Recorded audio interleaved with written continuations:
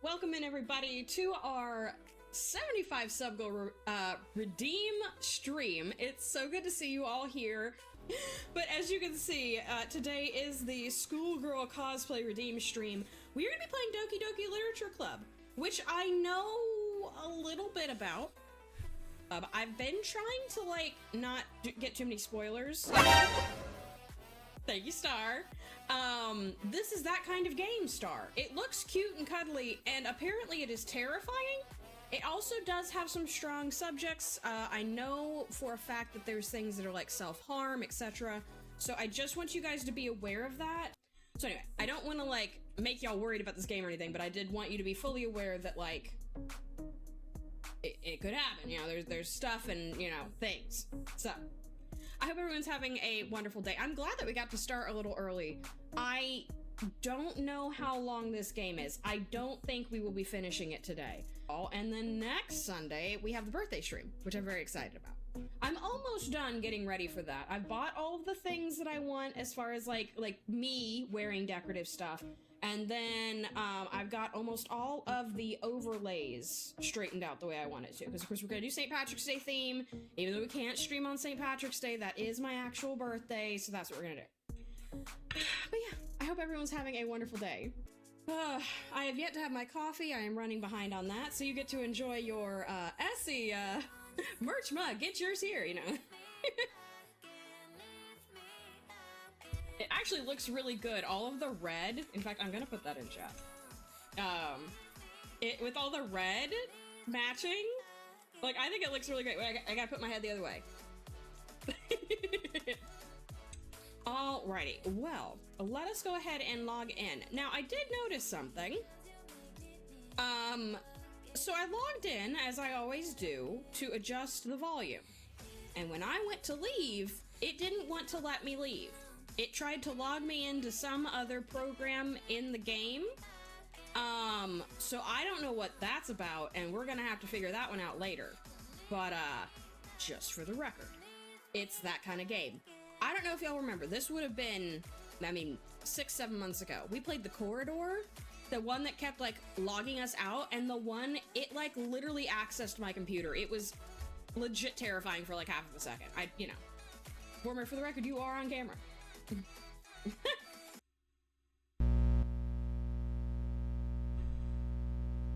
Okay, so it's running some kind of BIOS. I mean, not actually, I hope.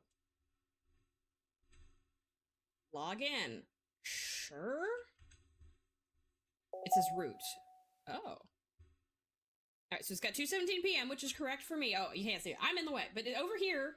Over here. Okay. So DDLC, side stories, files, mail, pictures, music, settings, and quit. Okay, well, I assume we just want to do the regular. And I do own, this is DDLC Plus, because it was on sale. And, you know, I can't resist a sale. So.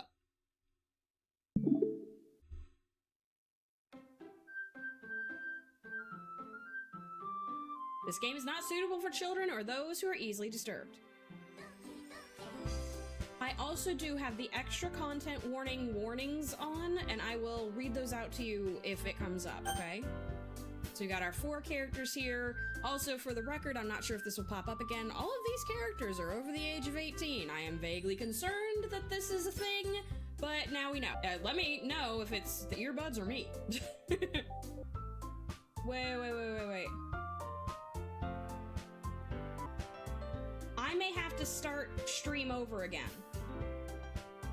Of course, the one time I didn't double check, my microphone is doing the thing it's been doing. Well, we are going to drop out and drop right back in. I will see you guys in a second. there we go. Being with the first this time. I love that. We're gonna have everybody getting various awards today. And in fact, we're gonna do another raffle since we had to restart that. I always check my mic except for today because apparently, I don't know. It's the kind of thing, if I check, it's fine. If I don't check, it's not fine. And I think it was maybe, I don't think it was your earbuds. I'm pretty sure that that's what happened. It like picks up 2 sides of the dang microphone, and it's not supposed to. Unfortunately, I think wrecked is in the dictionary. That's true. And it's... not my fault. But anyway. Sorry about having to restart here. I figured we'd do a little bit of words. There's something weird going on with my lighting, but I don't care. I will fix it later. I have an announcement to make. Yes! Did you open your museum? Let me know.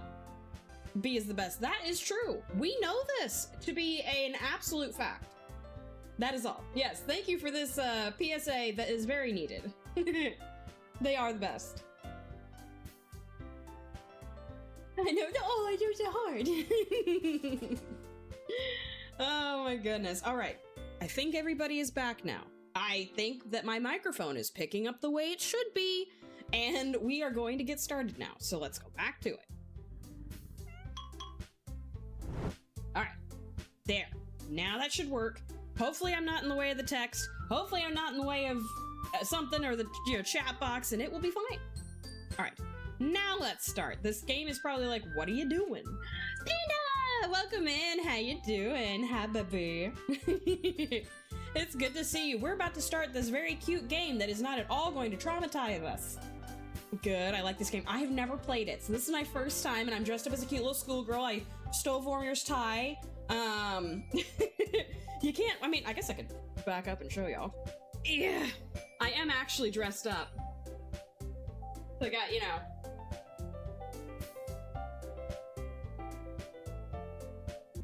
Let's go. New game. Please enter your name. I would like to be Essie, please.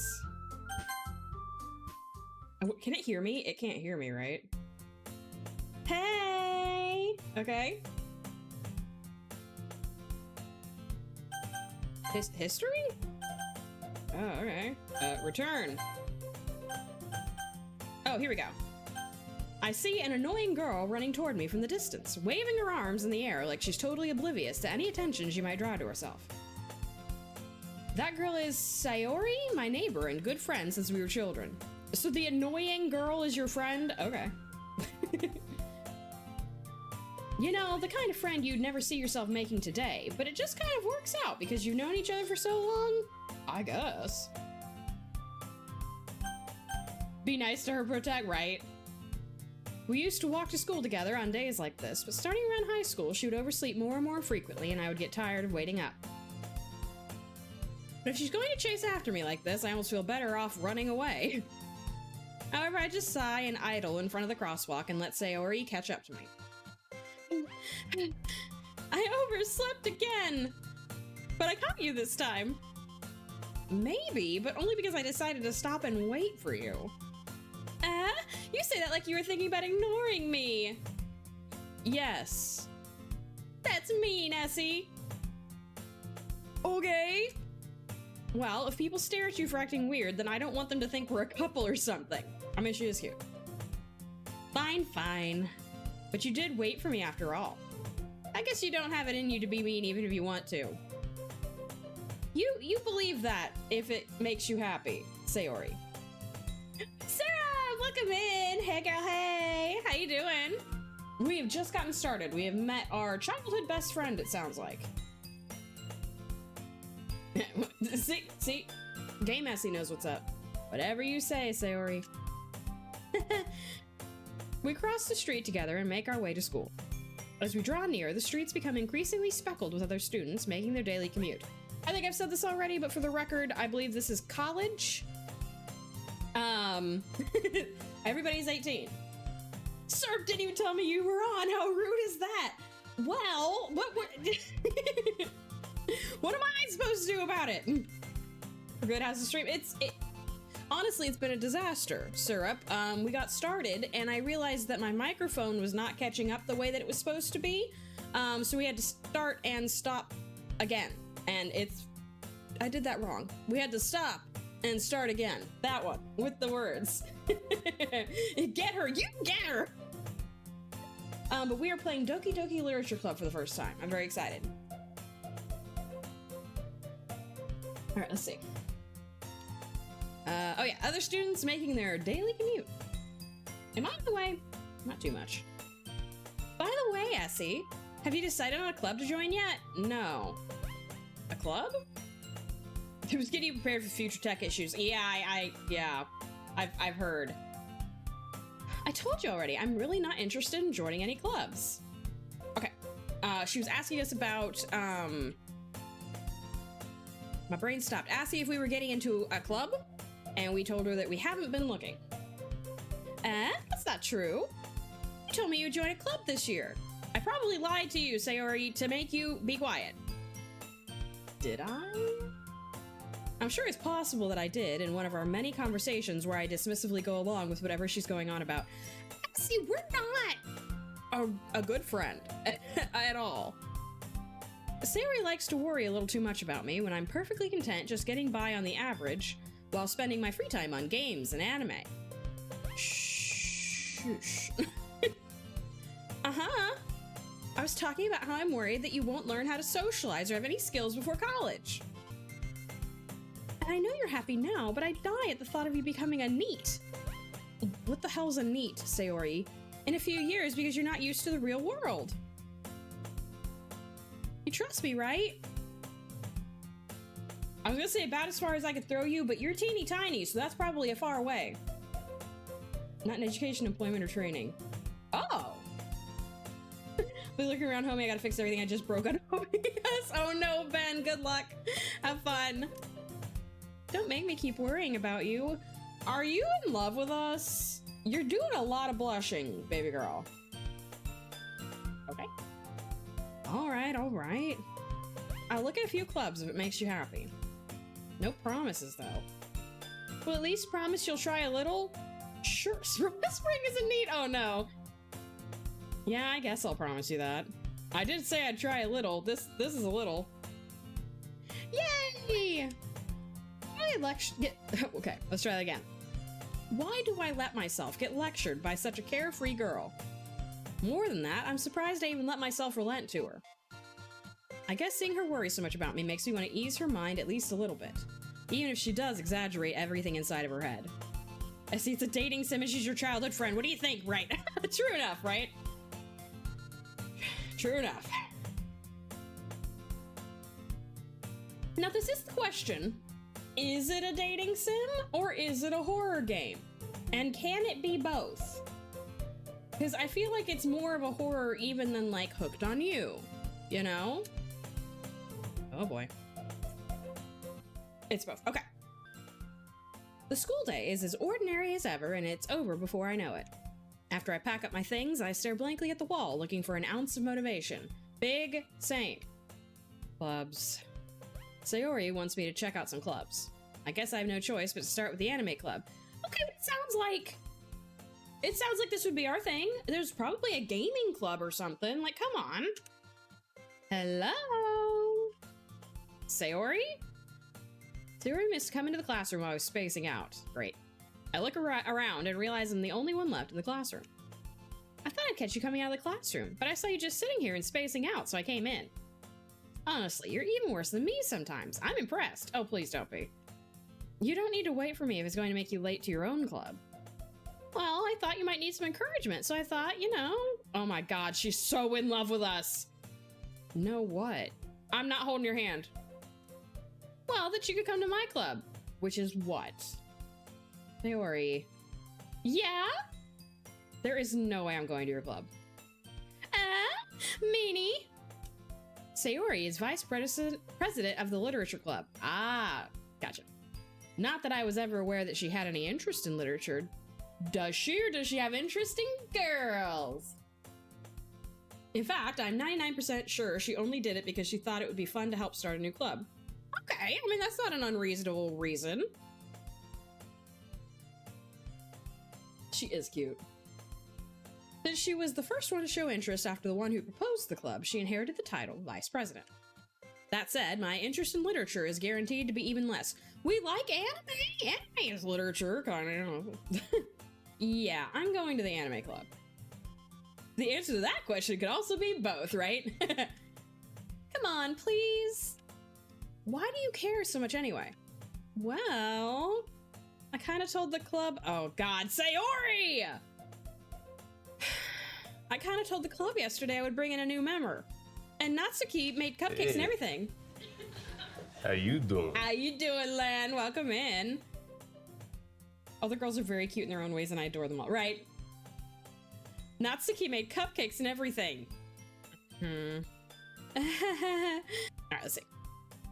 Don't make promises you can't keep.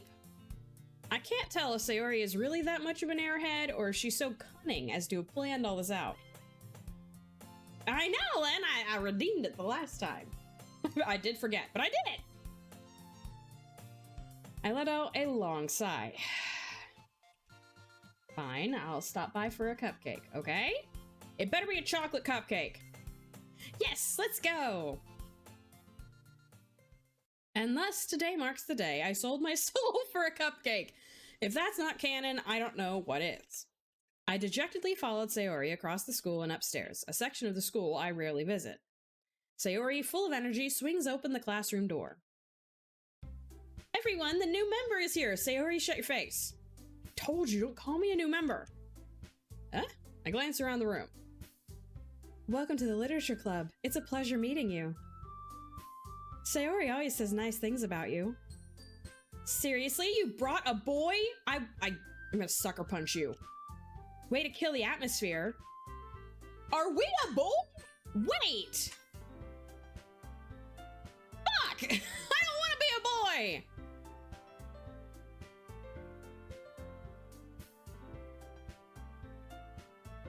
Well, God damn it! Alright.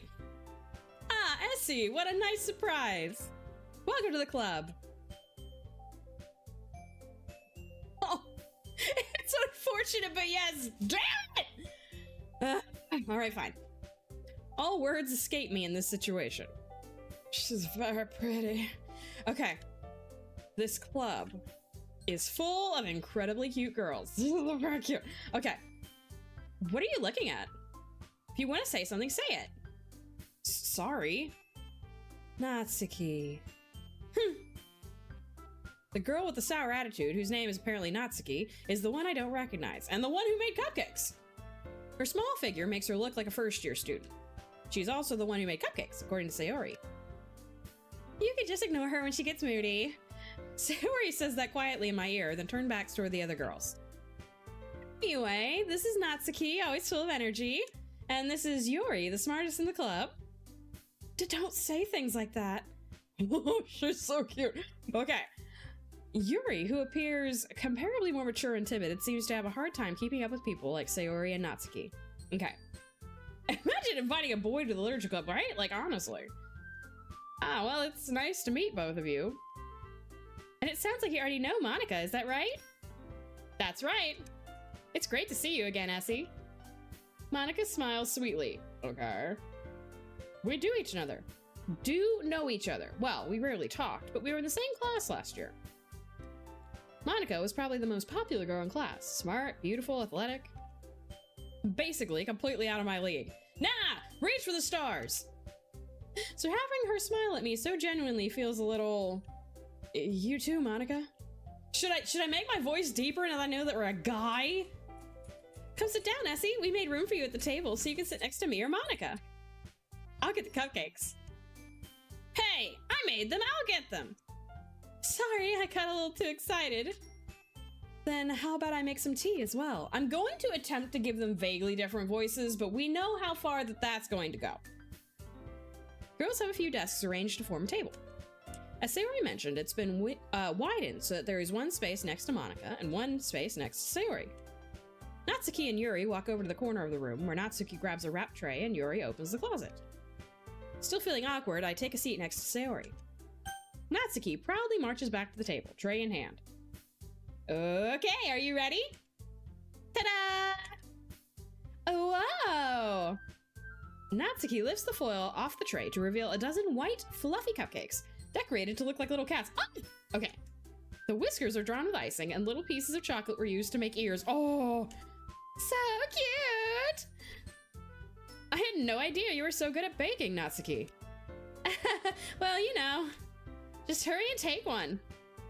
Sayori grabs one first, then Monica. I follow. It's delicious! Sayori talks with her mouth full and has already managed to get icing on her face. Classic. I turn the cupcake around in my fingers, looking for the best angle to take a bite. honestly, does anyone else feel like cupcakes are a pain in the butt to eat? How do you, because you either have to like try to go from the top and then all you get is frosting, and then you try to go from the side and you're like unhinging your jaw like a snake, trying to take a bite of this dang thing with all the frosting. It makes me crazy. Natsuki is quiet. She wants to know what we think of your cupcake. I can't help but notice her sneaking glances in my direction. Is she waiting for me to take a bite? Yes, she is, Essie, God. I finally bite down. The icing is sweet and full of flavor. I wonder if she made it herself. Cupcakes are a disaster to eat, but they're so good, right? We can just choose to believe this is anime trope of girl being so butch that everyone thinks she's a man, calls her handsome, all the girls are in love with her. Kiss, kiss, fall in love. My brain would not give me that tune for a second, but yes, I'm down for that. I love that anime. All right, let's see. This is really good. Thank you, Natsuki. Well, why are you thanking me? It's not like I heard this somewhere before. Have I? Iran High School Host Club. Absolutely. Made them for you or anything? I'm confused. Oh, I thought you technically did. Sayori said. I wasn't specifically talking about Iran, but yes, that's my one good for sure reference. Well, maybe. Did you know it was gonna be me? But not for, you, dummy. All right. Jesus. I give up on Natsuki's weird logic and dismiss the conversation. Yuri returns to the table carrying a tea set. She carefully places a teacup in front of each of us before setting down the teapot next to the cupcake tray. You keep a whole tea set in this classroom? Don't worry, the teachers gave us permission. After all, doesn't a hot cup of tea help you enjoy a good book? I guess? Don't let yourself get intimidated. Yuri's just trying to impress you. That's not... Insulted, Yuri looks away. Back off! I mean that, I believe you, Yuri, Monica. Well, tea and reading might not be a pastime for me, but I at least enjoy tea. I'm glad. Yuri faintly smiles to herself in relief. Monica raises an eyebrow and smiles at me. I don't like you. There's something weird about you. So what made you consider the literature club? Sayori strong-armed me, literally into it. I was afraid of this question. Something tells me I shouldn't tell Monica that I was practically dragged here by Sayori. Well, I haven't joined any clubs yet, and Sayori seemed really happy here, so... That's okay, don't be embarrassed. We'll make sure you feel right at home, okay? As president of the literature club, it's my duty to make the club fun and exciting for everyone. Monica, I'm surprised. How come you decide to start your own club? You could probably be a board member for any of the major clubs. Weren't you a leader of the debate club last year? Well, To be honest, I can't stand all the politics around the major clubs. It feels like nothing but arguing about the budget and publicity and how to prepare for events. I'd much rather take something I personally enjoy and make something special out of it. And if it encourages others to get into literature, then I'm fulfilling that dream. Monica really is a great leader. Is there a save button? I guess there's a save button. Save game? Do I have to? Oh, shit. Okay, well, I can apparently put it in there. Alright, Monica really is a great leader. Yuri also nods in agreement. And I'm surprised there aren't more people in the club yet. It must be hard to start a new club. You could put it that way. There we go, Spring. Nice one. Not many people are very interested in putting out all the effort to start something brand new. Especially when it's something that doesn't grab your attention, like literature. You have to work hard to convince people that you're both fun and worthwhile. But it makes school events like the festival that much more important. I'm confident that we can all really grow this club before we graduate. Right, everyone? Yeah! We'll do our best. You know it! Everyone enthusiastically agrees. Go team! Such different girls all interested in the same goal. Monica must have worked really hard to just to find these three. Maybe that's why they were all so delighted by the idea of a new member joining. though I still don't really know if I can keep up with their level of enthusiasm about literature. What kind of literature are we talking about? So, Essie, what kinds of things do you like to read? Well, anime. Considering how little I've read these past few years, I don't really have a good way of answering that. Manga. I mutter quietly to myself, half joking. Natsuki's head suddenly perks up. It looks like she wants to say something, but she keeps quiet. Not much of a reader, I guess. Well, that can change. I will change for you. All the kinds of literature, right? Also, I swear to God, I'm gonna have to look it up. It's driving me crazy. I don't know how to say that word. Manga. There we go. Manga. All right. Well, I can change. Apparently, I'm willing to change for Yori. She's adorable. I agree. What am I saying? I spoke without thinking after seeing Yuri's sad smile. Anyway, what about you, Yori? Well, let's see. Yuri traces the rim of her teacup with her finger. My favorites are usually novels that build deep and complex fantasy worlds. The level of creativity and craftsmanship behind them is amazing to me. And telling a good story in such a foreign world is equally impressive.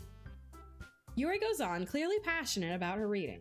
She seems so reserved and timid since the moment I walked in, but it's obvious by the way her eyes light up that she finds her comfort in the world of books, not people. But you know, I like a lot of things. Stories with deep psychological elements usually immerse me as well. Isn't it amazing how a writer can so deliberately take advantage of your own lack of imagination to completely throw you for a loop? Sure. Anyway, I've been reading a lot of horror lately. Of course you have! I read a horror book once, and then I threw it in the trash. She read The Hobbit once and it changed her entire worldview, right? God, long fucking book though. Let's see. I desperately grasped something I can relate to at the minimal level. At this rate, Yuri might as well be having a conversation with a rock. Really, I wouldn't have expected that, Yuri. For someone as gentle as you. I guess you could say that. But if a story makes me think or takes me to another world, then I really can't put it down. My favorite, let's see, I have a couple of favorite horror books. Obviously, Stephen King, fantastic. When I read The Stand, and this was pre-COVID, I can't imagine reading that damn book during COVID. It was very, very good, so good. And then I really enjoyed The Silence of the Lambs and Sleeping with the Enemy?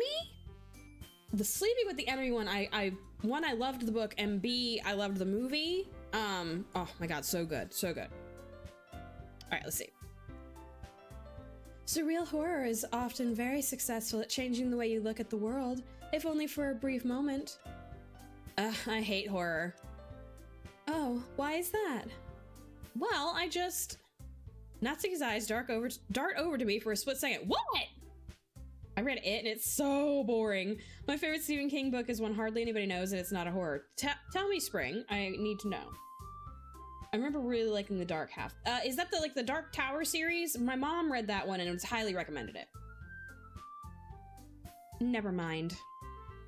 That's right, you usually like to write about cute things, don't you, Natsuki? Eyes of the Dragon. I feel like I've heard of this book. I'm gonna look up the front. The Eyes of the Dragon. I also like his short stories. Like The Green Mile and was it Shawshank Redemption? Those are both very good. Okay, I swear to God, I'm pretty sure I own this book. I'm not sure I've read this book. I have quite a few that I picked up at like a library discard sale. I recognize one of these covers here. I'll have to read it. I like Stephen King's writing. Eyes of the Dragon. Anyway. All right, let's see. Well, what? All right, let's see. Well, what? What gives you that idea? You left a piece of scrap paper behind last club meeting. It looked like you were working on a poem called, oh, don't say it out loud. And give that back. Fine, fine. Your cupcakes, your poems, everything you do is just as cute as you are. Sayori sidles up behind Natsuki and puts her hands on her shoulders. Cute! You are cute. I am sorry to tell you, baby bean.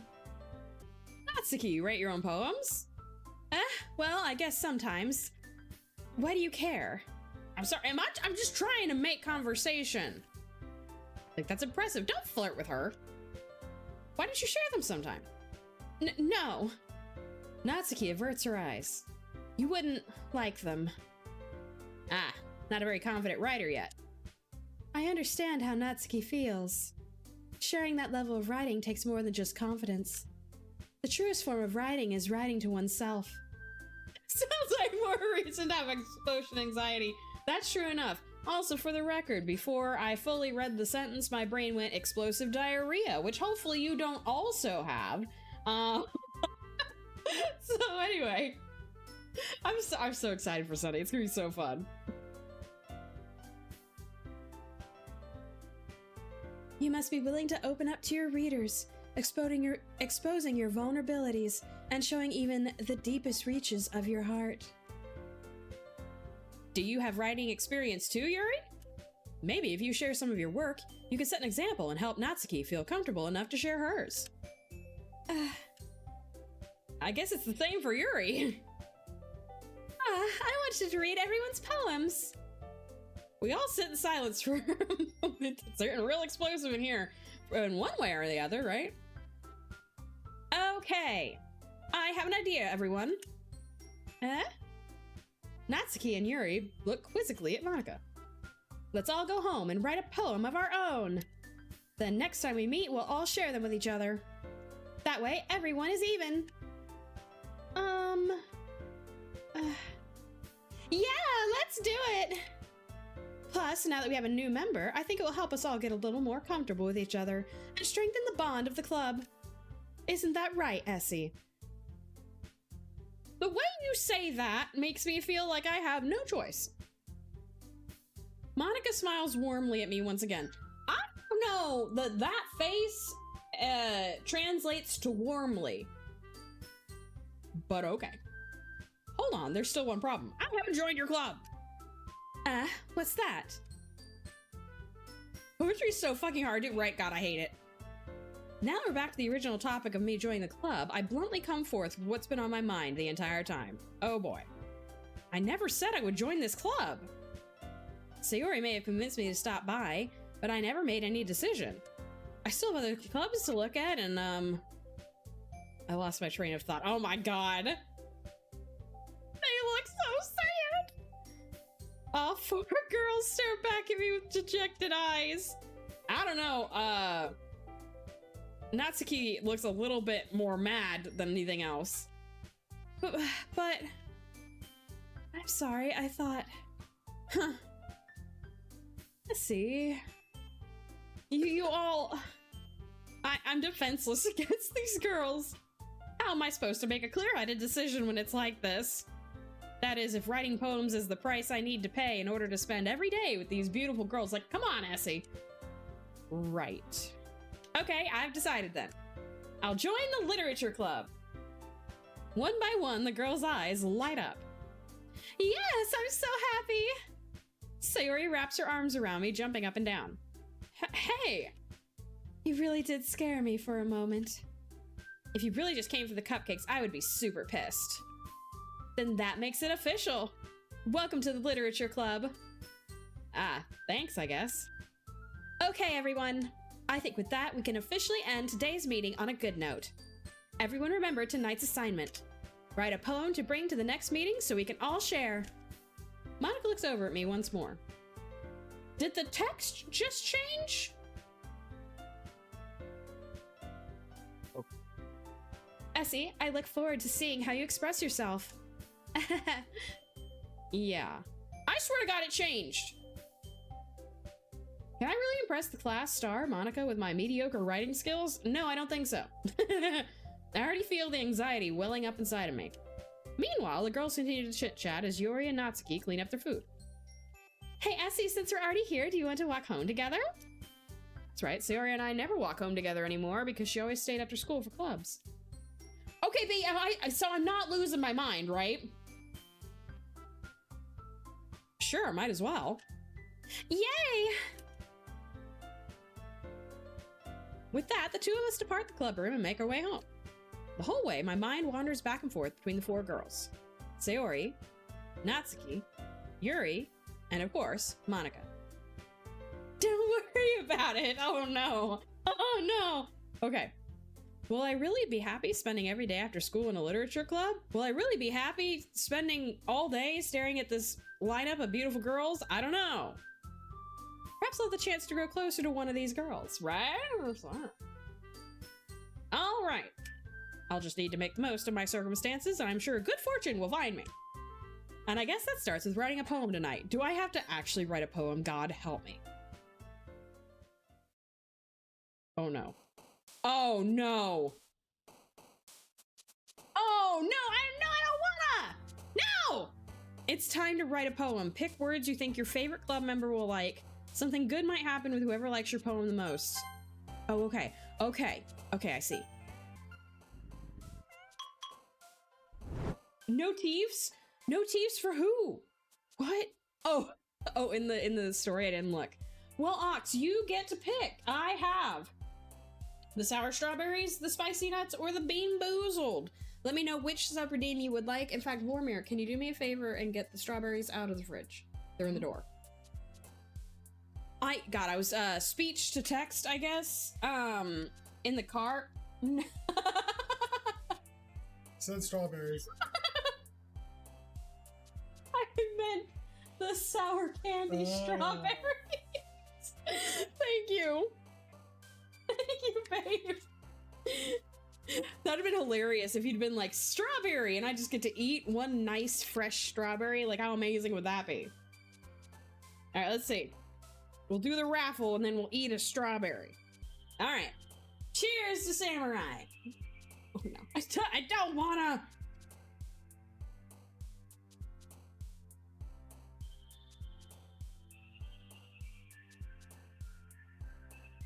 I don't understand.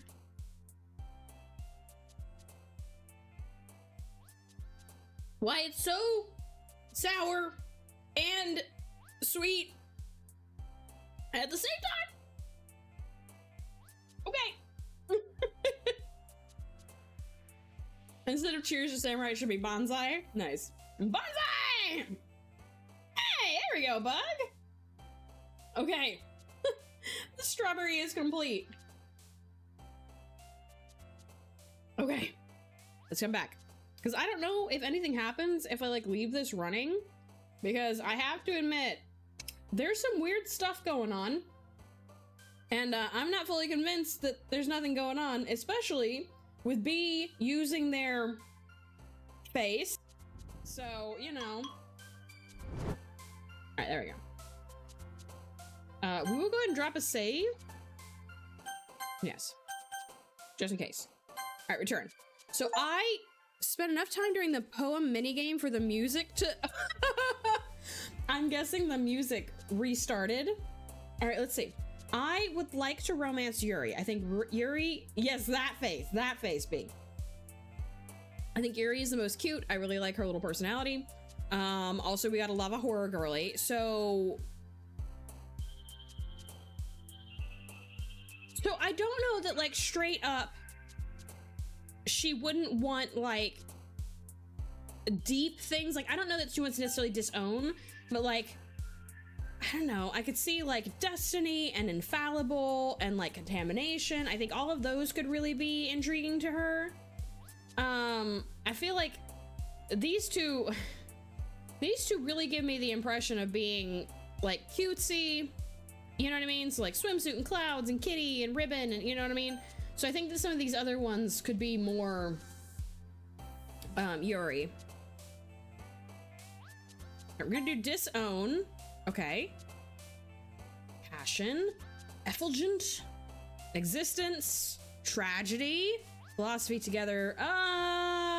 Tragedy. Oh, hey, no, God. Okay. Melancholy? Ooh, unending. That's a good word. Yes, okay. You're gonna be surprised with Sayori. Okay, I'm excited. Unrestrained crimson. Ooh. Crimson. Oh, yes. Okay. Oh my god, we gotta pick 20? God damn. Okay. Anime seemed like Natsuki was kind of interested in that. Tenacious. Okay, okay, we're getting a lot of jumps from Yori. Oh no! Frightening. Insight. Frightening. Yeah. Nice, Bug. Making your way up the ladder. I really wanted to be right behind Spring. Okay, let's see. Ooh, heartbeat. Oh man, I don't know. Heartbeat could be more like romance kind of thing than like, you know, I feel my heart beating in my chest as I run from the killer. Entropy. Judgment. Yes, okay. God, oh, lust. Oh my god.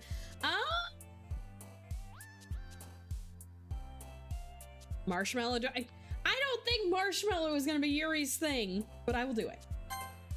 Of course, it's Natsuki. Okay. Determination, depression. Memories, graveyard? Graveyard? Haha, okay.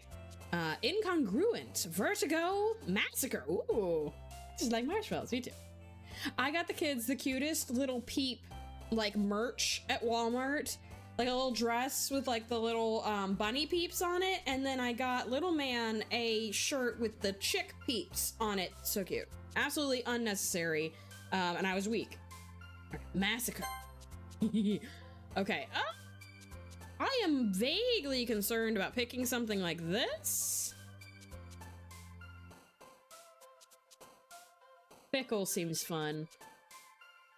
Oh god. Oh god. Is Yuri gonna be a suicidal little bean? Sadness. God damn it, Sayori. Secretive. All right, let's see. Faster. Ooh, faster. Okay. Faster. Nice. Unrequited love. Okay. Ooh, covet. Oh. Nice. Okay. Doki Doki. Which does that mean? I mean, obviously it means something, right? How you doing? How you doing, Ox? All right, let's see. Doki Doki means something, right? Meaning is a Japanese phrase often used in anime, but it means a heart which is beating fast, like when something exciting or dangerous is happening. Okay. Good to know.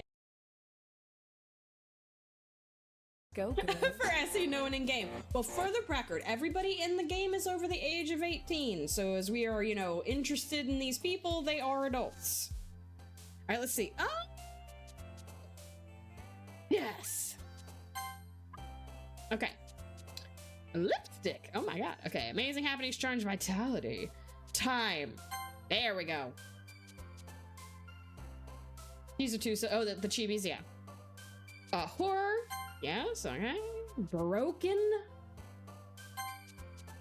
Okay, so Sayori is into some of this. How interesting. Scars.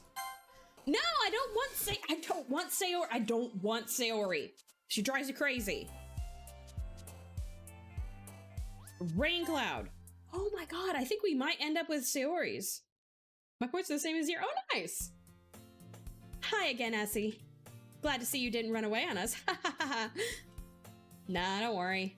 This might be a little strange for me, but I at least keep my word. Well, I'm back at the literature club.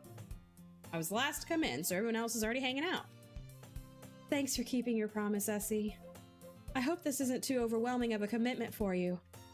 Making you dive headfirst into literature when you're not accustomed to it. Oh, come on, like he deserves any slack. Sayori told me you didn't even want to join the club this year. And last year, too. I don't know if you plan to just come here and hang out or what. Very nice to Sayori. No! Okay. I'm sure she's fine. Okay, let's see. But if you don't take us seriously, then you won't see the end of it. Natsuki, you certainly have a big mouth for someone who keeps her manga collection in the club room. Oh boy. Oh no, Bug! Natsuki finds herself stuck between saying Monica and manga. Manga is literature! Swiftly defeated, Natsuki pops back into her seat. Don't worry, guys. Essie always gives his best as long as he's having fun. He helps me with busy work without me even asking. Oh shit, B. Like cooking, cleaning my room. How dependable. Oh my god, it keeps getting lower. Well, okay, now I gotta try. Okay, we're back up a little bit. I was like, is it just gonna keep plummeting? Sayori, that's because your room is so messy, it's distracting. Oh no, bug. And you almost set your house on fire once. No. Oh shit. Oh shit, Spring. Ox trying to make a comeback. Is that so? You two are really good friends, aren't you? I might be a little jealous. How come? You and Essie can become good friends too.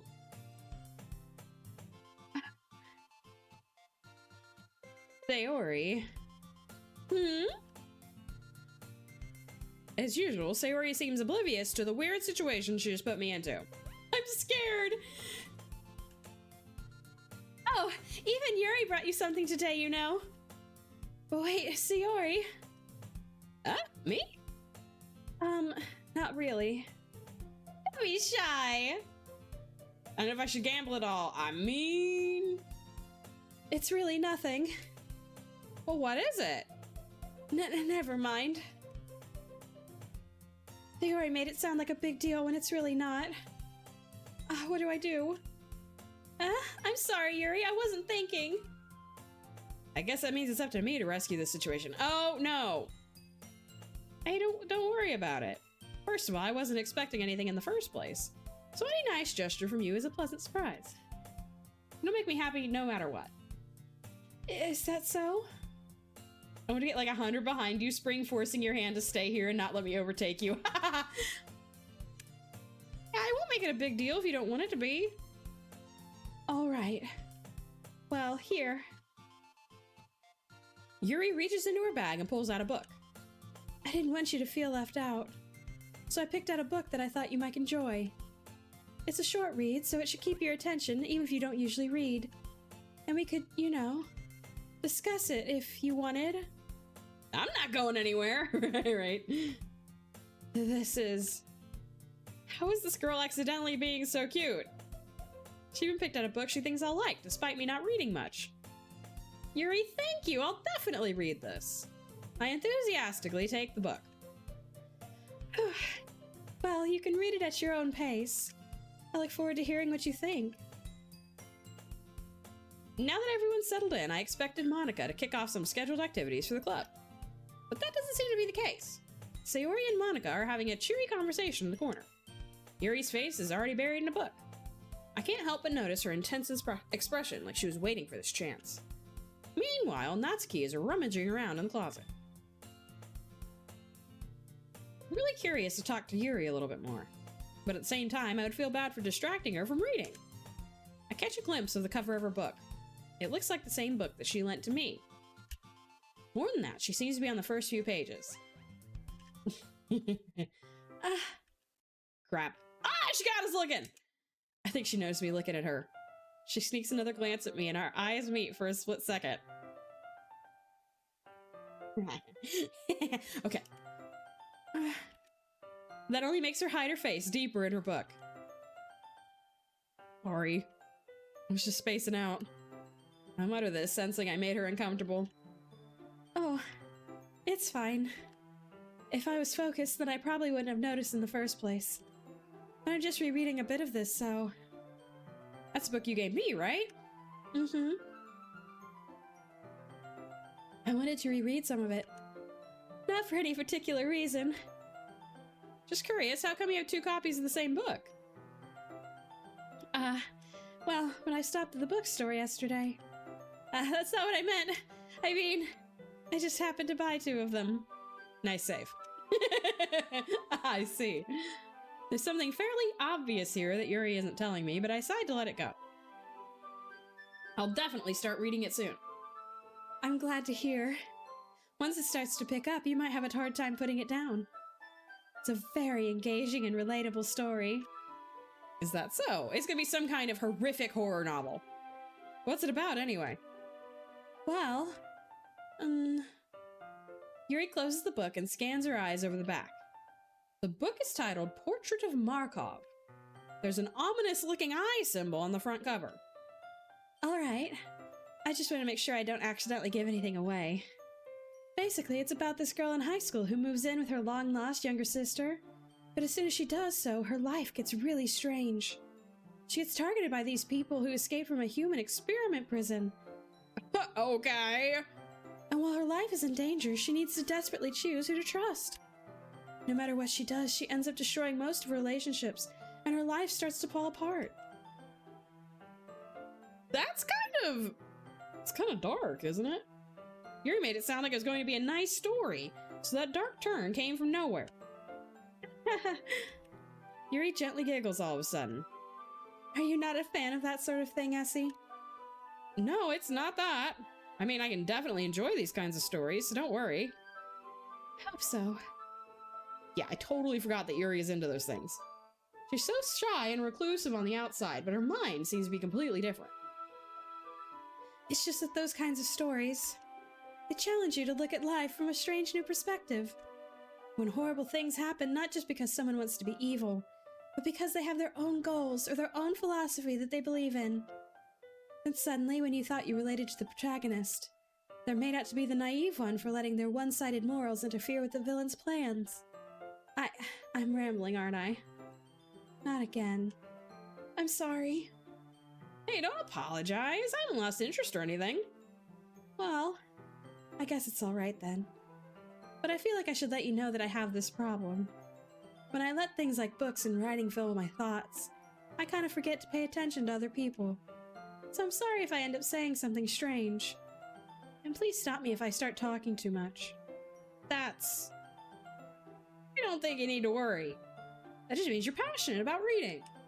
The least I can do is listen. It's a literature club after all. That's true. In fact, I might as well get started reading it, right? You don't have to. What are you saying? Just a moment ago, you said you were looking forward to it. Let me just get the book. I quickly retrieved the book that I put into my bag. Alright, it's fine if I sit here, right? I slip into the seat next to Yuri's. Yeah? Are you sure? You seem a little apprehensive. I'm sorry. It's not that I don't want you to. It's just something I'm not very used to. That is, reading in company with someone. I see. She's so cute. I know. Oh my god. Well, just tell me if I end up distracting you or anything. I think we're very distracting to Yuri. I'm just saying. All right. I open the book and start the prologue. I forget what we're doing. We're talking to Yuri. We're reading with Yuri. We have flustered Yuri. All right.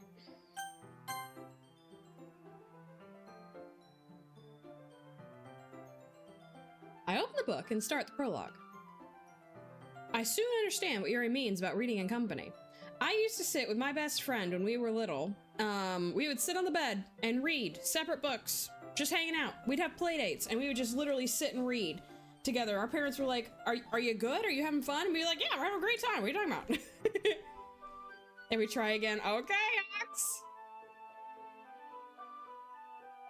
It's as if I can feel her presence over my shoulder as I read. It's not a particularly bad thing. Oh boy! Ox is coming up fast. Maybe a little distracting, but the feeling is somewhat comforting. Yikes, I know! How for cool or how for me? Yuri is in the corner of my eye, and we're totally not looking.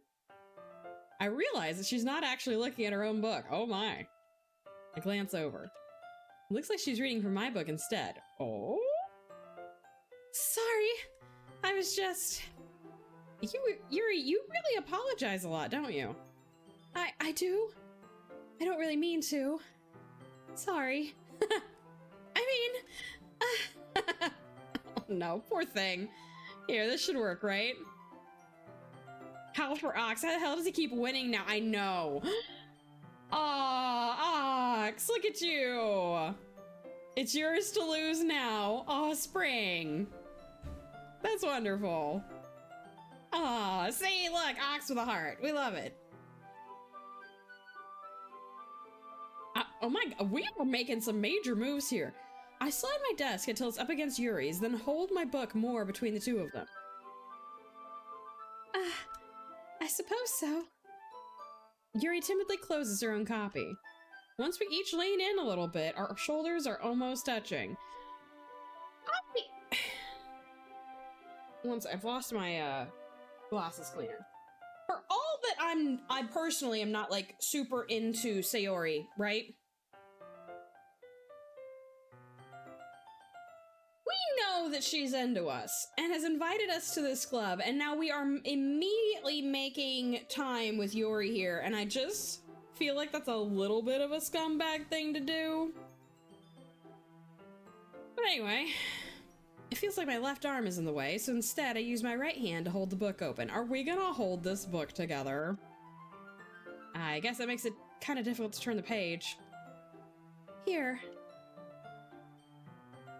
Yuri takes her left arm and holds the left side of the book between her thumb and forefinger. You made this choice. I did. I fully saw the cute shy girl that's into horror and went full steam ahead, and now in the post-nut clarity, I'm like, oh, we're kind of an asshole, aren't we? Okay, anyway. Okay, so the left side of the book between your thumb and forefinger. I do the same with my right arm on the right side of the book. That way I turn a page and Yuri slides it under her thumb after it flips to her side. It's a very pretty picture here of the side profile. But in holding it like this, we're huddled even closer together than before. Not the post-nut clarity. I felt like it was very appropriate for the situation. It's actually kind of distracting me. It's as if I can feel the warmth of Yuri's face, and she's in the corner of my vision. Are you ready? Huh? To turn the page. Sorry. I think I got a bit distracted for a second. I glance over at Yuri's face again, and our eyes meet. I don't know how I'll be able to keep up with her. That's okay. You're not as used to reading, right? Are you gonna read out loud to me? Oh, okay. I don't mind being patient if it takes you a bit longer. It's probably the least I can do, since you've been so patient with me. Yeah. Thanks. We continue reading. Yuri no longer asks me if I'm ready to turn the page. Instead, I just assume that she finishes the page before me, so I turn it on my own volition. This reminds me of, I saw like a post or a video or something, where like a lady lives in a haunted house, and you know, she's reading a book or whatever. She goes to flip the page and suddenly there's just this horrible chill that comes down her spine. You know, the darkness starts creeping in and she goes, oh, I'm so sorry, were you still reading that? And flips it back and all of it recedes. It's like sometimes Jeffrey doesn't read as fast as I do. Okay. We continue the first chapter in silence. Even so, turning each page almost feels like an intimate exchange. My thumb gently letting go of the page, letting it flutter over to her side as she catches it under her own thumb. Hey, Yuri? This might be a silly thought, but the main character kind of reminds me of you a little bit.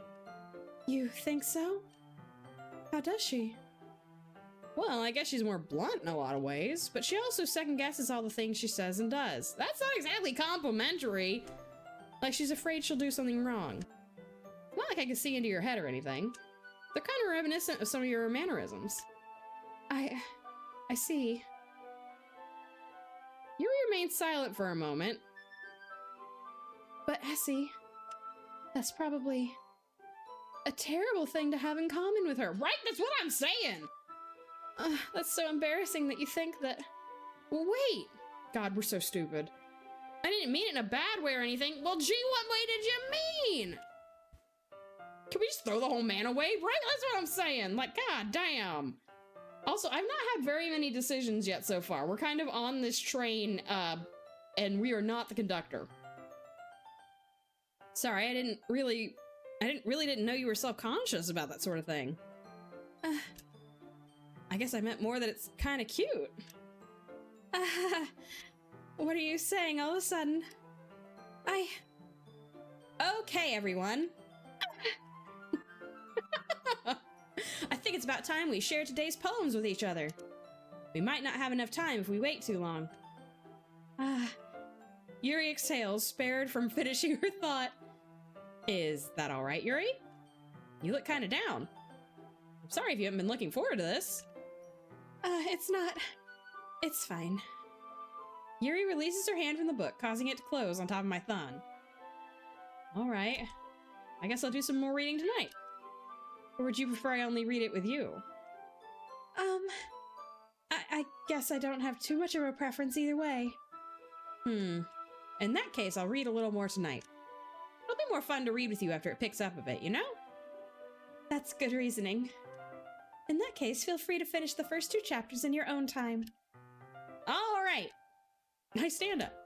I make a mental note of where I left off in the book, then slip it back into my bag. Makes me think. Are any of y'all readers? Any thoughts, opinions of bookmarks, book folding, page folding, or using bookmarks to mark your place? I am not a fan of folding of any sort, but I am very much a, like, I will grab, I don't know, like, say I had, like, this napkin or something on wherever I was reading, I would, like, stick it in the book, you know what I mean? Or, like, put it upside down on the arm of the couch or whatever. I used to be, until high school killed the joy, right? A bookmark kind of person, nice. I can never find one. I aspire to be a bookmark kind of person. That never happens. By the way, did you remember to write a poem last night? Yeah. My relaxation ends. People who dog your pages are dead to me. It's, yeah, I mean, trying to think of a situation where I'd be like, yeah, okay, go ahead and dog ear the page, but like, you know, it's... I can't believe I agreed to do something so embarrassing. I couldn't really find much inspiration since I've never really done this before. Well, and now that everyone's ready, why don't you find someone to share with? I can't wait! Sayori and Monica I swear to God, sometimes it doesn't have this, like, dark border, and sometimes it does, or am I losing my mind? Okay. Sayori and Monica enthusiastically pull out their poems. Oh boy. Sayori's is on a wrinkled sheet of loose leaf torn from a spiral notebook. That's on brand. On the other hand, Monica wrote hers in a composite notebook. I was actually expecting something maybe like a pink notepad or something. I can already see Monica's pristine handwriting from where I sit. Natsuki and Yuri reluctantly comply as well, reaching into their bags. Wait, was it Monica that had the composite notebook? Maybe I'm losing it. I do the same myself. Who should I show my poem to first? Well, we're already on this train. We might as well. Yuri seems the most experienced, so I should start with her. I can trust her opinion, to be fair. Oh? As Yuri reads the poem, I notice her eyes lighten. I was trying to memorize what page I'm on. If it has a dust cover, I'll use the dust cover's bookmark. Yep, same. Just a random piece of paper in it. I freak out accidentally bending a page. Never mind doing it on purpose, right? I know. I like the dust cover movement. I definitely have done that before. Okay, so she likes it. She likes it, right? Exceptional. What was that? Did I say that out loud? Oh, yes, you did. And no take backsies. Yuri first covers her mouth, but ends up covering her whole face. No! He's going to hate me. You really didn't do anything wrong, Yuri. I guess you're right. What am I getting so nervous for? Yuri takes a breath, deep breath, before you pass out, please. So, what kind of writing experience do you have? None. Schoolwork. Your use of imagery and metaphors indicates you've written a lot of poetry before. Really? Wow, that's a huge compliment coming from you. Yuri's kind of relatable though, right? I know. This is actually my first time, really. Huh? Yuri stares at me blankly, then looks at my poem again. Oh, I know that. I just meant, Yuri trails off, unable to find an excuse. All you gotta do here is be like, well, wow, honestly, you seem like you've done this before. You're very experienced, very, you know, whatever. Pick a thing. She traces her finger along the words in the poem as if breaking it down more thoroughly. Yeah. Okay. This is the reason I was able to tell. It's just there are specific writing habits that are usually typical of new writers. And having been through that myself, I kind of learned to pick up on them. I think the most notable thing I recognize in new writers is they try to make their style very deliberate. In other words, they tend to pick a writing style separate from the topic matter, and they form-fit the two together. The end result is that both the style and the expressiveness are weakened. Once Yuri finds her train of thought, it's as if her demeanor totally changes. Well, now you tell me! Her stammering is completely gone, and she sounds like an expert. Of course, that's not something you can be blamed for. There are so many different skills and techniques that go into writing even a single poem. Not just finding them and building them, but getting them to work together is probably the most challenging part. Might take you some time, but it all comes with practice, and learning by example and trying new things. I also hope that everyone else in the club gives you valuable feedback. Natsuki can be a little bit biased, though. Biased? How? Well, never mind. I shouldn't be talking about people like that. Sorry. It's fine. Come on, Yuri, it's as easy as you have a lot of talent, right? That's what I'm saying. I'm not sure if Yuri is apologizing to herself, to me, or to Natsuki. You mind if I read your poem now? Please do. I'd love to share my thought process behind it. Yuri smiles dreamily as if that's a rare opportunity for her, which itself is kind of funny. After all, isn't this supposed to be a literature club? Oh, okay. Ghost under the light. The tendrils of my hair illuminate beneath the amber glow, bathing. It must be this one. The last remaining streetlight to have withstood the test of time. The last yet to be replaced by the sickening blue-green hue of the future. I bathe, calm, breathing air of the present but living in the past. The light flickers. I flicker back. Oh. Huh? I'm sorry I have such terrible handwriting. What are you talking about? What? I wasn't thinking that at all. But it took you a long time to read. It's because I'm stupid, Yuri. Well, I just don't read script very often. Honestly, though, like, I mean, I like to write in cursive when I handwrite things, but, like, how often do you really come across handwritten stuff, you know? I actually think your handwriting's pretty. That's a relief. Also, I liked the poem. Even though it's short, it was really descriptive. It wasn't too short.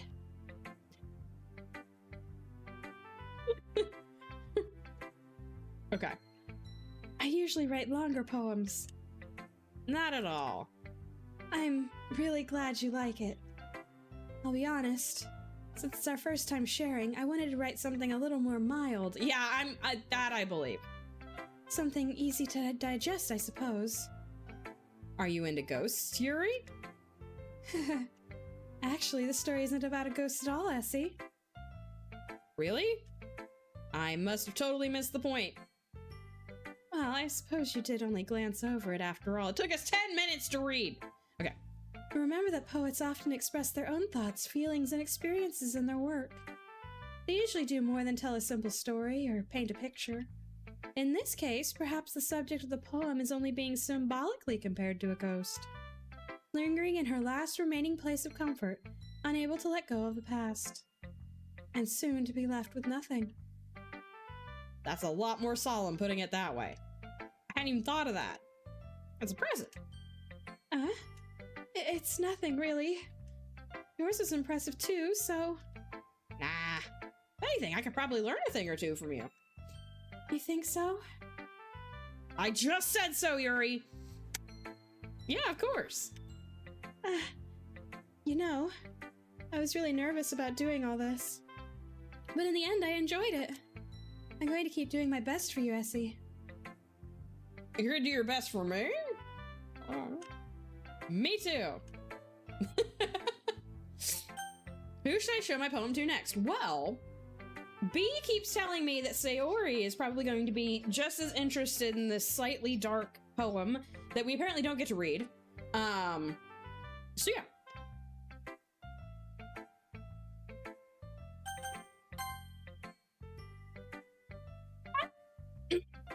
This is a good poem, Essie. Are you sure it's your first time?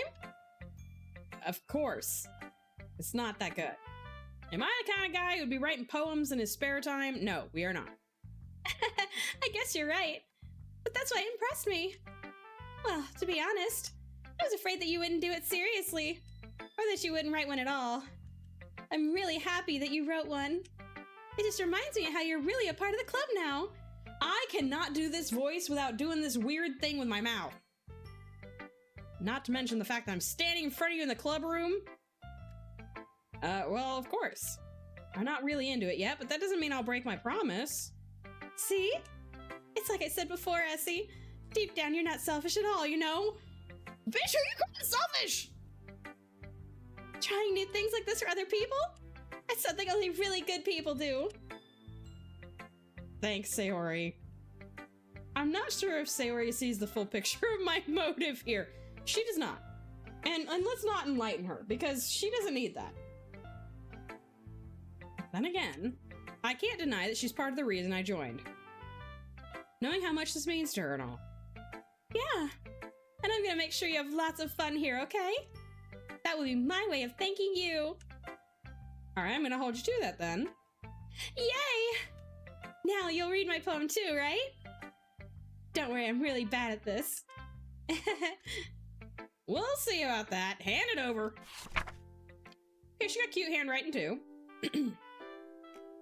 Dear Sunshine, the way you glow through my blinds in the morning makes me feel like you missed me.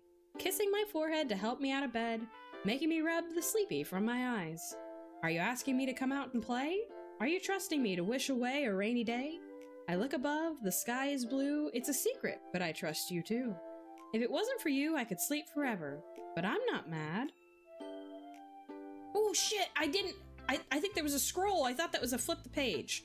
This is history. Dude. Well, okay. Sorry. This is just a guess, but did you wait until this morning to write this? No, just a little bit. Can't answer just a little bit to a yes or no question. I forgot to do it last night. Well, at least that makes me feel a little bit better about myself. Don't be mean. We are kind of mean to Sayori. I'm just saying. I still tried my best. Ah, yeah. I didn't mean to say it was a bad poem. It came out nice, or how should I put it? It sounds just like you. Really?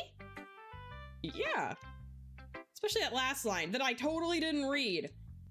I made eggs and toast. Even though you were late to school? It's bad to skip breakfast. I get all cranky. Well, I guess there's no point in arguing. Anyway, thanks for showing me. This is so much fun. Monica's the best. Ah, yeah. But next time I won't forget. And I'm gonna write the best poem ever. Well, I guess I look forward to it. Who should I show my poem to next? Oh, we've got to, like, keep going.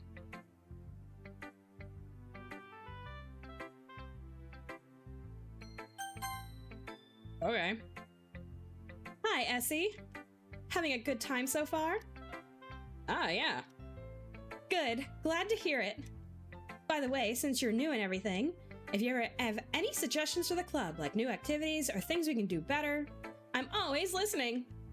Don't be afraid to bring things up, okay? Alright, I'll keep that in mind. Of course I'll be afraid to bring things up. I'm much better off just going with the flow until I'm more settled in. Anyway, want to share your poem with me? It's kind of embarrassing, but I guess I have to. Don't worry, Essie. We're all a little embarrassed today, you know? But it's that sort of barrier that we all learn to get past soon. Yeah, that's true. Hand Monica my poem. Mm-hmm. Great job, Essie. I was going, oh, in my head while reading it. I should have picked a tone for that. Oh, in my head while reading it. It's really metaphorical. I'm not sure why, but I didn't expect you to go for something so deep. Gee, thanks! I guess I underestimated you. It's easiest for me to keep everyone's expectations low. Honest to God. All right, let's save. That way it always counts when I put in some effort. That's not very fair. Well, I guess it worked anyway. You know that Yuri likes this kind of writing, right? Yes, Monica. Writing that's full of imagery and symbolism. Unlike Sayori, who uses simple and direct words to describe happiness and sadness. Yuri likes it when readers are left to derive their own meaning out of it. It's very challenging to write like that effectively. Both allowing people to get something out of it just by feel, or letting them deeply analyze all the nuances. It can take years of practice, which I'm assuming Yuri has at this point. I never really asked, though. I'm sure I'm nowhere near her level yet. Don't worry so much about that. You do your own thing. Just keep exploring and learn by trying new things. I'm sure I'll end up trying different things a lot. It'll take a while before I feel comfortable doing this. That's okay. I'd love to see you try new things. That's the best way to find the kind of style that suits you. Everyone else might be a little bit biased towards their own kind of styles, but I'll always help find what suits you the most. So don't force yourself to write the way everyone else wants you to write. It's not like you have to worry about impressing them or anything. Anyway, do you want to read my poem now? Don't worry, I'm not very good. You sound pretty confident for someone who claims not to be very good. Oh, that's because I have to sound confident. That doesn't mean I always feel that way, you know? I see. Well, let's read it then. Okay, so there is a scroll button I need to remember. Jesus. Hole in wall. It couldn't have been me. See the... What the fuck is this? See the direction the spackle protrudes? A noisy neighbor? An angry boyfriend? I'll never know. I wasn't home. I peer inside for a clue.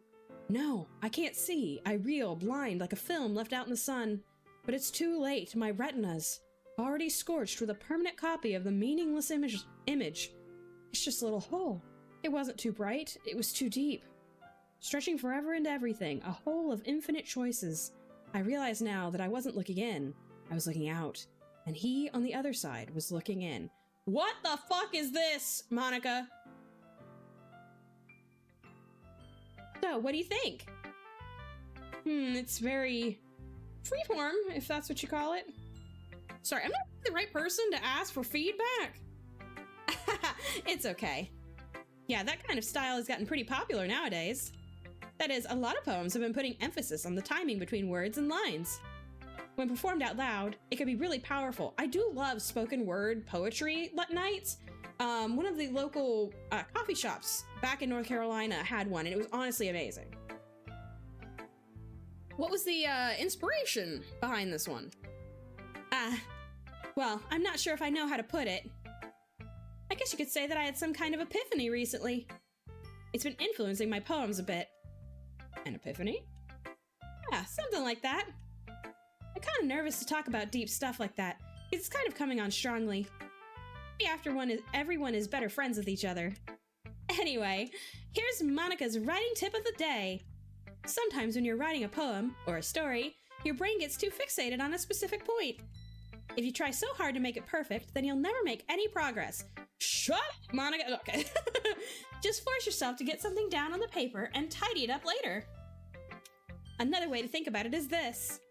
If you keep your pen in the same spot for too long, you'll just get a big dark puddle of ink. So just move your hand and go with the flow. That's my advice for today. Thanks for listening. Who should I show my poem to next? Natsuki, who's going to hate having been left for last.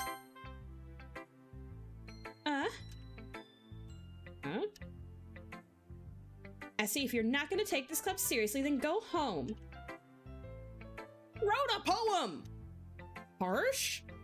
What? You expect me to believe that you actually put effort into this? you think I'm stupid?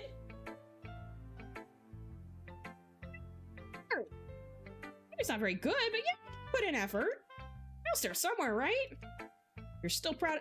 If you're still proud of the first poem you ever wrote, then I'd like to read it. Painful to think about. Fine. Well, sorry. You'll get better anyway. I'd tell you what to improve, but you're better off just trying again. Fair enough. Well, each their own, I guess. Let me read what nightmare fuel you have written.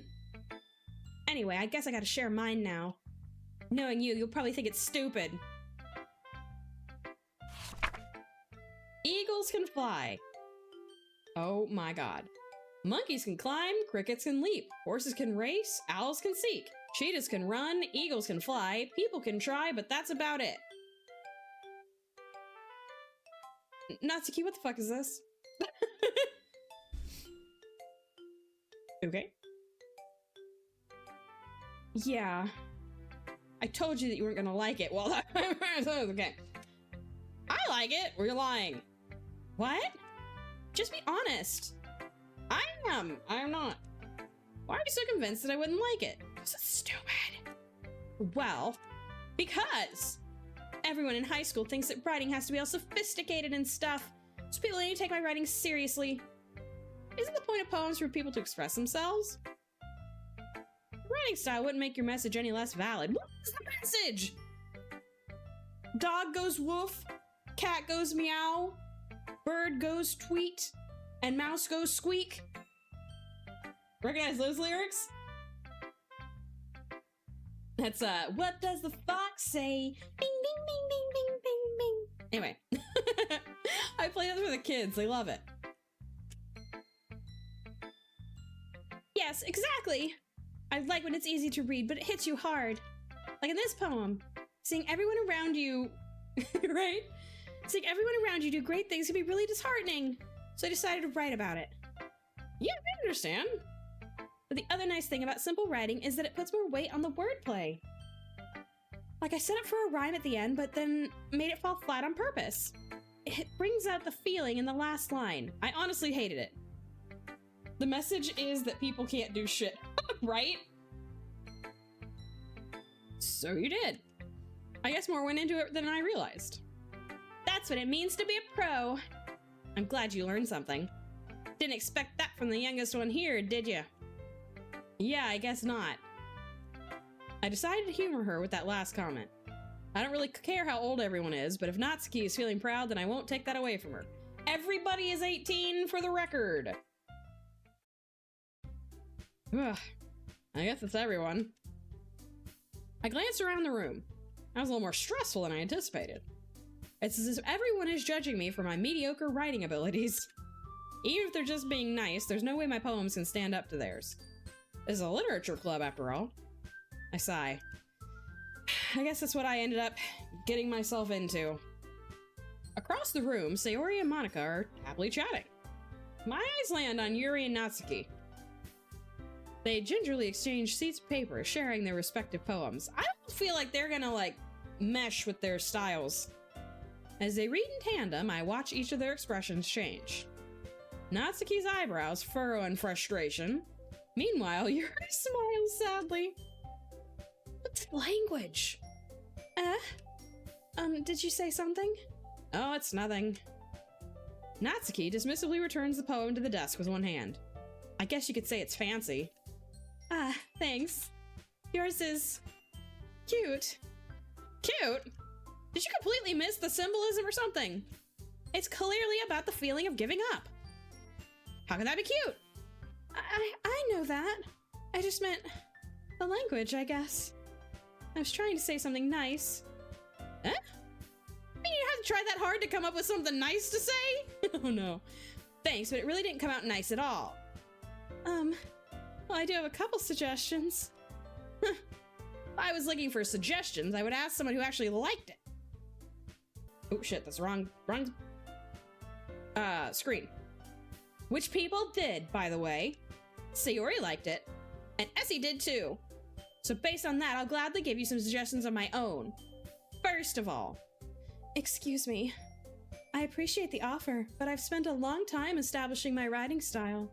I don't expect it to change anytime soon, unless of course I come across something particularly inspiring. Which I haven't yet. And Essie liked my poem too, you know. He even told me he was impressed by it. Natsuki suddenly stands up. Oh, I didn't realize you were so invested in trying to impress our new member, Yuri. That's not what You're just... Yuri stands up as well. Okay, ladies, don't fight. There's plenty of me to go around. Maybe you're just jealous that Essie appreciates my advice more than he appreciated yours. Huh. How do you know he didn't appreciate my advice more? Are you that full of yourself? Oh boy. No. If I was full of myself, I would deliberately go out of my way to make everything I do overly cutesy. Is everyone okay? Well, you know what? I wasn't the one whose boobs magically grew a size bigger as soon as Essie started showing up. Oh shit. And Natsuki? Natsuki, that's a little... This doesn't involve you. I don't like fighting, guys. Suddenly, both girls turn to me, do not involve me in this, as if they just noticed I was standing there. Essie... She's just trying to make me look bad. That's not true. She started it. If she could get over herself and learn to appreciate that simple writing is more effective, then this wouldn't have happened in the first place. I fucking jumped on a wall. I'm sorry. Okay. What's the point in making your poems all convoluted for no reason? The meaning should jump out at the reader, not force them to have to figure it out. Help me explain that to her, Essie. Oh, wait. There's a reason we have so many deep and expressive words in our language. It's the only way to convey complex feelings and meaning the most effectively. Oh, sweetie, you're only on day 2. It'll be a little bit before the spooky starts happening. I know. I'm just ready. I'm ready. Ox, this is a horror game. Not a horror game, a horror game. Like trigger warnings and everything. Avoiding them is not only unnecessarily limiting yourself, it's also a waste. You understand that, right, Essie? Well? How did I get dragged into this in the first place? You showed up! 1 second. I thought it was the horror kind, right? Oh. It's not like I know anything about writing, but whoever I agree with, they'll probably think more highly of me. So of course that's going to be Yuri. I like the third option. Help me, Sayori! Alright, I'll pay more attention. It's gonna be good. Yuri. Natsuki. You're right that I liked your poem. See? Wait. That's not an excuse for you to be so mean. Oh my god. Okay. Hello, is this your first time playing? Jeff, it is indeed. I have not even really watched gameplay about it, so I'm very excited. But welcome in. Are you a... Welcome to the jungle. We got fun and games. Are you a Doki Doki Literature Club fan? Sounds like you might have played before. But yes, I am very excited to see kind of what happens. And thank you so much for the follow. I'm a big fan. Yes, nice. Yes, this was actually a sub redeem like reward. So all dressed up. I've watched over 100 playthroughs. Oh my goodness, Jeff. Well, welcome in. I hope you enjoy. I'm trying to give them all voices. It's kind of happening. Voice acting is the best. Okay, I'm doing my best. I've got kind of dedicated voices for the characters. I think I've got their personalities, you know, well enough in hand, but we'll see. Your stream is reward enough for my follow. Oh, thank you, Jeff. That's really sweet. Well, I do hope you enjoy yourself here, and my mediocre voice acting is good enough for you. And based on your decision just now, I'm guessing you favor Yuri. I do. She's so cute. I have a very bad feeling that she is going to be a depressed little bean, and we're gonna have to see. We all have low IQ today, except for Spring. I want to say that Spring had like 133 or something, but the rest of us have all been sub 100.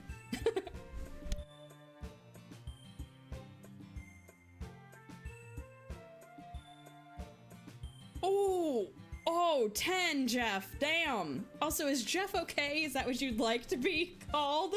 Accurate. Honestly, that's what we all say. We're like, yeah, you know. But that IQ bot is mean. Jeff is good, he, him. Oh, thank you so much for the pronouns. I really appreciate that. I am she, they. If anyone would like to put their pronouns in chat, please feel free to do so. It does help me out because, of course, you know, there's, you know. Son of a gun! Ox, who's the son of a gun? Is it me? Alright, I'm gonna keep on. You shouldn't pick a fight just because someone's opinion is different. That's not what happened at all. I thought my 11 was gonna hold up. Oh, that's true. Jeff did beat you. Yuri wouldn't even take my poem seriously. I understand. Yuri, you're a seriously talented writer. It's no secret that I was impressed. I excel at failing. Big same. Wifey, welcome in. How you doing? Happy Friday. God, I'm so glad it's Friday. I'm just saying. Well, but here's the thing. No matter how simple or refined someone's writing style is, they're still putting feelings into it, and it becomes something really personal. That's why Natsuki felt threatened when you said her poem was cute. Doing great, just relaxing. Wonderful. I drink coffee and check back. Smart. Smart. I see. I didn't notice that I'm sorry. Oh. But Natsuki, you took it way too far. Yuri means well, and if you just told her how you felt, then this wouldn't have happened in the first place. Are you kidding? That's exactly what I did. It was her that... Natsuki, I think that's enough. You both said some things that you didn't mean. Yuri apologized. Don't you think you should too? Natsuki clenches her fists. Her tiny little fists! Okay. In the end, nobody has taken her side. She's trapped, at this point being defiant only because she can't handle the pressure. I end up feeling bad for her. Sometimes when I'm hurt, it helps to take a walk and clear my head. Sayori, she doesn't need to... Are you kicking her out? You know what? I'm going to do that. It'll spare me from having to look at all your faces right now. Without warning, Natsuki snatches her own poem up from the desk and storms out. On her way out, she crumples up the poem with her hands and throws it in the trash. Where it belongs! No, okay. Natsuki! She really didn't need to do that. I look across the room. Yuri has her chin buried in her hands while she stares down at her desk. I gingerly approach her and sit in an adjacent chair. Sigh. Everything all right? How is chat this fine evening? Yes, tell me about it. You guys having a good Friday? I'm so embarrassed. I can't believe I acted like that. You probably hate me now. Oh, Yuri? How could anyone not have gotten frustrated after being treated like that? You handled it as well as anyone could. I don't think any less of you. Well, all right, I believe you. Thanks, Essie. You're too kind. I'm thankful to have you a part of this club now. It's nothing. One more thing. That one thing that Natsuki said about, you know, we do not have to talk about this. Super sick earlier though. Oh no, I'm sorry to hear that, B. I would never do anything so shameful, and now I'm looking. Yuri! So, what thing did Natsuki say? Essie, I swear to God, we are not that dense, dude. Oh, never mind that. I'm going to make some tea. Ah, good idea. Make enough for more than one person, okay? Yeah. Okay. Okay, everyone. It's just about time for us to leave. How do you all feel about sharing poems? It was a lot of fun. Well, I'd say it was worth it. It was all right. Well, mostly. We start finding red flags too at some point. I don't know if there's really a red flag character here or not. B or Jeff might know. Essie, how about you? Yeah, I'd say the same. It was a neat thing to talk about with everyone. Awesome. In that case, we'll do the same thing tomorrow. Oh, I know, but I would never spoil. Oh, nice, Jeff. And maybe you learn something from your friends too. So your poems will turn out even better. Okay. That's all I need! I think to myself. I did learn a little more about the kinds of poems everyone likes. With any luck, that means I can at least do a better job impressing those I want to impress. I nod to myself with newfound determination. Essie! Ready to walk home? Sure, let's go. Sayori beams at me. It truly has been a while since Sayori and I have spent this much time together. I can't really say I'm not enjoying it either. Sayori, about what happened earlier? What do you mean? You know, between Yuri and Natsuki. Does that happen often? No. That's really the first time I've seen them fight like that. I promise they're both wonderful people. You don't hate them, do you? No, I hate them. I just wanted your opinion, that's all. I can see why they make good friends with you. Whew. You know, Essie, it's nice that I get to okay. We gotta completely start that sentence over again.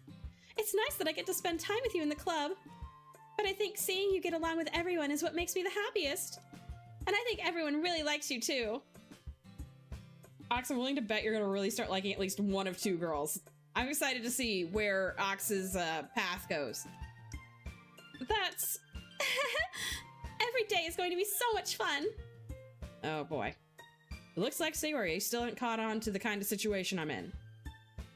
Sure, being friends with everyone is nice, but does it really need to stop there? Well, we'll just have to see what the future holds, Sayori.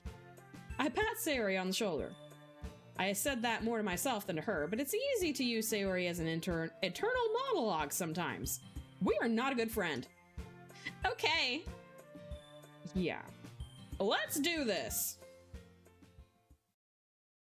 Oh boy. Oh my god, we gotta write another poem? Oh, fuck. Okay. Existence. Nice. Okay. Alone. Shit. Misery? Shh. Sayori, stop fucking bouncing. Okay. Eternity. Okay. You have to write a poem every day. Oh, okay. Melancholy? Nice. Okay. Oh, these are all kind of... Oh, okay. Unstable. Nice. Tragedy? Shit!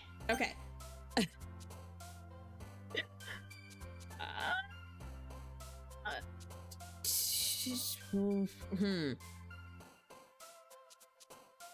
Disoriented. Yes! Okay. Defeat. No! Okay. Waterfall explode? Big words. Oh, true. Right. I'm too stupid for this game. Intellectual. Extraordinary. Termination. Contamination. Ooh, disarray is a good one. Nice. Incongruent. Yeah. Massacre. Why is big and babe? Because I'm a big babe. That's why, Ox. Okay. Massacre. Nice. All right. No marshmallows this time. We're not a marshmallow. Incapable. Yeah. Strawberry. I ate a strawberry today already. Despise. Yeah. All right. Vivacious. Nice. Ooh, entropy. I just heard a whole bunch of sounds, and I hope that didn't mean that my children fell off of something, but Voldemort's out there, I'm sure it's fine. Entropy, yeah. Vertigo. Nice, okay. Speaking of Shrek Rave, have y'all seen the animation for Shrek 5 or whatever freaking number it is? It is the most horrific AI looking shit I've ever seen, and I hope to God that they change that before the final picture, because it's actually awful. I hate it. I hate everything about it. But thank you, Spring, for the Shrek Rave. All right, let's see. we're gonna go just a little bit longer because the ad is kind of coming out soon, and then we'll get that out of the way, okay? All right, I've gotten a little more comfortable here over the past couple days. Entering the club room, the usual scene greets me. Hi, Essie! Yo, Sayori! Looks like you're in a good mood today. Isn't Sayori always in a good mood? It had to be done, yes. I'm just still not used to you being in the club, that's all. I see. That's a pretty simple thing to get you in a good mood. I guess it's always the simple things with you anyway. Speaking of which, I'm kinda hungry. Did you forget to eat because you were late? Will you come with me to buy a snack? No thanks. Oh shit, okay. That's not like you at all. I have my reasons, and she's got long purple hair. Why don't you take a look at your purse, Sayori? Why that all of a sudden? No reason really. Is it filled with snacks? Just wanted to look at it. Don't be looking at people's purses. Sayori nervously retrieves her coin purse. She fumbles with the latch and gets it open. Then she turns it upside down and lets its contents spill onto the desk. Yeah, seriously, always seems to be super happy, right? This seems to be like her thing. Only 2 small coins fall out. Oh no. I knew it. Oh, she wanted us to buy her a snack. I can see right through you, Sayori. It's not fair. How did you even know? It's simple. If you had enough money in the first place, you'd have bought a snack before coming to the club room. So either you're not hungry and want an excuse to take a walk, or you plan to conveniently forget that you spend all your money so that I would lend you some. But there's one more thing. You're always hungry. Real question, did you gals not have snacks in high school? I was homeschooled, so we always had snacks. And so that only leaves the one option. I give up. Don't make me feel guilty. If you feel guilty, that means you deserve to feel guilty. One second.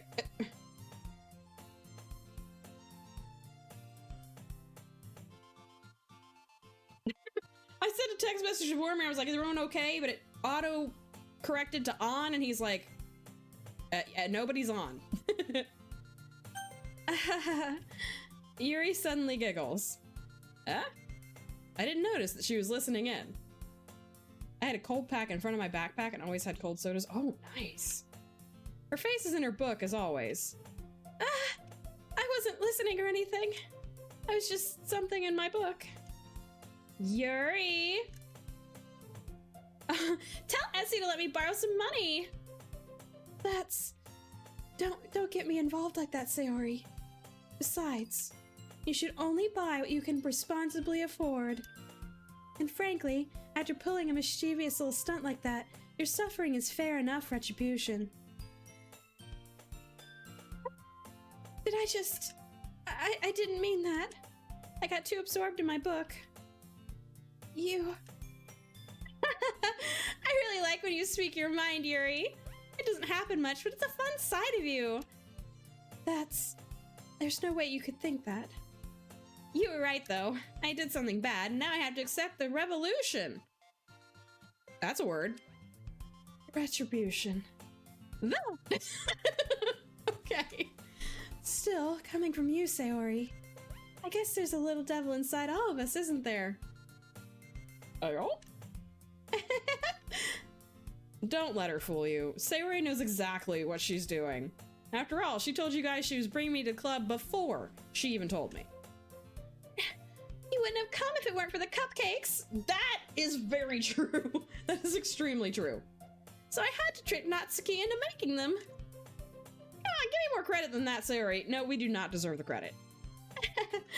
Out of nowhere, something smacks Sayori in the face and tumbles onto the desk. But you know what? We're just gonna have to find out what that is in just a minute. Because we have an ad coming up. So we will see what has smacked Sayori in the face in 3 minutes. Be right back, y'all. There we go. Good job, guys. It was amazing. Okay. Out of nowhere, something smacks Sayori in the face and tumbles onto the desk. Is it Natsuki? Throwing shit? Ooh, lots of coffee. Whap! Yeah! Ow! What was... a cookie? Sure enough, it's a giant cookie wrapped in plastic. I was right. It's Natsuki. Sayori glances around. Is it a miracle? It's because I paid my restitution. Retribution. Actually, that one almost worked. I was just gonna give it to you, but then I heard you blab about the cupcakes. It was totally worth seeing your reaction, though. Natsuki! That's so nice of you! I'm so happy! Sayori hugs the cookie. Eat the cookie! Jeez, just eat it. Sayori rapidly tears open the wrapper and takes a big bite. One second, I'm changing the lights. One second. Oh, good. Sayori suddenly clasps her hands over her mouth. I bit my tongue! The main character is just not having any of this, and it's just like, eat it, right? It's like it knows, Star. Yeah! You're going through a lot just over just one cookie. Natsuki takes a bite of her own cookie. Yours looks really good too, Natsuki. Can I try it? Jeez, beggars can't be choosers. But yours is chocolate. Oh, why do you think I gave you that one? Fine. Still, I'm really happy that you shared this one with me. Sayori gets out of her seat and goes behind Natsuki, then wraps her arms around her. Ah, jeez. I get it. Cookie still in hand, Natsuki reaches up to nudge Sayori off of her. Sayori suddenly leans down and takes a bite out of Natsuki's cookie. Back with snacks, let's continue. Hey! Did you seriously just do that? Mouthful, Sayori trots away to safety. Yuri and I laugh as well. Jeez, you're such a kid sometimes. Monica, can you tell Sayori? Natsuki glanced around. Monica isn't in the club room. Where's Monica anyway? Good question. Have any of you... Are we in the club now? In the club, we're all fam. Because I am not too old to say that. First time in the new play stream? Heck yeah, let's go. Funny enough, I took your advice the other day and switched the whole setup around. So the back is now against this wall, and obviously my back is against this. What I am waiting for is I've got like a curtain backdrop thing that I'm gonna put up, and we're gonna change some of the lighting and all that. But it just hasn't gotten here yet. I'm waiting for the delivery. I've tabbed on focus this time. Oh, nice. It's a good game so far. Lots of drama, you know, girl drama, but you know, let me know which one you'd like. I do have one more, sour strawberry. It looks super clear. So I realized that there's apparently a sharpen filter that you can put on the OBS camera, and so I was like, well, okay, and so we did. Also, I do like not having to fight with the damn green screen, and I think it was something in my camera. It kept going in and out of focus, and I was like, you know what, I'm over it. So background it is. Have any of you heard anything about her being late today? I was secretly playing it, the DVD, or not me. Yeah, I haven't either. That's a bit unusual. I hope she's okay. Of course she's okay. She probably just had something to do today. She's pretty popular after all. You don't think she has a... I wouldn't be surprised. Are we all freaking out that she might have a boyfriend? It's probably because sour balances out sweet, so they go extra sour due to how sweet strawberries are. That's true, Friday. That would make a lot of sense. Because, like, honestly, the cranberries, maybe too, I expect the cranberries to be sour, but like a strawberry, you're like, oh, it's gonna be a strawberry. It's intense. But that's the point. It's a lot of fun. Oh God, I'm completely, help me! Help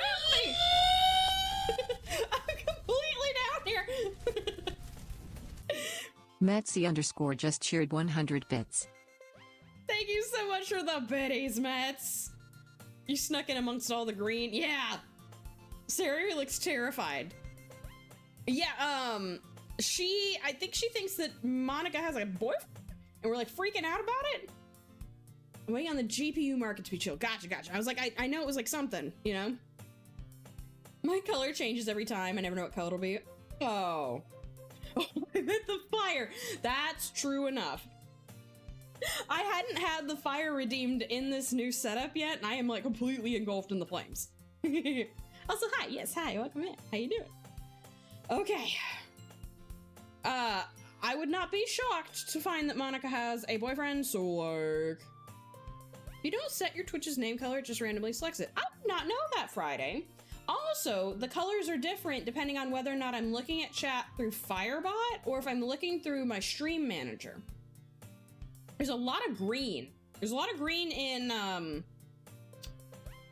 the stream manager instead of Firebot. All right, let's see. I wouldn't be surprised.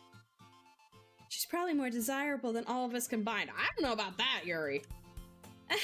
That's true. Excuse me? Oh boy. Suddenly, the door swings open. I also set the settings to be readable though, so it can't get all the colors. Oh, that makes sense. That makes sense, Reddy. Sorry, I'm super sorry. Ah, there you are. I didn't mean to be late. I hope you guys weren't worried or anything. Monica chose the club of her boyfriend after all. You're so strong-willed. Boyfriend? What on earth are you talking about? Monica quizzically glances at me. Do not look at me! Never mind that. What held you up anyway? Well, my last period today was study hall. To be honest, I just kind of lost track of time. That makes no sense, though. You would have heard the bell ring at least. I must not have heard it since I was practicing piano. Piano? I wasn't aware you played music as well, Monica. I don't really. On a scale from 1 to 10 on video cam, the cam of Lil Ol You, picture quality looks insane. It was never this bad before, but it's clean. 10 out of 10, thank you. Yeah, I did, like I said, the sharpen, not all the way, because all the way was a little crazy looking. I did sharpen, and then I did a color filter, mostly because, like, I feel like the lights in here are a little yellow, so I wanted to make sure that you could really pick up the red, you know? So yeah, I'm happy with the setup currently. I've got like an ombre burgundy curtain that's gonna go behind me. And so that will make it kind of a solid color. And I'm thinking maybe like a neon sign with my name or something later, but I'll worry about that later. So by Sunday's collab stream, I should have the new curtain behind. So you won't see like Vormir's PC tower, or like behind me where my chair is covering is all of the pictures that I've yet to hang up in the new place, you know? So things like that. It'll just get a nice solid, you know, I think it'll look really good. But yeah, thank you so much. Okay, let's see. Okay, so she was talking about piano, right? Piano. I kind of just started recently. I've always wanted to learn piano. I'm happy for you, thanks. That's so cool. You should play something for us, Monica. Oh boy. That's... Monica looks at me. Stop looking at me! You're the one in charge! Maybe once I get a bit better, I will. Yay! That sounds cool. I'd also look forward to it. Is that so? In that case, I won't let you down, Essie. Monica smiles sweetly. Okay. I don't mean any pressure or anything like that. Don't worry. I've been practicing a whole lot recently. And I'd really love the chance to share once I'm ready. I see. In that case, best of luck. Thanks. So, I didn't miss anything, did I? Not really. I chose to leave out Sayori's mischievous escapade. I'm sure Natsuki will end up complaining to her anyway. Probably she did eat her cookie, I'm just saying. It looks like everyone has already settled down. Oh my god, with the poems. Okay. Sayori somehow already finished her entire cookie. Yuri is back to her book, and Natsuki disappeared into the closet. Hey, Yuri! I suddenly noticed that Yuri is reading a different book from the one we've been reading together. Sorry, I didn't mean to interrupt. No. I was kind of just waiting for you. Oh, if that's the case. Why don't we go ahead and get started? Yes, let's. Actually, I have a request. Do you mind if I make some tea first? Not at all. I love tea. Thanks very much. If there's one thing that can make my reading time here any better, it's a nice cup of tea. Not to mention for yourself as well. Yuri stands up and makes her way to the closet. You know what we gotta do? We need to see if her boobs are any different sized now that Natsuki had mentioned that she was stuffing her bra. Natsuki, it's time to get out of the closet. You can't hide in there forever, right? It's a safe space. You can come out. It's fine. I follow and watch as she retrieves a small water pitcher from the shelf, the kind with a filter inside. Nice. Can you hold this for a second? Sure. I mean, for science, right? They seem to be the same size to me. I don't know. Yuri hands me the water pitcher and also fetches an electric kettle. Now that is the proper way. You microwave it and it does taste different. So you should boil your water first and then add your tea bag, and don't boil it in a microwave. It will change the flavor, absolutely. I'm going to plug this in at the teacher's desk and then we'll go get some water. She walks past me and sets the kettle down on the teacher's desk. I simply watch her movements, because we're a creep. To my surprise, the way she moves really contrasts her speaking mannerisms. Especially because of her long legs, Yuri appears elegant and methodical. Okay, may I have the water pitcher? Thanks, I'll be right back. I might as well walk with you. Yeah, why not? Shall we go then? Yeah. Where are you two off to? Yuri was gonna make some tea, so... I suddenly realize how weird it sounds to explain this to Monica. We're just filling the water pitcher. Ah, okay. Sorry, I was just a bit curious. That's kind of a one-person job, isn't it? That's... Monica, please mind your business for once. Oh shit, Yuri! Or do you want to tell me there's something wrong with helping involve Essie in club activities? My mouth gapes. I suppose there's nothing wrong with that. Then let's go, Essie. Yuri quickly exits the room and I follow. I feel like I've lost her voice a little bit. Yuri is like, I want to date him. Let me actually convince him to ask. Right. Once in the hallway, she suddenly puts her forehead against the wall. Was that too much for you? I spoke without thinking. How could I say something like that? Yuri, something about the way she said that. It made me feel so irritated. What's wrong with me? No, Yuri, I think you did the right thing. I wasn't expecting it, but it's also not right for Monica to judge people like that. Is she judging? Essie, how come even when I do something bad, you're being nice to me? Gee, I don't know, Yuri. Why could that be? Because nothing that you do is as bad as you make it seem in your head. Oh god, well, ain't that the truth? Nobody's perfect. We have emotions and we can't always hide them away. But you always amplify things in your head. Your mind turns a light rain shower into a hurricane. No. Wouldn't you hate me for something as terrible as that? Why would I hate you? I can't hate someone for having emotions. What kind of friend would do that? Friend, you say?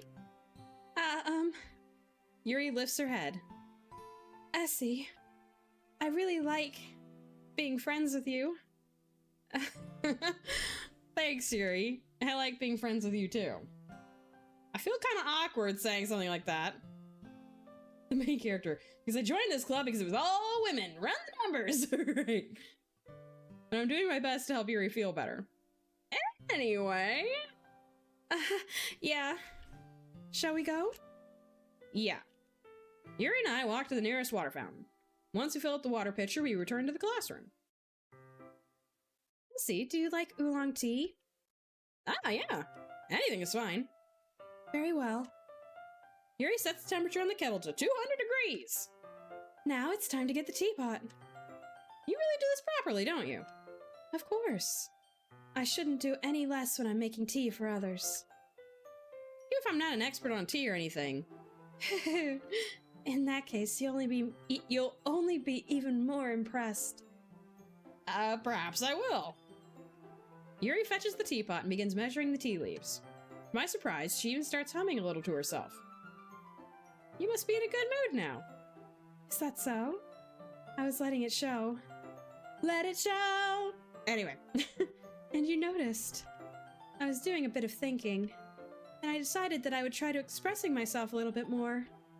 It turns out it's not very hard for me to do, when it's you who's around anyway. That's great, Yuri. Just don't push yourself too much. You're always worrying about me, Essie. It's very endearing. That's... Yuri wasn't kidding. I don't even know if I can keep up with this. I watch Yuri pour a cup of tea for each of us. Essie, I have another request. Do you mind if we sit on the floor today? Why's that? It's a little bit easier on my back. I can read with my back against the wall rather than bending over at my desk. Okay. Ah, I didn't realize. No worries. I just have back pain fairly regularly, so I do my best to manage it. Big same. Is that so? I wonder why that is. It's most likely because my your posture, right? Always hunched over like that while reading? Yes! That is not the reason. I know that there's some other reason. I have terrible reading posture. So that's why we should sit on the floor. Fair enough. I'll go ahead and get the book. I retrieve the book from my bag. Ah, I have some chocolate as well. Sayori is gonna be all over here. Come on, right? It's a bag of small chocolate candies that I kept hidden from Sayori's candy radar. I take it since it'll go well with the tea. Oh, yeah. Alright, let's... Ugh. Yuri and I then sit against the wall, teacups at our sides. As if in sync, we assume the same reading position as last time, each holding one half of the book. Except this time, our bodies are even closer to each other. Oh my! I can't see too well. No touchy. There's gonna be lots of touchies Friday. Yuri slides closer until her shoulders are touching. Ha! I told you, touchy! How am I supposed to focus on reading like this? Yuri was always kind of cute, but when she's being less apprehensive, it's almost more than I can handle. Hello there. Hello? Your teacup. Yuri hands me my teacup. Oh, that was the wrong inflection for that, but whatever! Holding it with my hand that's not holding the book, I end up in a position that makes it even harder to focus. Because now I need to worry about making sure I don't accidentally touch her chest. Okay. Meanwhile, Yuri hasn't noticed a single thing. She wears her intense reading expression, and I can only presume the world around her has faded away. I use all of my willpower to focus on reading. After a few minutes, I finally manage to relax a little. I put the teacup between my legs and fumble with the chocolate wrapper. Ah, sorry. I briefly let go of the book to finish opening the wrapper. You can have as much as you want. That's okay, I won't take any. Are you sure? Well, if I touch it, then I might get smudges on the pages. Ah, you're right. I didn't even think about that. My bad. Are we about to feed her chocolate? Okay. No need to apologize. I'll hold the book, okay? Are you sure? Oh, thank you. Of course. Yuri opens the book with both hands. Oh, the sparkles in her eyes are really cute. Okay. She holds it so I don't have any harder of a time reading from it. Don't I, right? But as a result, her left arm is practically resting on top of my leg. Oh my god! Okay. Well, in that case, we're gonna feed her chocolate. We're gonna do it. I know it. Yuri's already totally focused on reading again. She's so pretty. I take a chocolate candy and pop it into my mouth. Then I take another chocolate and I hold it up to Yuri. She doesn't even look away from the book. She simply parts her lips as if this situation was completely natural. Okay, but that means I can't stop here. No, we ain't stopping! I apprehensively place the chocolate in her mouth. Oh, so cute! Okay, just like that, Yuri closes her lips over it. She was not paying attention. Okay, Yuri's expression suddenly breaks. Did I just... Yuri looks at me like she needs to confirm what just happened. Let's see. Sorry! I guess I shouldn't have done that. That's... Well, you were just helping. That's something that friends do. Yeah. Beep. I mean, not really in this kind of context, but yeah, that's all it was. Yeah. Then you don't need to stop or anything. Oh my god, what is happening? Okay. I see.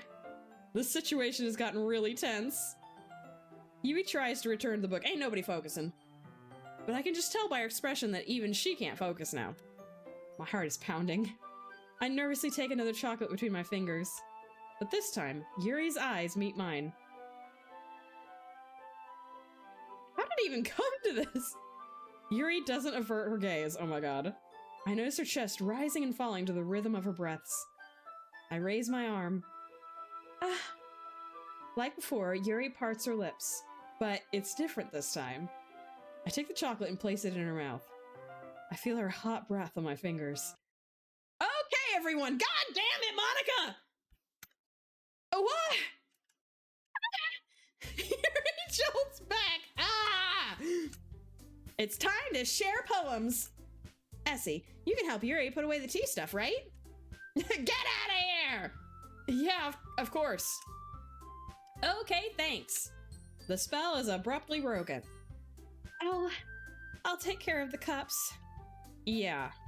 Yuri picks up the teacups from the floor. I pick up the bag of chocolates. In the end, we hastily clean up without so much as a word between us. I get the feeling this is something neither of us will have the courage to bring up. I see I gotta get stuff around. I'll be here in spirit. Happy streaming, friend. Thank you, Ben. I appreciate you. Have fun. Who should I show my poem to first? Yuri! We practically made out on the floor. We're busy studying. Man, studying. And that's how you end up with teen pregnancy. No. Let's see what you've written for today. Hmm? Yuri stares at the poem with a surprised expression on her face. Do you like it? Essie, this one might even be better than yesterday's. How did you even pick up on this so quickly? Just yesterday I was telling you the kind of techniques worth practicing. Maybe that's why. You did a good job explaining. Monica, this is Japan. Must stop them from tainting the floor? Tainting? See ya!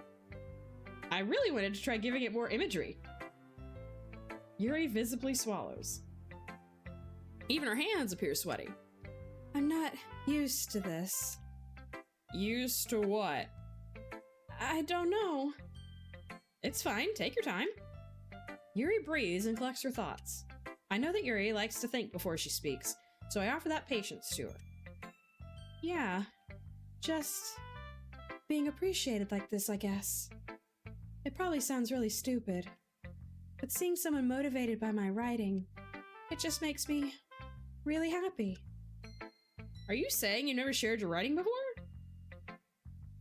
There's belief that improper actions will create taint or kegari? I don't know, in Japan. B? What about B? What is B doing? Yuri nods. Really? I don't believe it. Honestly, what have y'all been doing in this damn literature club up until now? I really only write for myself. And besides, people would just laugh at me. Do you really think that? Again, Yuri nods. Huh. Wait, what did I do? Right, I don't know. I don't know. B was minding their own business, and the ox is out here yelling at people. Hence why in Shinto shrines you need to use water to cleanse yourself before you pray. Oh, okay, I didn't know that, Friday. That's good to know. Was purple the one I was meant to fall for? Oh. Even your close friends? Yuri doesn't respond to that. I wonder why. Anyway.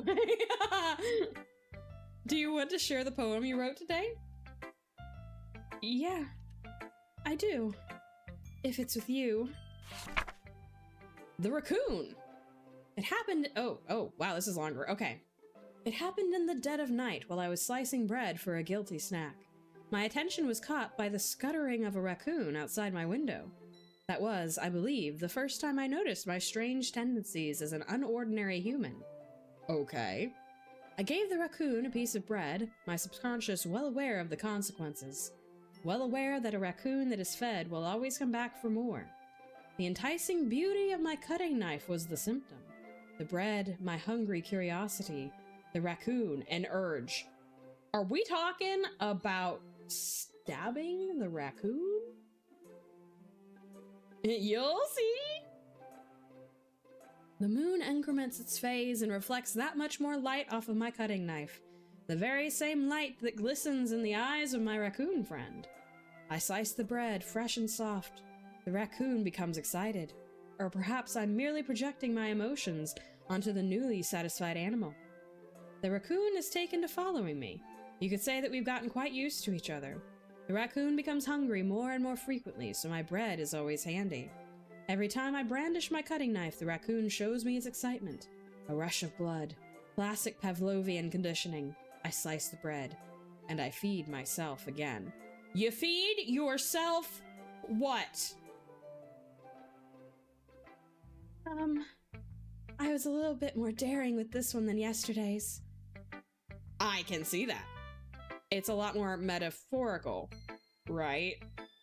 I don't know if it's my fault, but I can't begin to imagine what this poem is about. It's about stabbing something! That's right. It's a bit closer to my preferred writing style. Using the poem as a canvas to express vivid imagery and conveying emotions through them. Yeah, if I take it at face value, then I can't even figure out what it's supposed to mean. Well, I think it's something that different people can relate to in their own way. I wanted to express the way it feels for me to indulge in my more unusual hobbies. It's those sorts of things I'm usually forced to keep to myself. So I sometimes enjoy writing about them. Why do you keep them to yourself? Because they're psychopaths! You're thinking too literally, yes. You think so? Oh. Because they're embarrassing, and people would make fun of me. Don't you have anything like that, Essie? I am beyond embarrassment at this point. That is untrue. But I'd like to think so. Well, yeah, I guess I do. I feel like everyone has a little something like that. The best we can do is respect each other and our individualities. Even if it's difficult sometimes and some things make us uncomfortable. There will be no stabbing. Yet. After all, if I hadn't learned to embrace my own weirdness, I would probably hate myself. God, but big same. I might be ranting a little bit now, but I'm glad that you're a good listener. You're good at a lot of things. Oh yeah, I'm good at a lot of things. Writing, listening. There really aren't many people like you, Essie. That's exaggerating a little bit. It's just how I feel. I never thought I would feel so comfortable sharing my writing, but now I almost feel like I look forward to it. It's just a really nice feeling. And you're to thank for that. It's nothing, really. Yuri smiles sincerely at me. Oh, good. For just a moment, her timidness seems to disappear.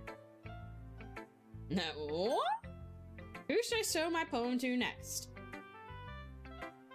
I think we continue in the order we've been doing. Yuri, Sayori, Monica, and Natsuki. Girl, you were in all-girls school for the last 10-ish years. Probably. Maybe. Also, I thought we were a chick, and then, about, 20 minutes into the game, I realized we were a dude, and that was, threw off my whole game plan. Huh? Oh, I like this one, Essie. It has some nice feelings in it. I'm glad. Does that mean it's better than yesterday's? Let me think. I don't know. I guess I like them both. That's not very helpful, Well, I'm not very good at figuring out if poems are good or bad. But that's why I just go by my heart. If it makes me feel things, then it must be a good poem. I'm not sure that's exactly how it works. Then again, I guess conveying feelings is a pretty important part of this whole thing. Yeah, maybe. Honestly, I don't even know what kind of writing you like in the first place. Yeah, me neither. Why don't you at least try giving it some thought? You want to write something for me? No. That's so sweet. Yeah, right. But you're always thinking about other people. You need to think about yourself once in a while. If you don't, you might end up getting hurt at some point.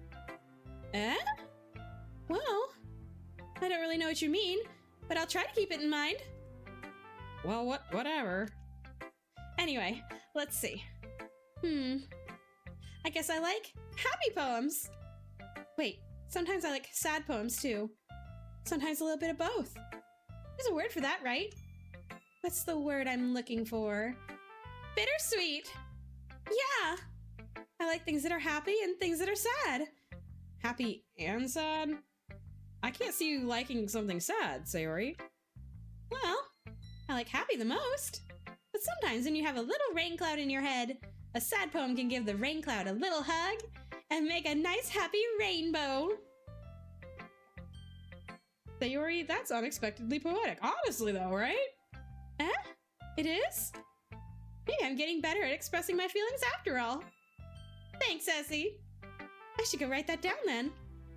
You can read my poem now, okay? Or a nice big old bunch of lightning. Ka-chow! Bottles. 5 bottles in the ice. Like a... Anyway.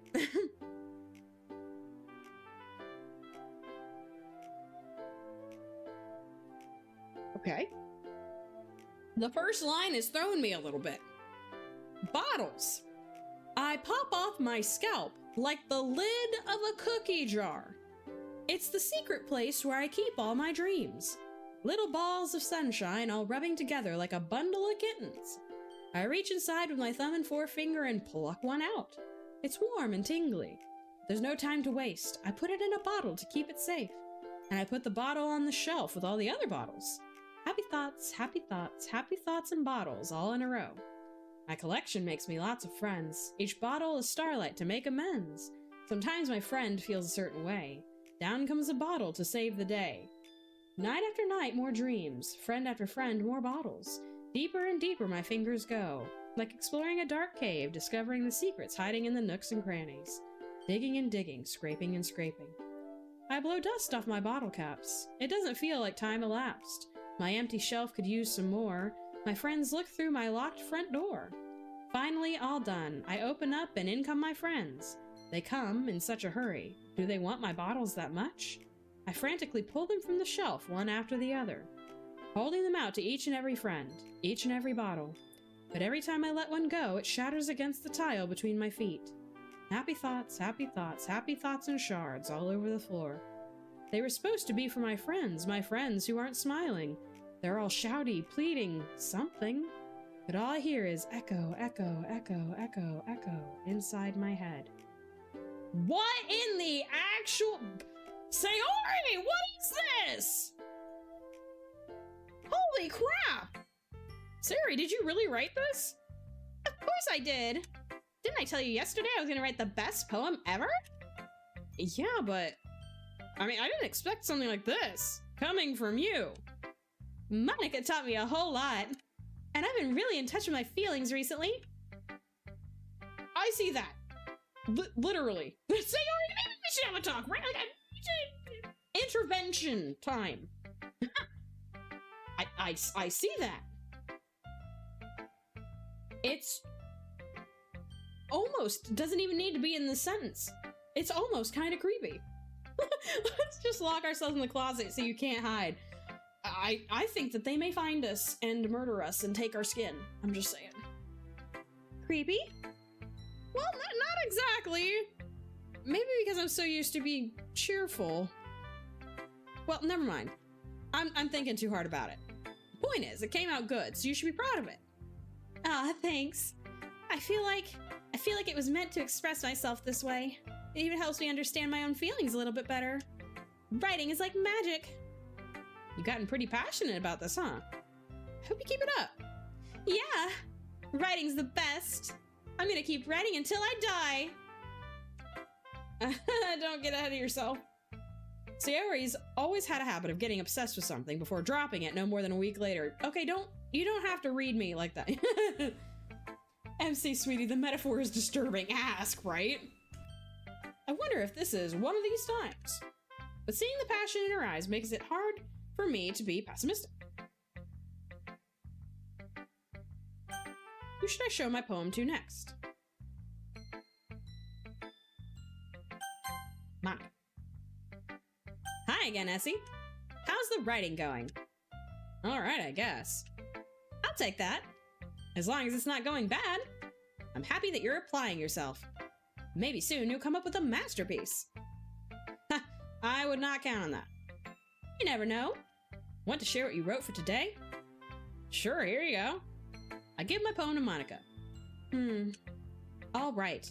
This one's good. It feels like you're not only getting more comfortable with your style, but the imagery is better than the last one I read. Just wondering, but have you been finding inspiration in Yuri's writing style? I guess so. You can't deny that she's talented. Yeah, totally. I think her poems are the most romantic. That's the best way to describe it. Can we think Sayori needs therapy? I know it's Japan, but that's taboo, but please help, right? She's like a totally different person when she picks up a pen. I noticed that too. Or when she's talking about literature, it's like a light turns on inside her. Sadly, it's hard to get much personal conversation out of her. Trust me, I've tried. Who knows what goes on in that head of hers? I hope you don't mean that in a bad way. No, of course not. It just meant that I wish she didn't keep so much to herself. Still, finding her like that, you must be pretty into her. You completely misunderstood. Calm down, I'm kidding. Besides, I'm pretty sure she's already got a boyfriend. Wait, really? Yeah, a fictional one anyway. Don't do that to me, Monica. Monica kind of whispers that last part to me. It's just a hunch, but... Well, there's not really anything wrong with that. Oh, well, I know. I was just saying. But anyway, you want to read my poem now? I like the way this one turned out, so I hope you do too. Alright, let's take a look. Save me. Okay. The colors, they won't stop. Bright, beautiful colors. Flashing, expanding, piercing. Red, green, blue. An endless cacophony of meaningless noise. The noise, it won't stop. Violent, grating waveforms. Squeaking, screeching, piercing. There's something weird going on here with this letter. Sine, cosine, tangent. Like playing a chalkboard on a turntable. Like playing a vinyl on a pizza crust. An endless poem of meaningless. Load me. Okay. Also, the letters cut off here. So the letters cut off here. There's either like an underline or a cross here at this. The O is cut off again. I don't know if that matters, but like...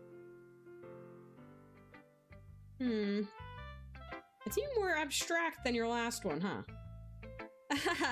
I guess it's just the way I write. I'm sorry if you don't like it.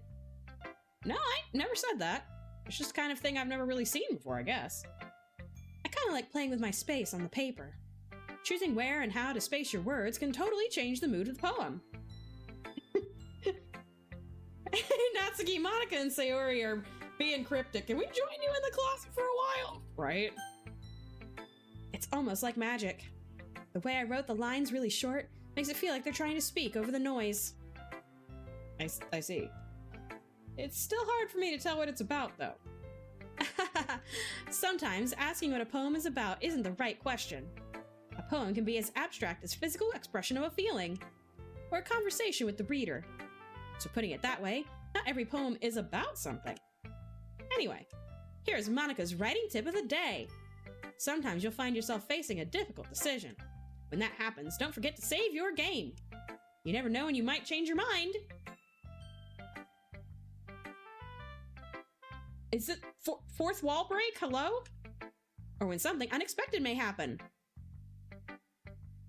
Huh? Wait, is this...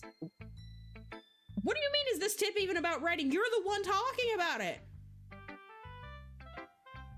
What am I even talking about?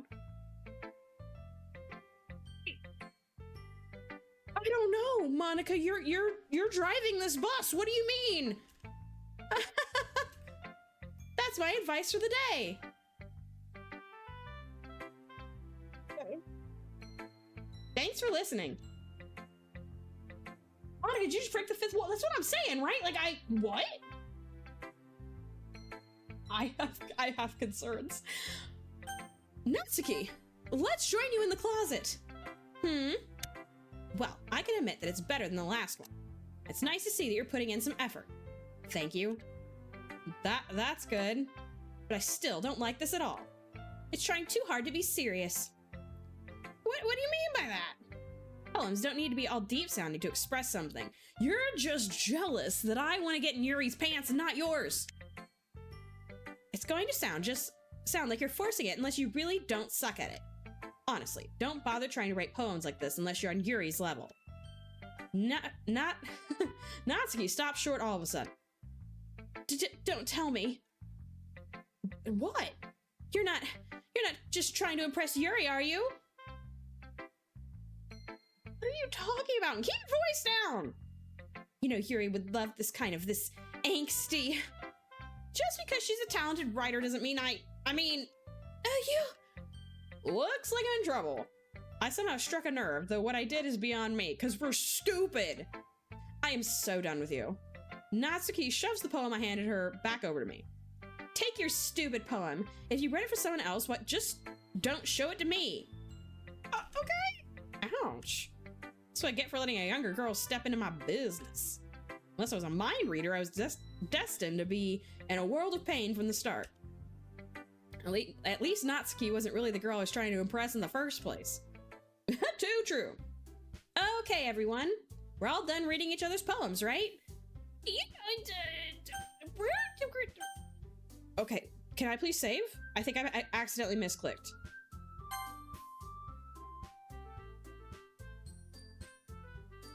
She's making me nervous. That's a little weird. Natsuki, don't be a tsundere. We can date you on Wednesdays. Okay, I have something extra planned today, so if everyone could come sit at the front of the room. Is this about the festival? Well, sort of. Do we really have to do something for the festival? It's not like we can put together anything good in just a few days. We'll just end up embarrassing ourselves instead of getting any new members. That's a concern of mine as well. I don't really do well with last-minute preparations. Don't worry so much. We're gonna keep it simple, okay? We won't need much more than a few decorations. Sayori has been working on posters, and I've designed some pamphlets we can give out during the event. Okay, that's great and all, but that doesn't tell us what we're actually going to be doing for the event. Sorry, I thought you heard about it already. We're going to be performing.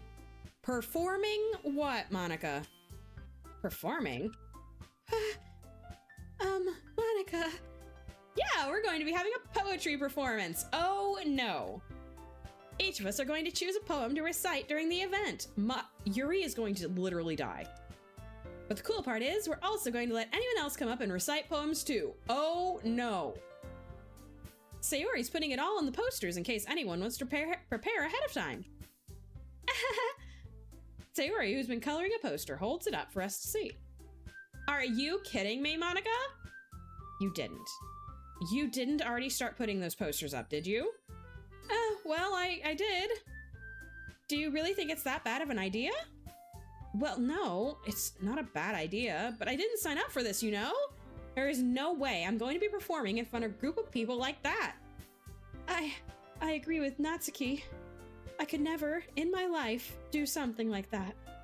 Imagining it, Yuri shakes her head in fear. Guys? No, Sayori. I understand where they're coming from. Remember that Natsuki and Yuri have never shared their poems with anyone until just a couple of days ago. It's a lot to ask for them to recite their poems out loud to a whole room full of people. I guess I kind of overlooked that. So, I'm sorry. But, I still think we should give it our best. We're the only ones responsible for the fate of this club. If we start the event and each put on a good performance, then it will inspire others to do the same. And the more people who perform, the better we'll be able to show everyone what literature is all about. Yeah!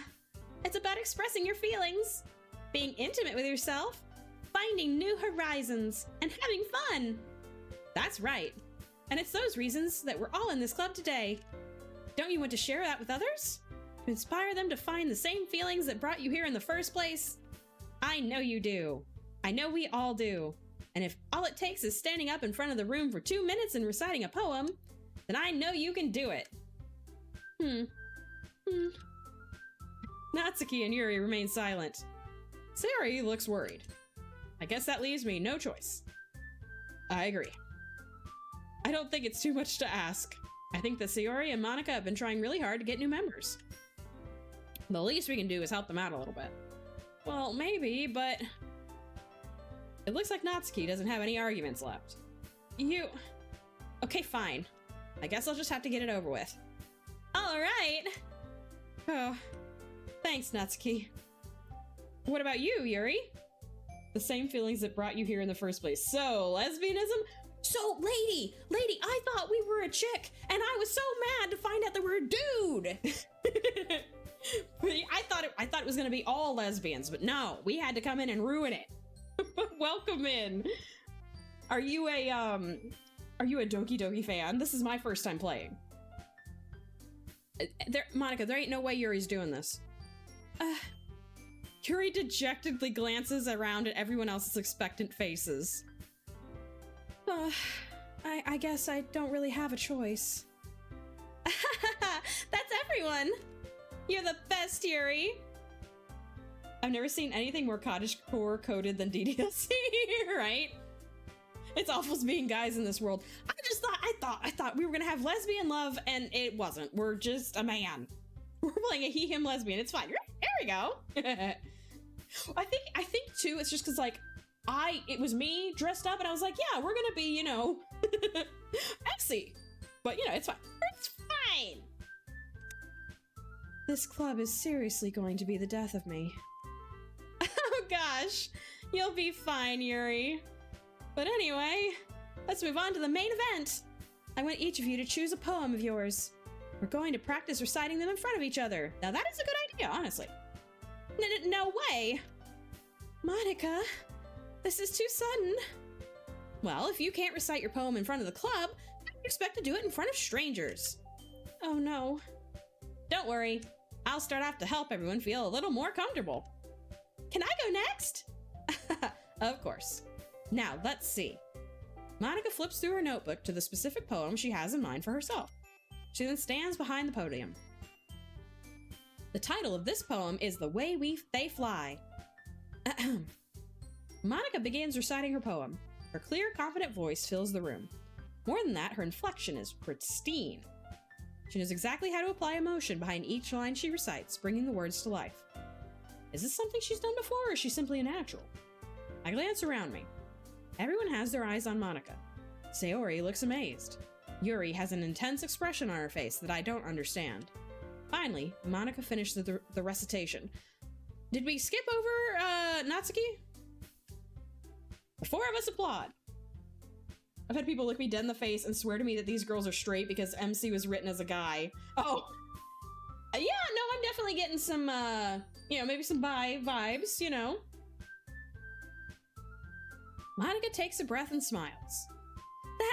That was so good, Monica! Thank you very much. I was just hoping to set a good example. Are you ready to go next, Sayori? I'll go next. What? Yuri's fired up all of a sudden. Yuri clutches a sheet of paper between her hands and stands up. Oh, keeping her head down, she walks quickly over to the podium. This poem is called... Yuri anxiously glances at each of us. You can do it, Yuri! It's called After Image of a Crimson Eye. It's a canon fact that Monica is not straight. Oh, okay, I didn't know that. That's good, though. Oh, that's hilarious. Fact. That's what triggered the snails. Yuri's voice shakes as she starts reading the poem. Just a moment ago, she practically refused to do this. Why is she suddenly putting in so much effort? I don't know. Why? As Yuri gets past the first couple of lines, her voice changes. You'll be alright, Ox. It's almost like what happens when Yuri gets absorbed into her books. Her quivering words transform into the sharp syllables of a fierce and confident woman. That's why we like her. Okay, The poem is full of twists and turns in its structure that she enunciates with perfect timing. Sales, not human sexual orientation. That is probably good to clarify. Sorry, Alex, that was an actual accident, right? Whoopsie doodle. Here, let me get a raffle in for you guys. We do have an ad coming up very shortly, and I have dinner to eat, really quick. So we will do the raffle. We'll get to a good pause, and then we will do a little bit of words. All right. Poem is full of twists and turns in its structure that she enunciates with perfect timing. Hello? This must be a rare glimpse into the whirling fire Yuri keeps concealed inside her head. Suddenly, she's finished. Everyone is stunned. Yuri snaps back into reality and glances around her as if she's bewildered, even herself. It's up to me to save this situation.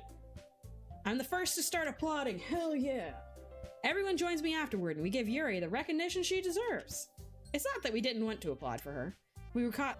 As we applaud, Yuri holds the poem to her chest and rushes back into her seat. Good job, Yuri! Yuri, that was really good. Thank you for sharing. Looks like Yuri is down for the count. Poor baby. Okay, I guess I'm next then. Sayori hops out of her chair and cheerfully walks to the podium. This one's called My Meadow. Is it traumatic? Sorry, I giggled. Sayori. I missed the raffle. Oh no, Spring! Here, you know what we gotta do? Exclamation mark raffle. Get yourselves back in there. It's a lot harder than I thought. How did you guys do it so easily? Comfort's purple. Her name is Yuri. Get her name right, dude. Try not to think of it like you're reciting to other people. Imagine you're reciting it to yourself, like in front of a mirror, or in your own head. It's your poem, so it'll come out best that way. I see. Okay then. Sayori begins her poem. Somehow it feels like her soft voice was made as a perfect match. The poem isn't aimlessly cheery like Sayori is. It's serene and bittersweet. Nice one, B. If I were to read this on paper, I probably wouldn't think much of it. But hearing it come from Sayori's voice almost gives it a whole new meaning. Maybe this is what Sayori meant when she said she likes my poems. It's like I get to reach more deeply into someone than I thought I knew through and through. Sayori finishes and we applaud. I did it! Good job, Sayori. Even Essie liked it. I guess that's a good sign. Thanks? What does that even mean, right? It came out nicely, Sayori. The atmosphere of the poem fits you really nicely. But it might be that other poems wouldn't work quite as well with that kind of delivery. I don't really understand. In other words, I've seen poems of yours where that sort of gentle delivery wouldn't work as well. I like them not giving me a chance to climb again. I'm sorry for ever having to put up with main character. Right, too true. All right, so it does look like the ad is about to start, or maybe has already started. So before we go further, I am going to drop a save, and I am going to put on some words for you. Be right back. Whoop, wrong button. All right, here we go. Let me scroll back, make sure I didn't miss anything. Let's see. Okay, I don't think I missed anything. Oh, hello. Okay. Okay, let's get back down here. All right. So are we liking this game? Floof played this and I'll tell you it was a wild time. I'm enjoying it so far. There's been only a few, I know it's a horror game, right? So like I'm on the lookout and there's been a few odd things. But overall I'm having a good time with like the romance dating sim part of it. Monica seems to be having some issues. Monica seems to be doing some weird fourth wall breaking and whatnot. So yeah, it's gonna be interesting. Masma Thump? What's Masma Thump? All right, let's get back into it. We were talking to Sayori about her delivery of her poem. There's some question. That's what I'm saying. I'm like, It's okay. She has a permit, right? That's funny. Here's my permit. I do what I want. All right, let's see.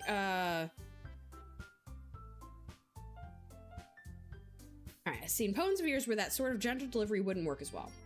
It's my Charizard Thumper. That's right, it didn't show up for me. They might need a little more force behind them, depending on what you're reading. Oh, I know what you mean. Well, I've been practicing that kind of thing. It's just embarrassing to do it in front of everyone. The next time I'm going to make you pick a poem that challenges you a little more. We don't have much time before the festival, you know? Okay. Now, who's next? The only one left is, oh god, it's either me or Natsuki. Natsuki? Don't make me go before Essie. I'm the newest. I get to go last. It's not like I compare to you guys anyway. Might as well Essie lower everyone's standards a little bit before I have to do it. Bitch, please! That's the key. It's fine, it's fine. I might as well get it over with. But it's not like I have much of a selection of what to read. I'll just have to go with what I wrote for today. I stand up and step in front of the podium. Hi. Everyone has their eyes on me, making me feel terribly awkward. I recite my poem. Since I'm not exactly confident in my own writing, it's hard to put energy into it. Despite that, once I finish, I receive applause anyway. Sorry, I'm not really as good as everyone else. Don't worry about it so much. I think it's less about your abilities and more about your lack of confidence in your writing. That's something that'll improve with time, though. Yeah, maybe. Alright then. That just leaves you, Natsuki. Yeah. I'm going. Natsuki begrudgingly gets out of her seat and makes her way to the podium. The poem is called... Why are you all looking at me? Because you're presenting. Anyway, poem is called Jump. Natsuki takes a breath. Once she starts reciting the poem, her sour attitude disappears a little. While she's still a little unenthused, her poem has a rhythm and a rhyme to it. That's Natsuki's trademark style, and it works surprisingly well when spoken aloud. The words feel like they bounce up and down as giving life to the poem. This seems like a fun time to mention my headcanon that MC never writes a poem. He just hands them a list of 20 words and reads the list aloud here. And they all assume he's trying to do some avant-garde bullshit. You know what? I really like that headcanon because that seems very on brand with our level of dumbassery. That sounds legit, right? I really like that. That's funny. Natsuki finishes and everyone applauds. She huffs back to her seat. That wasn't so bad, was it? Easy for you to say. You better not make me do that again. Well, do you at least feel prepared enough to recite a poem in front of other people? I mean, doing it in front of other people will be way easier. I can put on whatever face I want for other people. When it's just my friends, it's just embarrassing. That's a surprise, Natsuki. I think it would be the other way around for me. Well, that's just how it is, so... Well, I guess in that case, you won't have much to worry about for the festival. That said, I want to thank everyone for coming through. It might be hard, but I hope that you all have an idea of what it's like now. Make sure you pick a poem and get enough practice before the festival, okay? It honestly makes a disturbing amount of sense. Look at the girls' reactions, right? It's such a good handcanon. I'm adopting it. I love it. It's perfect. I'll be making pamphlets, so let me know ahead of time what you'll be reciting. Jeez. Should probably find some other poem to recite instead. That's fine too. It doesn't have to be your own. I'm already pleasantly surprised that you're putting in all this effort for the club. It makes me really happy. Yeah, no problem. Okay, everyone. I think that's about it for today. I know the festival is coming up, but let's try to write poems for tomorrow as well. It's been working out really nicely so far, so I'd like to continue that. As for the festival, we'll finish planning tomorrow, and then we'll have the weekend to prepare. Monday's the big day. I can't wait! I can do this. I can do this. All right. I stand up. There's no way I'll be able to find the same enthusiasm as Sayori and Monica, but I'll do my best to get through it. If it's for the sake of the club, and Yuri, and impressing Monica, we don't care about Monica! Then I'll have to do my best. Ready to go, Sayori? Yep. Look at you two, always going home together like that. It's kind of adorable, isn't it? Jeez, guys. Don't make such a big deal out of it. It must be a little nice, though. Well, how am I supposed to respond to that? Well, that's mean. Well, we are mean. Honest to God, we are not a good friend. It's okay, Essie, you don't have to say it. whatever, let's go already. Jesus. I walk home with Sayori once more. Even though it's only been for a few days, a lot of things have already changed. It's for the cause of the Yuri's Boobs Club. Amen. But today, Sayori is being a little quieter than usual on the way home. Hey, Sayori. Huh? Sorry, I was spacing out. Ah, no wonder. I was thinking about something from earlier. I like how we get to... I mean... Sayori fumbles with her words. Please don't confess to me. Don't do it. Don't do it. Don't do it. Don't do it. So, let's just say that one day, Yuri asked to walk home with you. Huh? What would you do? I'd say yes, Sayori. What kind of question is that? You're kind of putting me on the spot here. Well, I would walk home with Yuri. Walking home with Yuri, huh? How does the thought of that make my heart pound? I mean, given how hard it is for her to socialize, I would feel awful for turning her down, so... What kind of bullshit answer is that? Isn't she so beautiful and smart? Damn straight. That has nothing to do with what I just said. You admitted it. Jeez. Not even any point in speculating something that's never gonna happen. Well, maybe. I just like to think about it. It's not long before you won't need me anymore, you know? I need you? I am pretty sure it is the other way around, baby doll. Need you? Sayori? I can't figure out how you're seeing things in your head right now. Sorry. Everyone is different. Nobody in the club is a replacement for you. If you say so. The conversation trails off and I'm left feeling awkward. It was kind of her fault for trapping me with such a weird question. Can't just lie to her. I really am bad with lying. I hate even the semblance of a lie. So we could learn some more tact here, though, I think. Girlie had to point out to you you didn't clean your uniform or get a new one because you grew in the melon department. Right, or like we helped clean her house or something because you just couldn't like walk. I don't know. It was something was going on. Because that wasn't... You put up with my lies all the time. Well, I don't like to lie. I will listen to others. But if something that makes her happy, I would hate to take that away from her. That is kind of the problem with like unrequited love. And then like she invited us to this club that she really likes. Because then if we, you know, break up, then somebody has to leave the club, as it were, you know? So I said there's no point in speculating. Then again, the festival is only a few days away. Who knows what will happen in that time? Oh boy. Okay. Misfortune. Damn it! Infinite, unending... Infinite? Yes, okay. Parfait! Okay. Entropy. Yeah. Unrestrained, tragedy, bliss... Unstable. Ha, yes, okay. Determination. Yes. Tenacious. Yeah. Vitality. Hills, yeah. Effulgent, which I don't actually know. Actually, I don't know what that, I don't know what that word means. Shining brightly radiant. Pronounce that for me? Effulgent. Effulgent. All right. Effulgent. Okay. Essence? Question mark? Yeah, okay.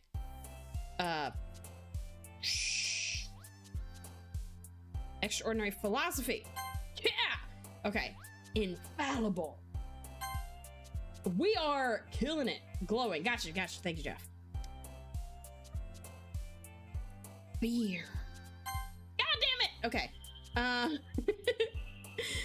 Incapable? Yeah! Intellectual. Ooh, fester. Fester's a good word. Fester. Yeah!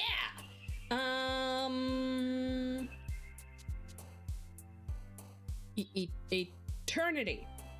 Yeah! Lust. Oh my god. Empty. God damn it! Vertigo. Yeah. Incongruent. Yeah. Contamination.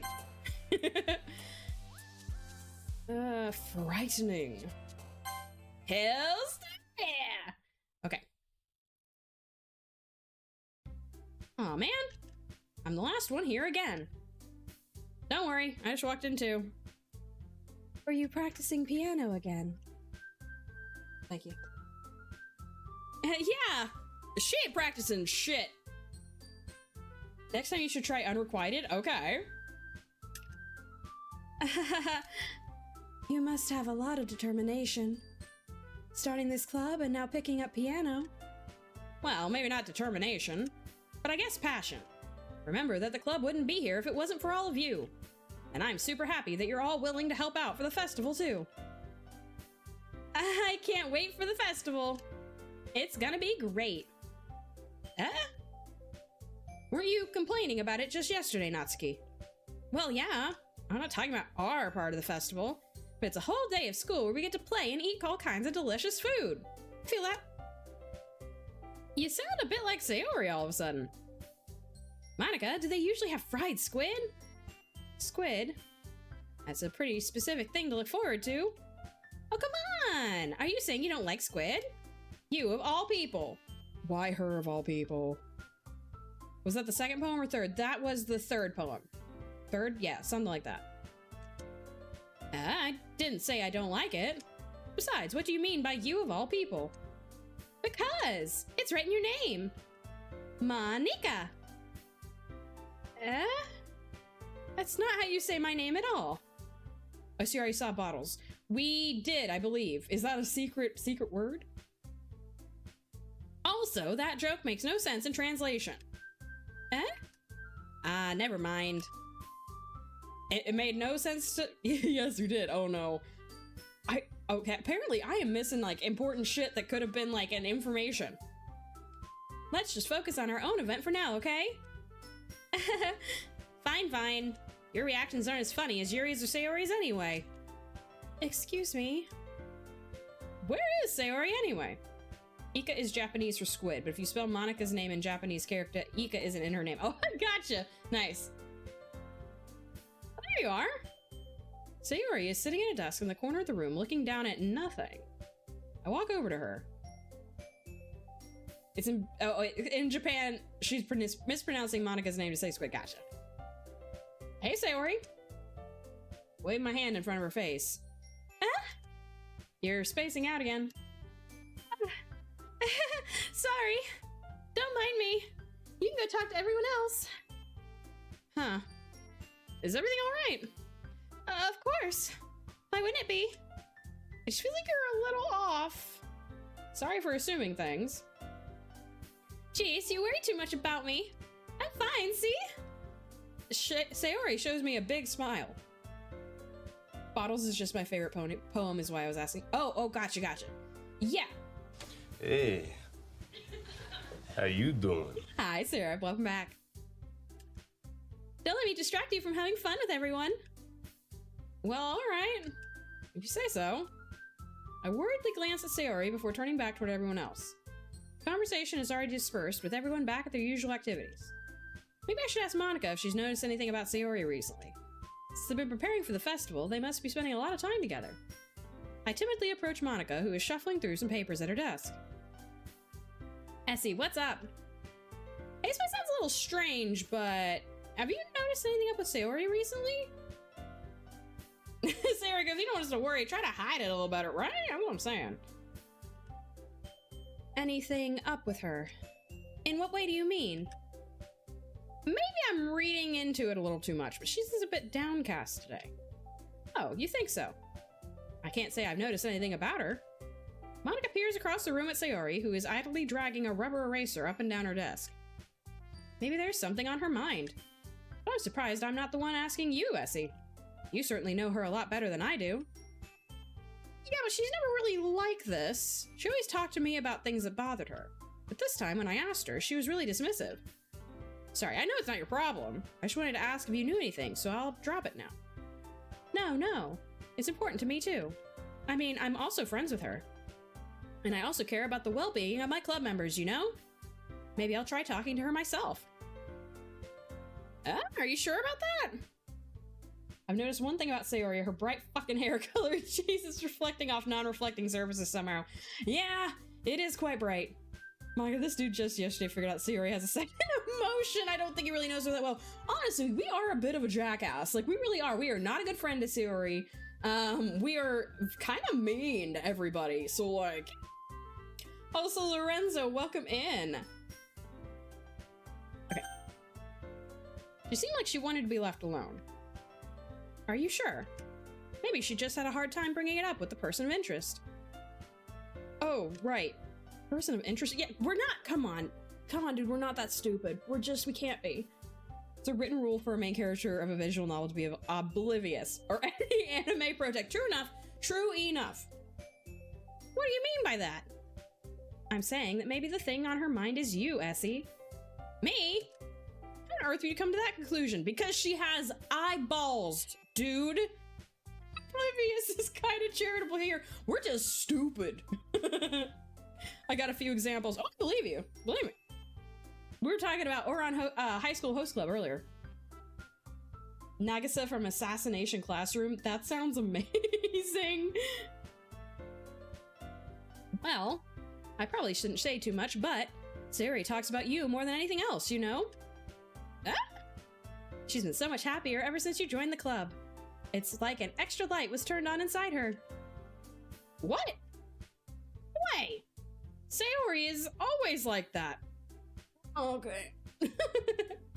These also just Sayori and the main character are friends who only spend time in general vacuum for most of their lives. True enough, right? We're gonna get along great, right? We're bringing all the anime fandoms in.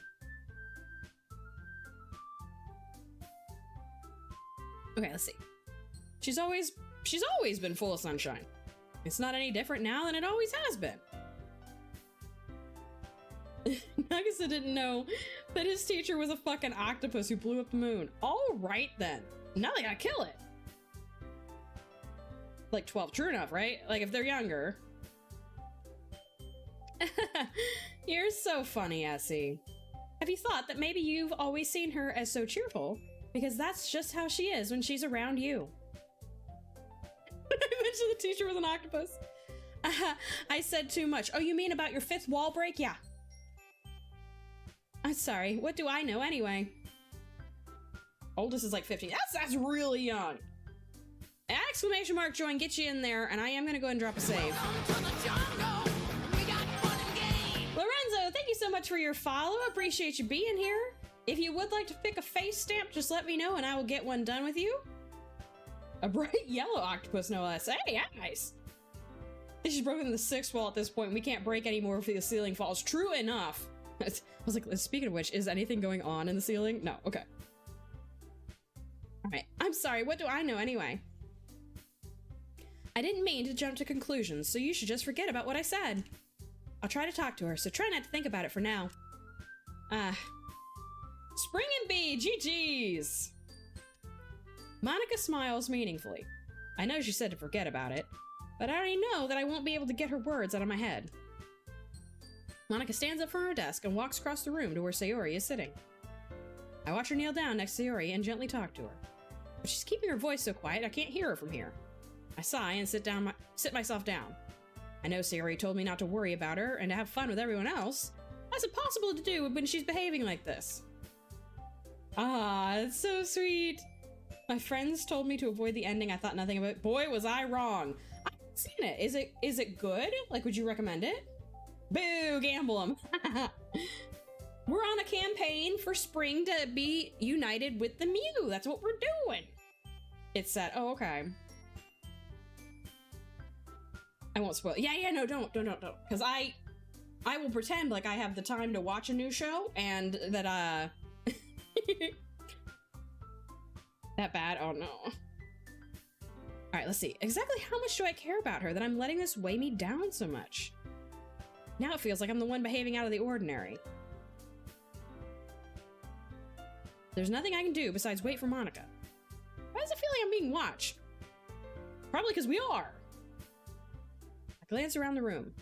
Suddenly, I noticed Yuri peering at me from over her book. But she looks away just as quickly with a flustered look on her face. I realize that she won't get anywhere like this. I've never really seen Yuri approach anyone or start a conversation on her own accord. So I have no choice but to approach her myself. I've never heard of any of these animes, but I fully believe you. I have watched some really traumatizing animes in my life. I don't remember the names of some of these, you know, but there was one where it was like, it sets itself up as like a magic girl, like a classic magic girl anime, and it ends up like people die, like literally like heads blown off, die. It's, yes, Lorenzo, that one. I couldn't have pulled that name out, but seeing it, yes. I started it thinking that I was gonna be getting like a Sailor Moon, magic girl, whatever, and it was horrible. I watched the whole damn thing. It was traumatizing, like to this day.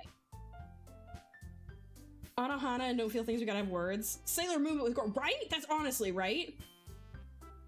Omaniko, just finished the question arc in Christ. Oh my god. So like I tend to watch the nicer, the sweeter animes, like what, like Fruits Basket, the Ouran High School Host Club, you know, Sailor Moon.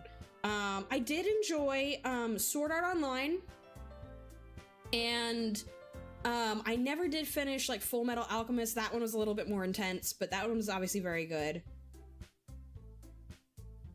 Oh no. I don't wanna. I watched Cute Anime Bright Spring, that's what I'm saying. Rip Essie. I went to that one knowing what was gonna happen, so Madoka didn't get me. I did not know. I am pretty sure I picked it, like, it must have been Netflix or something at the time. I was like, oh, this looks cute, I'm gonna watch this. It was not cute, and I did watch it. Okay. The one thing about these dating sim games, I spend the whole time talking, so I can always feel it like in my throat. Crushed on Lust when I was way younger. Nice. Toradora is a fantastic romance anime. Okay. Good lesbian romance. I'm in love with the villainess does tackle some tough parts, especially when you know Japanese culture. I feel like I've heard of that one too. I feel like I've heard of that one. The title is very familiar. I fucking hate Toradora, really? Alright, let's see. So I have no choice but to approach her myself. By now, it's a little easier for me to do that. I stand up from my desk and sit in one next to her own. I didn't mean to bother you or anything. Relax, you didn't even do anything. But I could tell that you wanted to be alone with your thoughts. Alone with my thoughts? How were you able to tell what I was thinking like that? Well, it's something that I do a lot. So it wasn't hard for me to spot based on your posture and expression. Not that I was staring or anything. I didn't do anything creepy like that. In any case, I guess you were right. I'm sorry if I caused you any concern. Don't apologize. Your troubles are only the concern of those who willingly share in that concern. Of course, there are certainly those who find the most comfort in keeping to themselves. But if you would prefer to share what's on your mind, then I would be glad to listen. Speaking of lesbians, I found a manga at Barnes & Noble's. I shit you not, it was called Lesbian Brothels. I was like, huh, no. I'd Google it, but I need to clear my search history after that. Right, honestly. Also made me wind up with a husbando in the process, but semantics. Hilarious. I was just feeling a bit uneasy about Sayori. Sayori? Yeah, she seems a little off today, but when I asked her about it, she didn't want to admit it to me.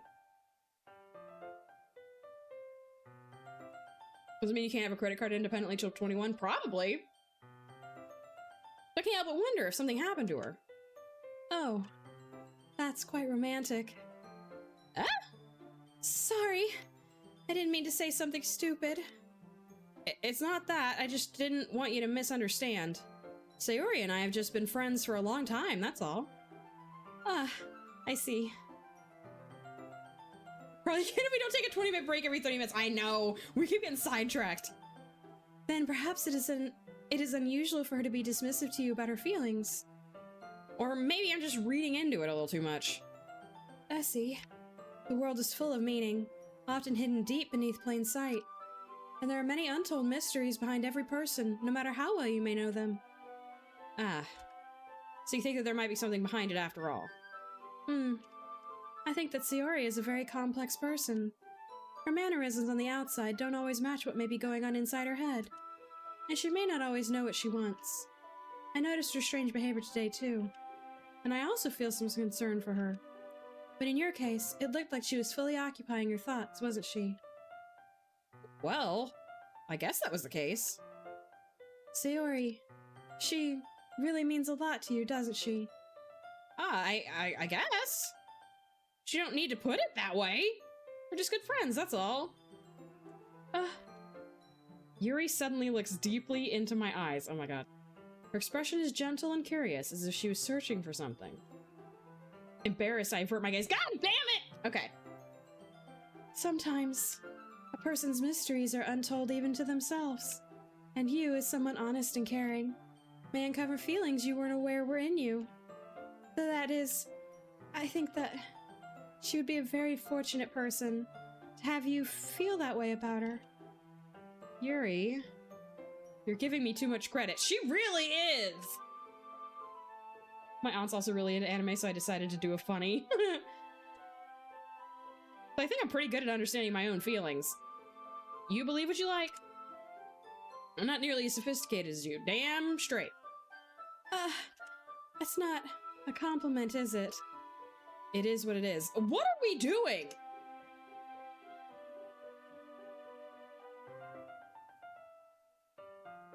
What the fuck was that line, Essie? I don't... God, I'm not getting enough choices here. Anyway, so as long as we're here, why don't we do some reading? Well, as long as you're okay with it. Yeah. Should be taking my mind off this whole thing anyway. Toda Elfin lied was a Pokemon? What is it? Nice. The man with Riz so awful it has its own plot armor. Lady, that's what I'm saying. What are the words that are coming out of our mouth? Anyway. Okay, everyone. After some time passes, Monica calls out to the club room. Why don't we share our poems now? Before I know it, everything is back to normal. Everyone goes to retrieve their poems, and I do the same. Negative rib. That's what I'm saying, Lorenzo. This is a disaster. I make eye contact with Monica, and she smiles at me. I wonder what she was talking about with Sayori. Who should I show my poem to first? Well, can we try to... try to fix whatever the fuck it is that you've done with Yuri here? Are we a guy in this game? We are, Liv, unfortunately. Unfortunately. We need to douse our columns so the girls can try to work with us. I get Ghostbuster vibes in that scene. Like if a pretty girl asks you something as a comment, you say yes! I thought it was gay! Liv, so did I! I came into this as like, look, we're so perfect and we're these schoolgirl. No! No, we're a boy! Unfortunately, jeez. I'm just saying. Disappointing. Yeah. Essie, your writing has only improved in these last few days. Every poem you've shown me has been nothing short of spectacular. I can really feel the emotions. I'm a little envious even. I don't think it ever came to me this naturally. Harry, that's the wrong way to put it. It's the gayest straight presenting story I've ever seen, to be honest, right? This never did come naturally to me, but I'm able to improve so much thanks to you. You're really the example I was chasing after. Is that so? Yuri gently smiles to herself. This feeling. I'm so glad I got the chance to share my writing. I never thought it would feel like this. I remember you mentioning that yesterday. I can't believe that you're so good at something and you never even shared it with anyone. It's kind of a shame. Maybe, but it's not like I really had a choice. What do you mean? Well, Yuri smiles sadly. Essie, during lunchtime, I eat by myself. Did you know that? It's a great time to find a quiet spot and do some reading. In fact, I always have some books with me. You could say I really enjoy reading. Well, that's one way to put it anyway. But books are so full of amazing and inspiring people. People you want to fall in love with. People you just know would make a really good friend. Cheerful people who always put a smile on your face. Or deep thinkers and problem solvers who discover the mysteries of life. So when you look at it that way, I'm surrounded by friends every day. You know? Those friends don't laugh at me. They don't tease me for spacing out all the time. They don't make fun of my body type. And they don't hate me for acting like a know-it-all. People say that about you? Beautiful voice acting. Thank you, Liv. I'm trying really hard to emulate some of the classic, like, anime character voices. Did that not work? Hello? Hello sound. How dare you not trigger in my Twitch? Let me see if I can find it for you, Lorenzo. I will find it myself.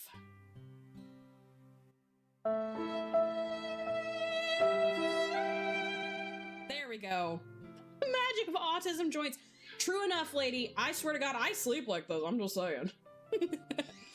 Yeah, I'm doing my damnedest to give everybody kind of a distinct voice. All right, let's see. People say that about you? I'm not a know-it-all, Essie. It's the opposite. I don't know anything. I don't know how to talk to people. I don't know how to make people see me as normal.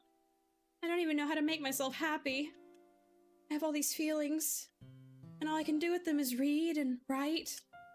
It wasn't until now that I started sharing it with you that I really understood what was missing all this time. But I haven't really done anything. That's damn right, dude. No, that's wrong. Just being patient and respectful, that's really important to me.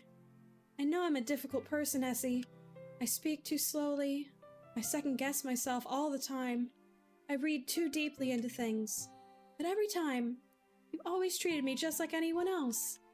It's so rare that I feel comfortable with myself when I talk to others. But that's why every time I talk to you, I just feel really happy.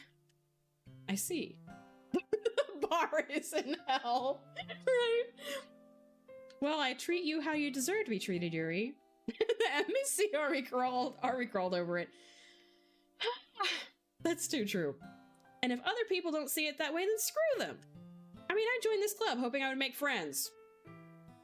And I would say I've had at least one success. Wouldn't you?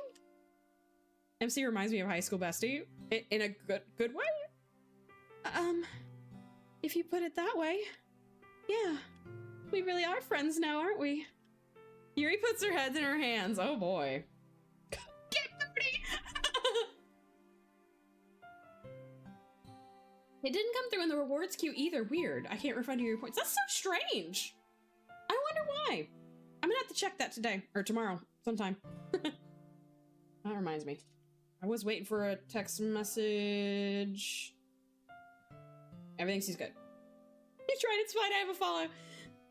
Alright, let's see. But this time, she's smiling as she does it. Cute. Do you want to show me your poem? Yeah, I do. Let me get it for you. Ghost Under the Light, Part 2. The tendrils of my hair illuminate beneath the amber glow, bathing. In the distance, a blue-green light flickers. A lone figure crosses its path, a silhouette obstructing the eerie glow. My heart pounds, the silhouette grows closer, closer. I open my umbrella, casting a shadow to shield me from visibility. But I am too late. He steps into the streetlight. I gasp and drop my umbrella. The light flickers, my heart pounds. He raises his arm. Time stops. The only indication of movement is the amber light flickering against his outstretched arm. The flickering light is in rhythm with the pounding of my heart, teasing me for succumbing to this forbidden emotion. Have you ever heard of a ghost feeling warmth before? Giving up on understanding, I laugh. Understanding is overrated. I touch his hand, the flickering stops. Ghosts are blue-green, my heart is amber. Alright. Live best mod. Absolutely. Smile entity. Well, welcome in! Finishing the poem, I start to hand it back to Yuri. But instead of taking it from me, she looks away. Do you dislike it? Why would we dislike it? no, of course not. I just don't really know how you should respond because we're Oh, stop it. Y'all are too nice. You had the best, Liv. Despite Yuri's poems usually being cryptic, it wasn't hard to figure out what this one was about. I don't know if I'll be able to explain this one. That's fine. I understand this one. Yuri is having an even harder time speaking than usual. Does this one... Oh, wrong voice! Does this one mean a lot to you? There's the one Oxmon, and he's just too weird. He's certainly chaotic. Yuri nods. I'm not really good with words, but I'm happy that you shared it with me. So thank you. And I hope we keep spending time together. Despite my inability to make eye contact, I see a faint smile emerge on Yuri's lips. I'm still trying to figure out how he read it. The main character? I once again try to hand the poem back to her, but instead Yuri gently takes my hands and pushes them back toward me. Oh. I hesitate in response to her warm touch. Do you know, funny enough, I would have pegged her as like a cold hands girl. You can... the poem is... Once again, Yuri fails to form a complete sentence. Yes, he could read!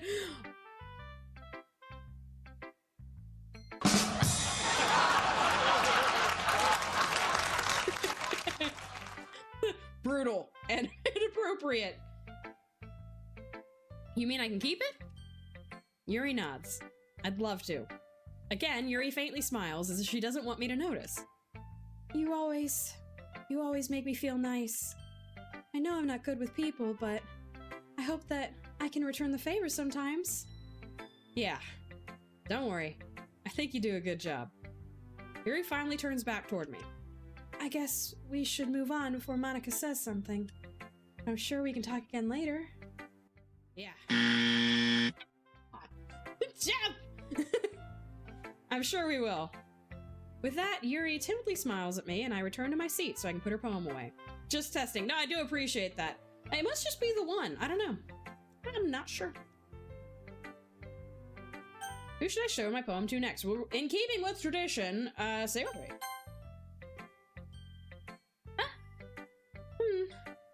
It's nice, I guess. Come on, I can already tell you don't like it. Well, you don't need to worry about what I think. After all, you wrote this for someone else, didn't you? Probably Yuri.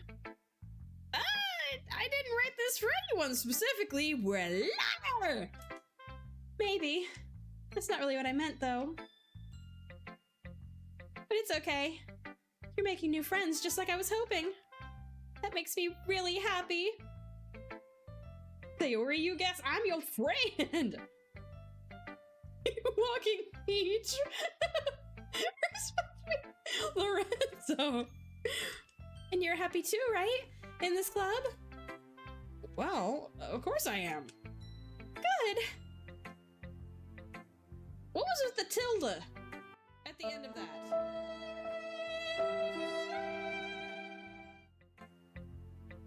Okay, well, it worked this time. We would be happy if you stopped stressing us out, right? It's all that matters to me. Thank you, Essie. Sayori, is there something wrong? Huh? No, nothing. I'm just a little tired today. All right. Just tell me if you need anything. I will. Don't worry about me, okay? You can go play with everyone else now. Play with everyone else? Okay. If you insist. Yay! I'm gonna go home a bit early today. Sayori? Tell Monica I wasn't feeling well, okay? I'll see you tomorrow. Before I can say anything else, Sayori cheerfully walks out of the classroom, humming to herself. I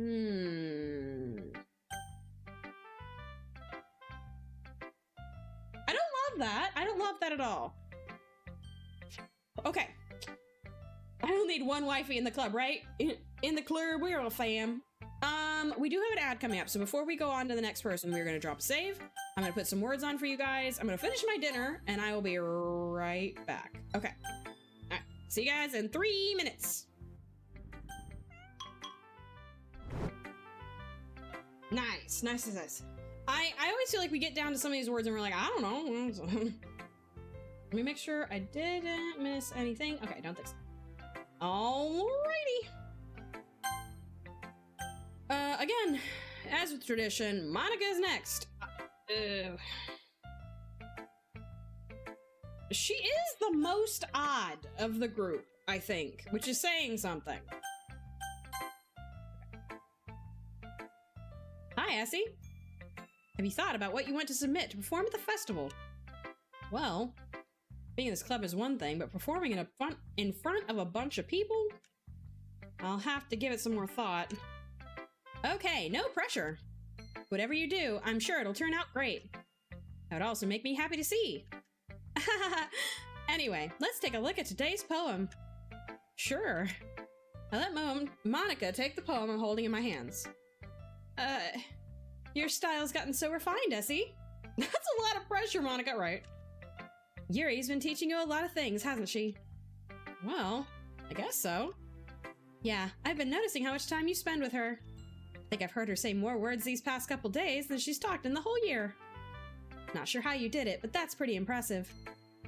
Well, she just needs some patience and a way to talk about all the things in her head, I guess. I'm still getting the hang of it myself. You're certainly putting in a lot of effort. You must really like her. That's... It's awfully suspicious, you know? Spending time with her in the clubroom every day.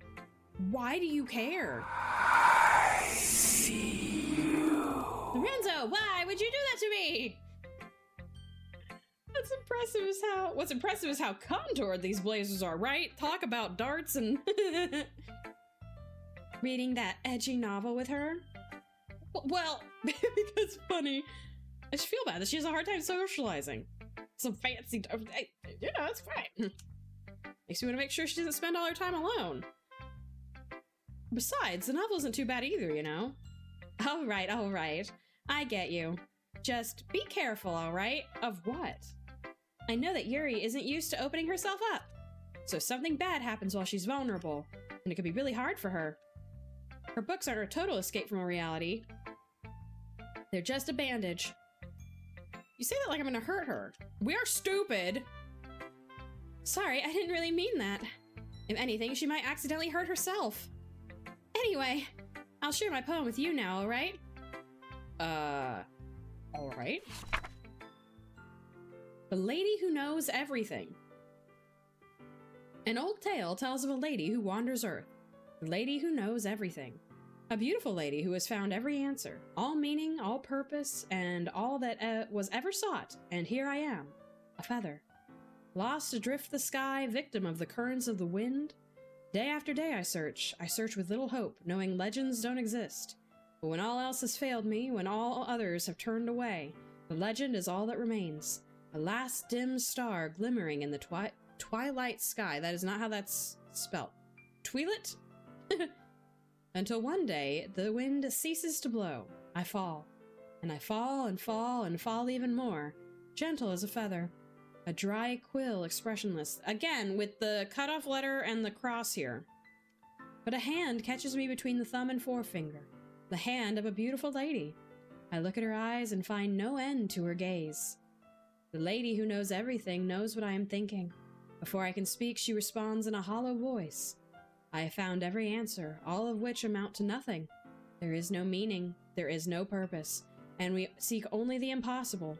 I am not your legend. Your legend does not exist. And with a breath, she blows me back afloat, and I pick up a gust of wind. Light, lit, twilight. I guess! What a weird cue. So yeah, so like, I want to say it was a P the last time. Where is it?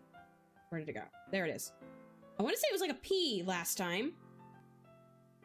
And then the last time, all of her O's cut off as well.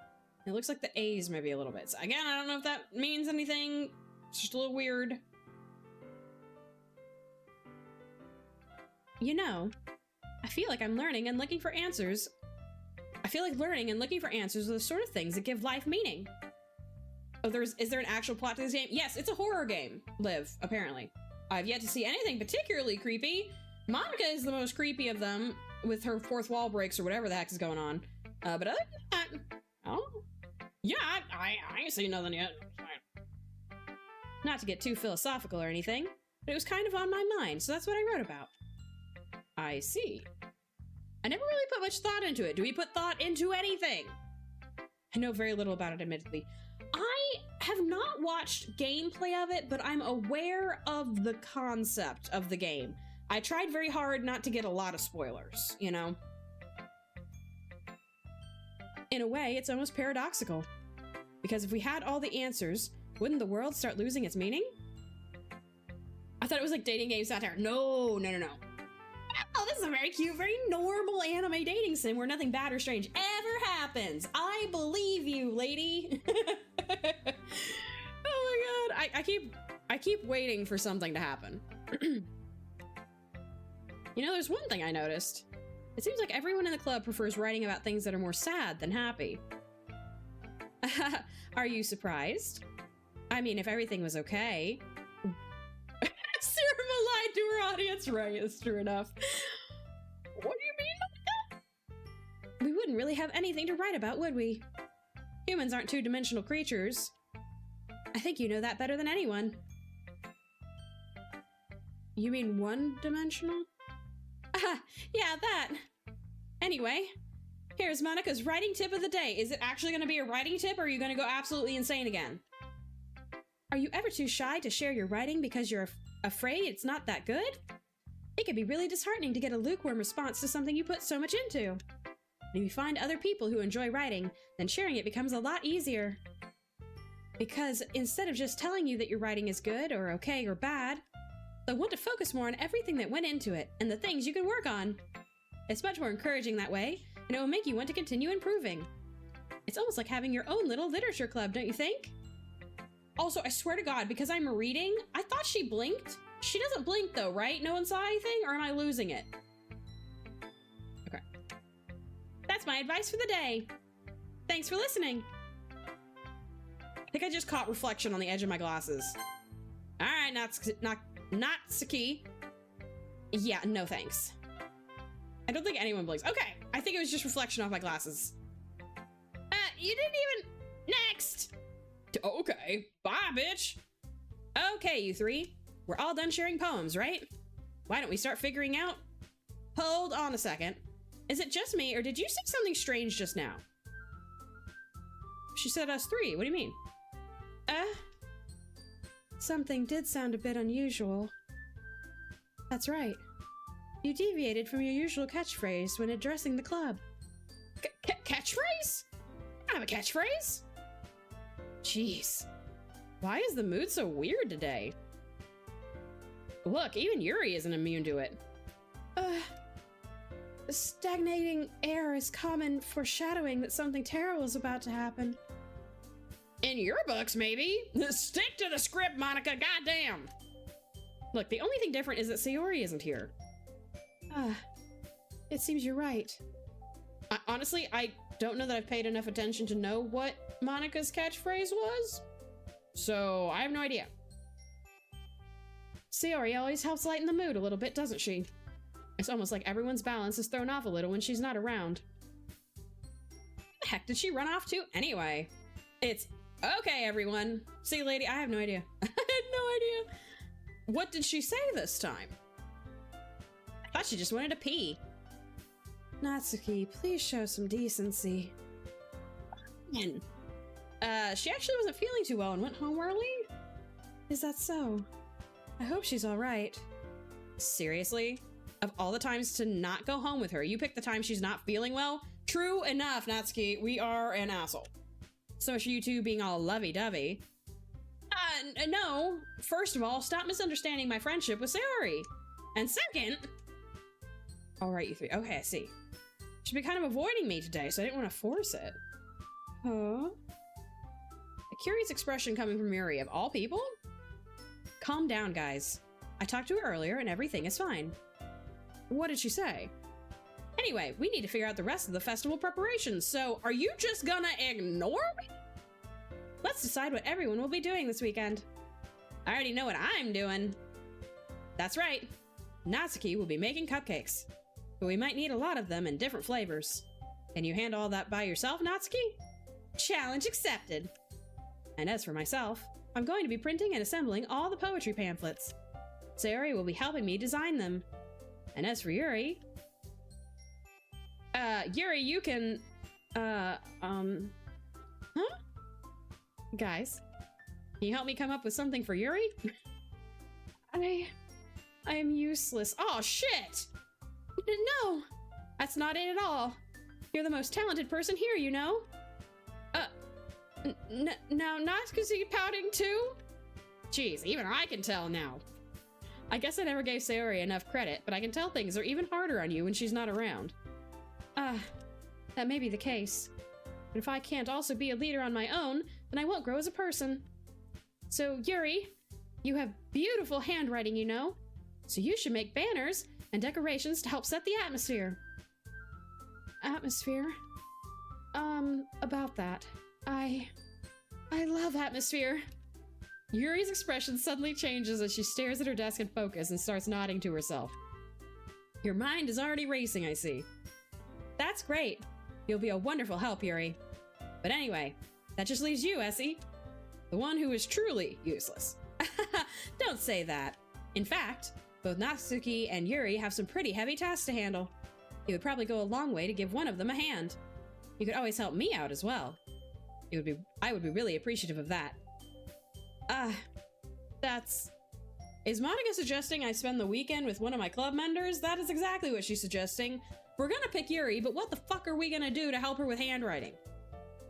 How on earth are they gonna respond to a suggestion like that? I suppose I wouldn't mind a bit of help. Well, even if you don't know how to bake, there's always some dirty work I could give you. It's not like Monica's gonna give me a choice, and you shouldn't be sitting on your butt anyway. Natsuki tries to mumble a bunch of excuses like that. If I recall, Natsuki, you mentioned that you would like to handle the baking on your own. Oh, bitch, yes! Essie may not like to be around if you only make him out to be a nuisance. So, therefore, he may be more suited to assisting with the decorations. Hold on, I never said that! How hard could it be to make a few decorations anyway? Sounds more like you're just making excuses for Essie to... What are you saying? It will be extremely meticulous work. And baking isn't? Just what do you think? Guys, let's settle down for a moment. In the end, I think it's up to Essie to decide how he'd like to contribute. Besides, he hasn't really gotten the chance to spend any time with me yet, you know? So I'm sure he's interested in... You literally just said. I'm surprised as well. Sorry. I was just saying, though. Jeez, can we just settle this already? Yeah. Essie, you're okay with this, right? Do we have a choice? In the end, it's up to you. Of course. Very well. In that case, everyone looks straight at me. But of course, I'm going with... Sayori. Oh my god. We're still gonna be an asshole. We are sticking to the script. Well, probably be most useful helping out Yuri. Me? Are you serious? Why would you... Natsuki, I can already tell you're about to say something mean. No, I was just saying. So you'll be helping Yuri then, Essie? Yeah, that's what I'm gonna do. I'm glad. There's no choice. Only boobs! Only boobs! I have a bad habit of overthinking these sorts of things, so I think your assistance will be very useful. That's great to hear. Natsuki, will you be able to handle the baking yourself? I mean, yeah, I already said I would be fine. Okay. Let's go, girls. Thank you for the lurk, Liv. Appreciate you. Everyone can tell that Natsuki is feeling a little sour, and that's going to translate into the baking and make her cupcakes nasty. So, is that everything we need to go over? Yeah, that should be about it. Are you guys excited? Well, excited may not be the right word. Let's go, lesbian! Let's go, lesbians! Alright, well, excited may not be the right word, but I suppose I'm looking forward to it a little bit. Do you feel the same way, Essie? Me? We're so stupid. I guess you could say I'm interested to see how it'll turn out. That's good enough for me. What about you, Natsuki? Natsuki? What? Why is everyone yelling at me? I didn't even do anything. No, that's not what I meant at all. Yuri anxiously glances between everyone in the room. I'm sorry for this. I don't really know why Essie picked me. And also, your cupcakes are the best cupcakes I've ever had. They go really well with my tea. And nothing that I do for the event will compare to that, so... I get it. Kinda surprised, though. Why? Well, I'm the one acting immature. I already know that. You're trying to cheer me up all of a sudden.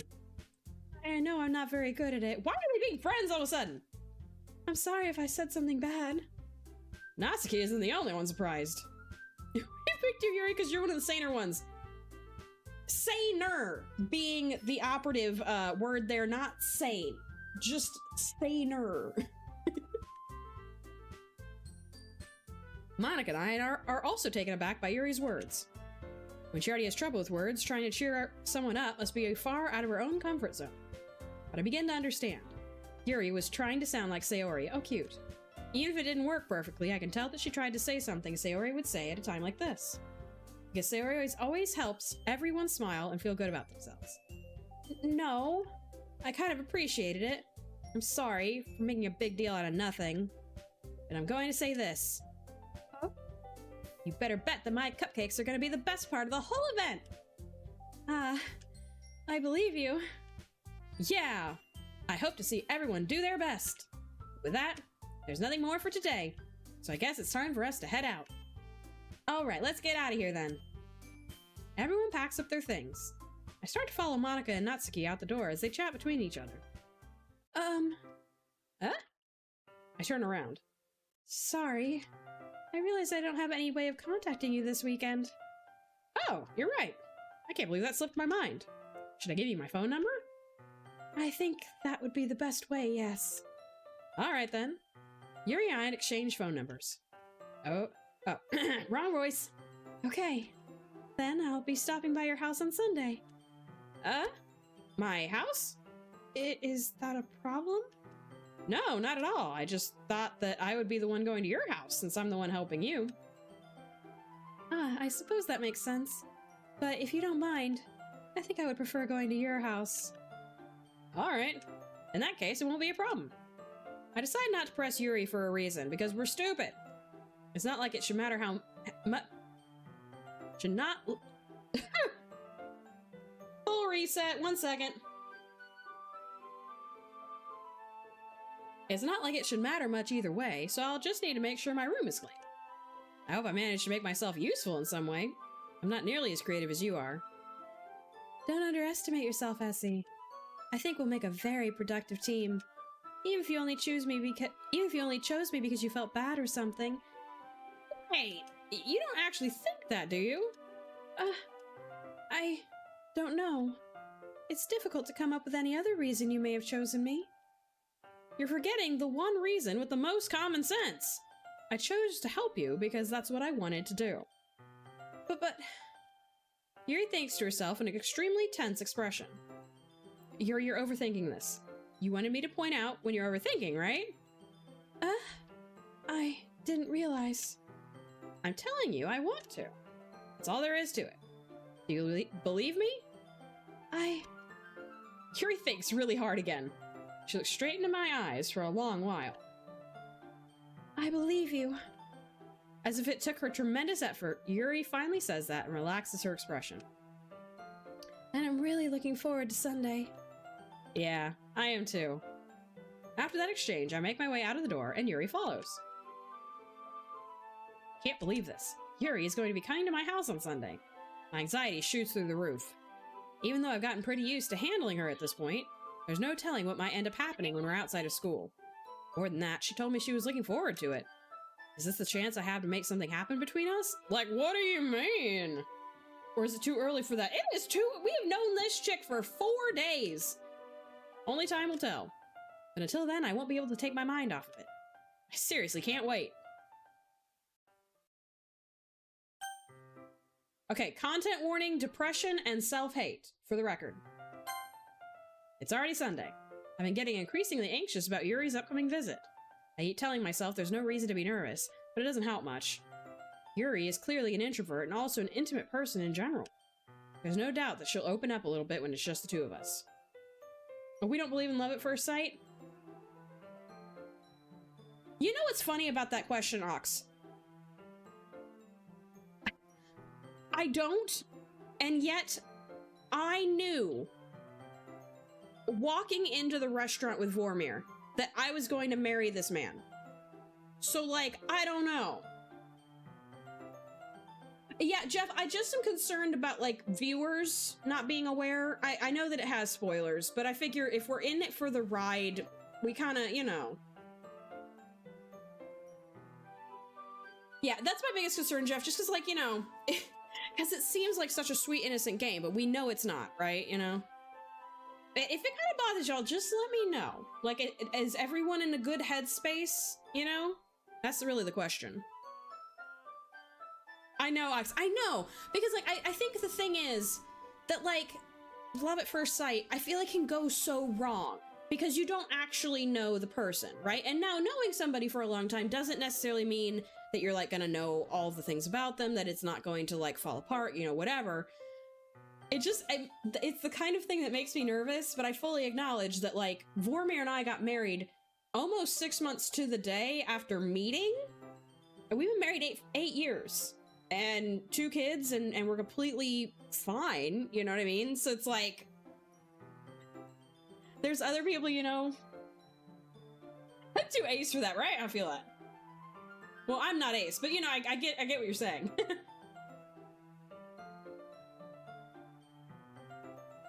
Alright, let's see. There's no doubt that she'll open up a little bit when it's just the two of us. Meanwhile, we've even been texting occasionally. She was extremely apprehensive at first, but it wasn't long before I was already learning more about her. But putting Yuri aside, I haven't heard a thing from Sayori since she left club early the other day. Have we contacted her? It's not like we text each other all the time or anything, but I've been worried about her in the back of my mind. If you're worried about your friend, you should text them. If you're worried about your friend, you should text them. Between what Sayori said and what Monica said, is it really okay for me to put Sayori's feelings aside when she might need me? Thank God! I decide to visit Sayori before Yuri comes over. Rather than asking, I simply tell her I'm coming over, much like we've done in the past. Once I reach Sayori's house, I knock on the door before entering it myself. Again, we used to play so often that we've made it a habit of simply entering each other's houses like we were family. House is quiet. Sayori isn't anywhere on the first floor, so I'm assuming she's up in her room. It's already strange of her not to run down and greet me. I head up to her bedroom where I finally find her. Sayori? Hi, Essie. I sit down in her room. Sayori forces a smile, but it's easy to tell that she's different. There's a minute of silence between us. You haven't come over like this in a long time, have you? I guess you're right. It has been a long time. Not much has really changed, has it? Sayori's room is as messy as it's always been. I also recognize the same stuffed animals and wall decorations that she's had for years now. If you came over more often, it wouldn't be such a mess. It's because I end up cleaning it for you. How come you suddenly wanted to come over today? Aren't you supposed to see Yuri today? Yeah, but... Wait, how did you know that? Sayori had already left by the time we decided that last meeting. Monica told me. It's only natural for her to keep me informed about the festival preparations, right? Ah, that's true. What about you? Aren't you going to be helping Monica today? Of course. But I'm just helping her online. We didn't plan to meet up or anything. Exclamation mark join, get you in there for some chaos coins. Ah, so it's just me and Yuri then. Yep. There's more silence between us. Sayori stares in a random direction. Everything about her behavior is really uncharacteristic. I finally get to the point. I just wanted to see how you were doing after you left on Friday. When something's wrong, you can't hide it from me. I know you too well. So... Sayori smiles, shaking her head. That's no good, Essie. Huh? Why can't it just be like it's always been? This is all my fault. I didn't get so weak and accidentally express my feelings. If I didn't make that stupid mistake, then you wouldn't have been worried about me at all. Congrats, Lady in Spring! Good job! You wouldn't have come here. You wouldn't even been thinking about me right now. This is just my punishment, isn't it? Getting punished for being so selfish. I think that's why the world decided to have you come over today. It just wants to torture me. Sayori! My lurking is going poorly. I read an incomplete fic tagged as complete first, and now the fic I chose has no capitalization. I will find something good to read. Poor Liv. Girl, if you just chilled, we wouldn't worry. I mean, hug Sayori forever again. I know, I feel really bad. And like, I dislike this whole, like, she feels like she's gotta, like, laugh to us, you know what I mean?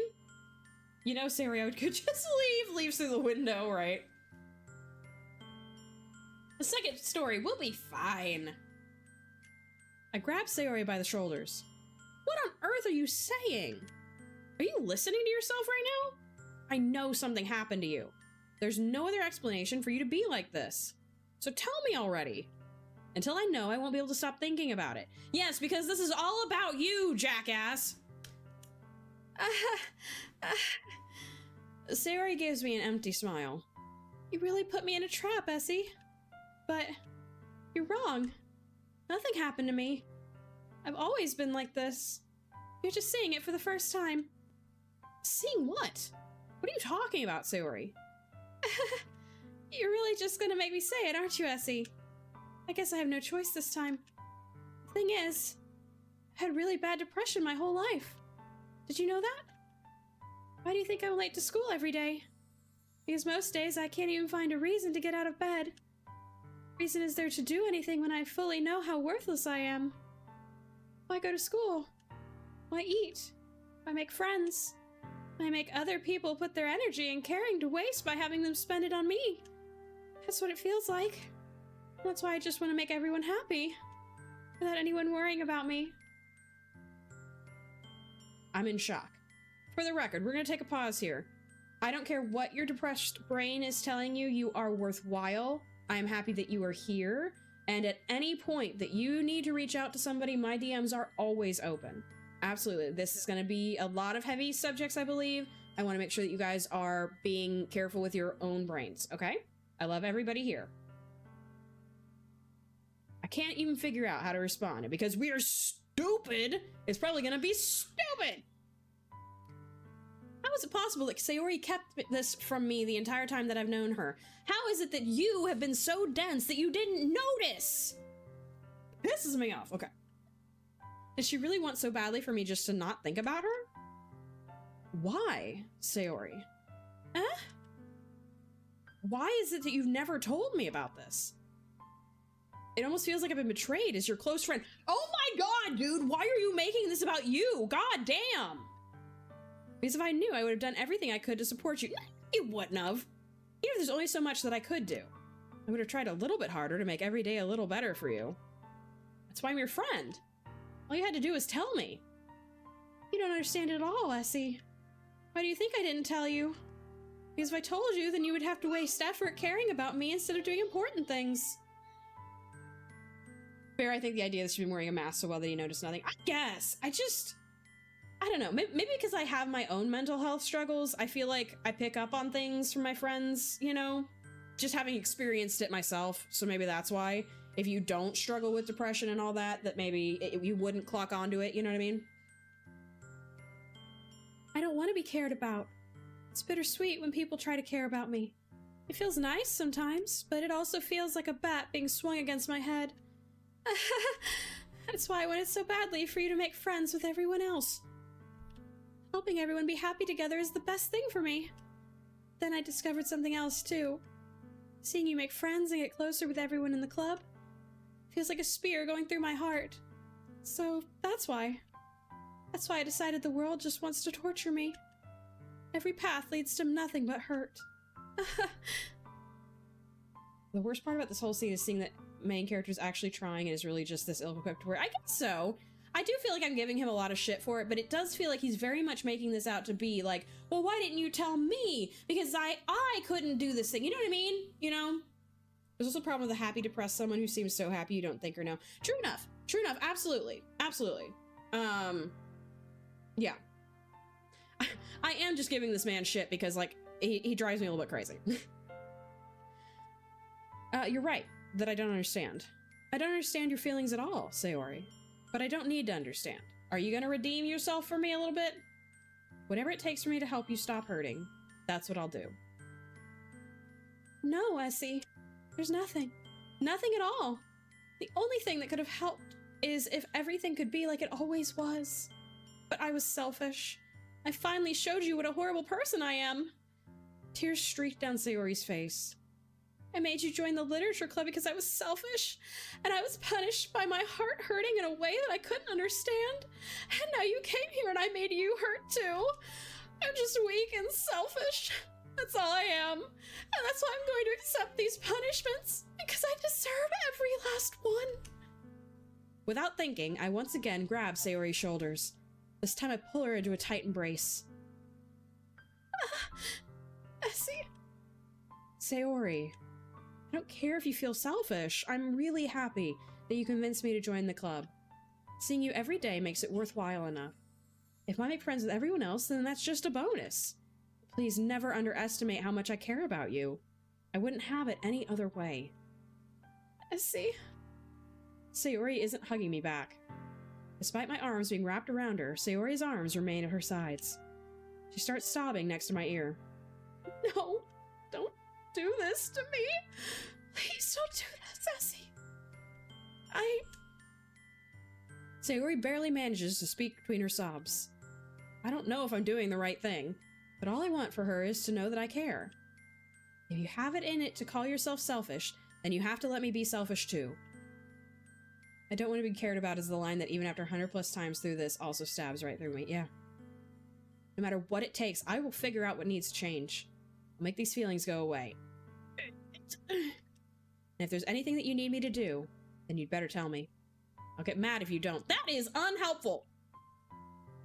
I don't know. I don't know. I don't know. Gently, Sayori finally puts her arms around me in return. I don't know anything. It's all really scary. I don't understand any of my feelings, Essie.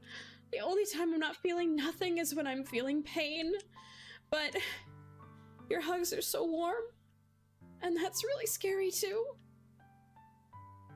Sayori lets me go.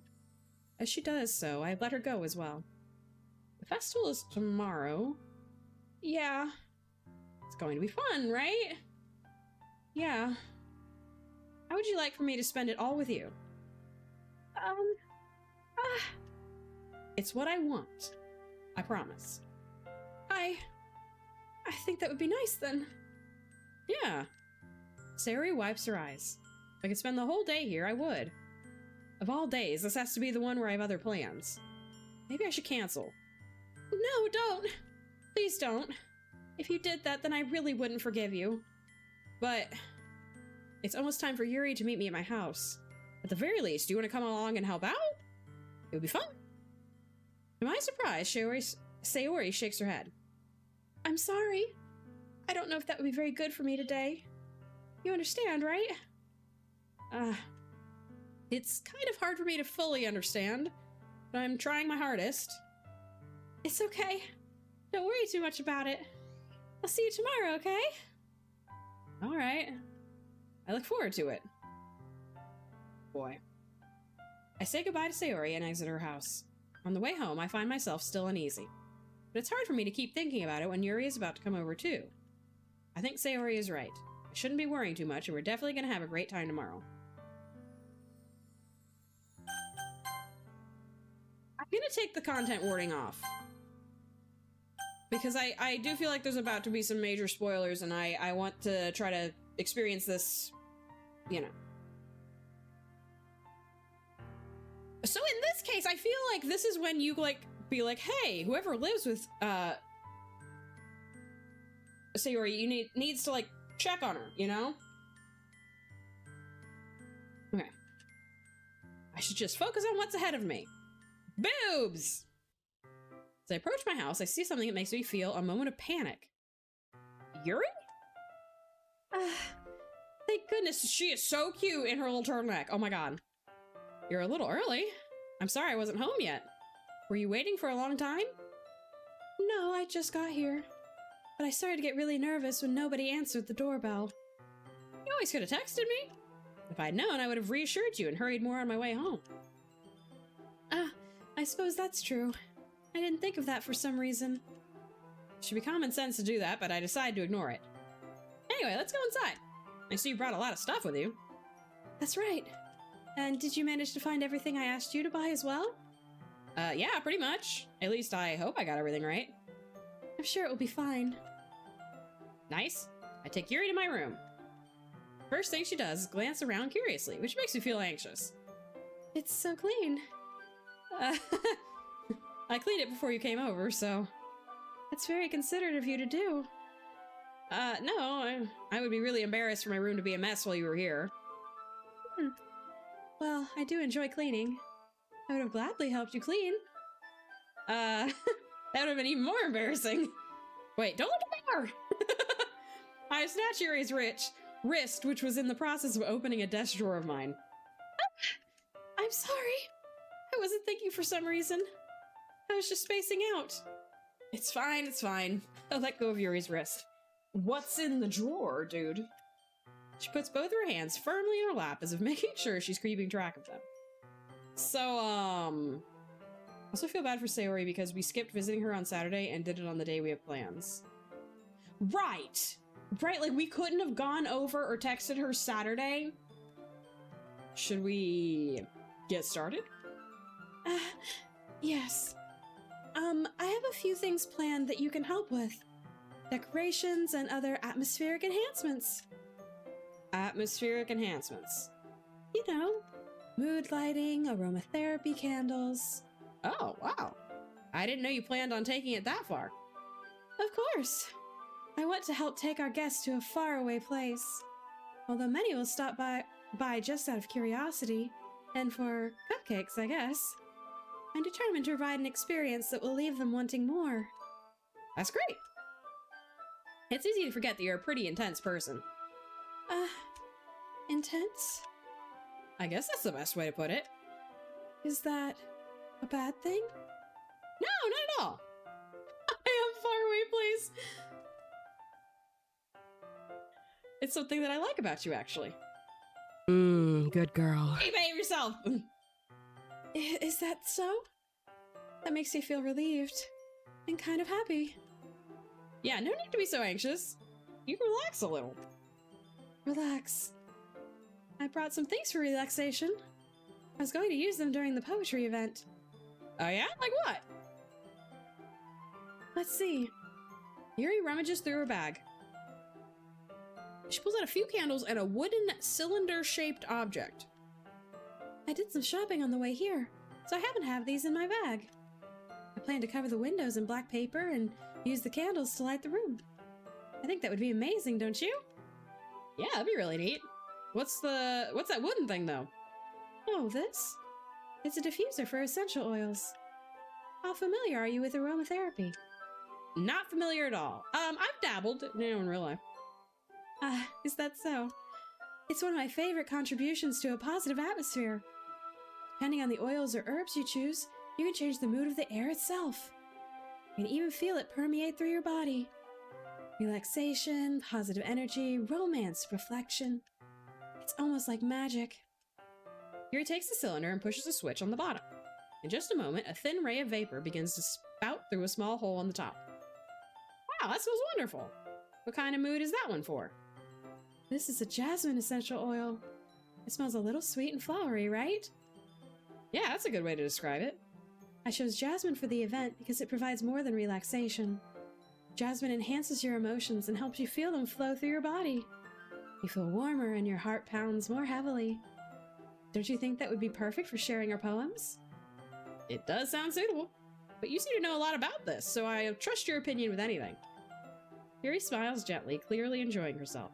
She again reaches into her bag and pulls out several spools of thin ribbon. What are those for? Well, did you purchase the origami paper I asked you to get? Yeah, I have it over here. We won't be using the paper for folding origami. What I'd like to do is write a different word on each paper. We'll need about 100 of them. Oh my god. Oh yeah? What will these be used for? Well, I'm going to cut pieces of ribbon to hang from the doorway of the classroom. Then we can fasten the paper onto the ribbons to create a doorway curtain. Wouldn't that be beautiful? It would also catch the eye of those passing by the room. It may attract some to peek inside.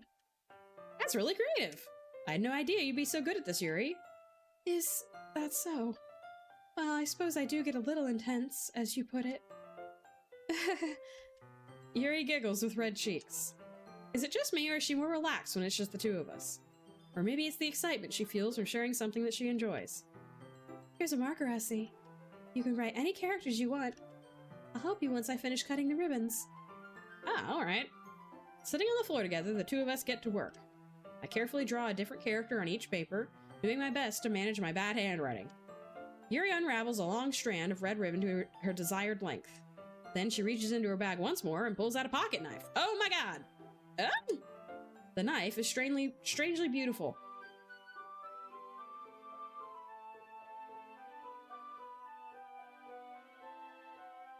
Is she always wearing long sleeves and long pants?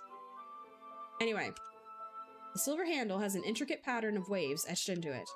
The blade itself is gently tinted blue.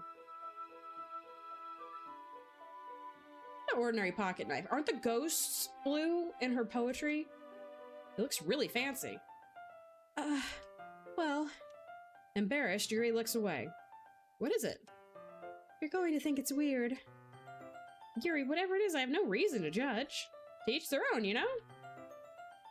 If you promise you won't be weirded out. Yeah, I promise. Alright. The thing is, I'm kind of into knives. They're just... so pretty. I can't help it. Hey!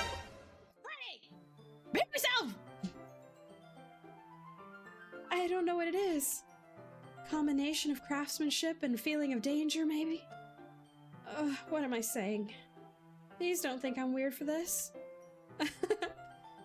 You're laughing at me. No, I'm not laughing at you. It's just funny how nervous you got about sharing. It's an interesting thing to be into, I guess.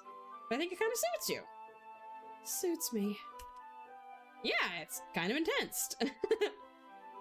Oh, I got some danger for you. Oh no. Besides, it's a really cool looking knife. I can't deny that. It is, isn't it? Yuri relaxes her expression once again. Would you like to hold it? I'd like to hold something. Sure, I'll check it out. Yui carefully hands me the knife with the handle facing me. Gonna ban you! I take it and turn it around in my hands. Feels heavy and extremely solid. Where do you even get a knife like this? Curious of its sharpness, I feel the point of the knife with my index finger. Ow, why would you do that? Essie! Why did you do that? I didn't expect it to be that sharp, because we are a dumbass! See, I know Spring, they bully me. I barely touched it at all. It's my fault. I should have warned you. This knife is extremely sharp. It can cut through skin like it's paper. Oh no. A small drop of blood trickles down the side of my finger. Yuri takes my hand and gives the wound a closer look. She stares at it and noticeably fidgets. If you're squeamish, I'll go wash it off now. Without warning, Yuri puts my finger in her mouth. Poison for Cusco. The poison chosen specially to kill Cusco. Cusco's poison. And licks the wound. Feel her tongue curl around my finger. Oh my god. Startled, I instinctively pull my hand back. Oh, please forgive me. I wasn't thinking. Yuri lowers her head, her face burning up. Yuri's a vampire, right? I mean, they're track, right? Yuri. That's the most embarrassing thing I've ever done. How could I do something like that? I'm sorry. Sure, it was a little weird and it took me by surprise, but I guess she was just trying to help, right? Yuri, I think you're overreacting a little. She doesn't lift her head. What if she doesn't recover from this for the rest of the afternoon? Alright, you know what? This might be a stupid thing to do, but I do it anyway. I take Yuri's hand and lick her index finger in return. Essie, did you really just do that? Now we're even! Girl, if you wanted to skip to dessert, we can, but like, we need a little time to prep for that. That's what I'm saying. What I'm saying. Oh, man. Oh, that's very funny. Yuri just looks at me like I did something wrong. I knew that would be a bad idea. Essay was during a fic, and I was like, there's no way this wraps up by the end of the chapter. It doesn't. It's another ongoing fic marked as complete. Oh no! I hate that. I hate that for you, and I hate that in general. If not for the sweet aroma of the jasmine oil, the air would be extremely heavy right now. You're so weird, Essie. Yeah, we know. Yuri giggles shyly. Yuri calling me weird? I have no response to that. Where do you keep your bandages? I don't think I need one, actually. It was a tiny cut. Look, it already stopped bleeding. I see. That's relieving.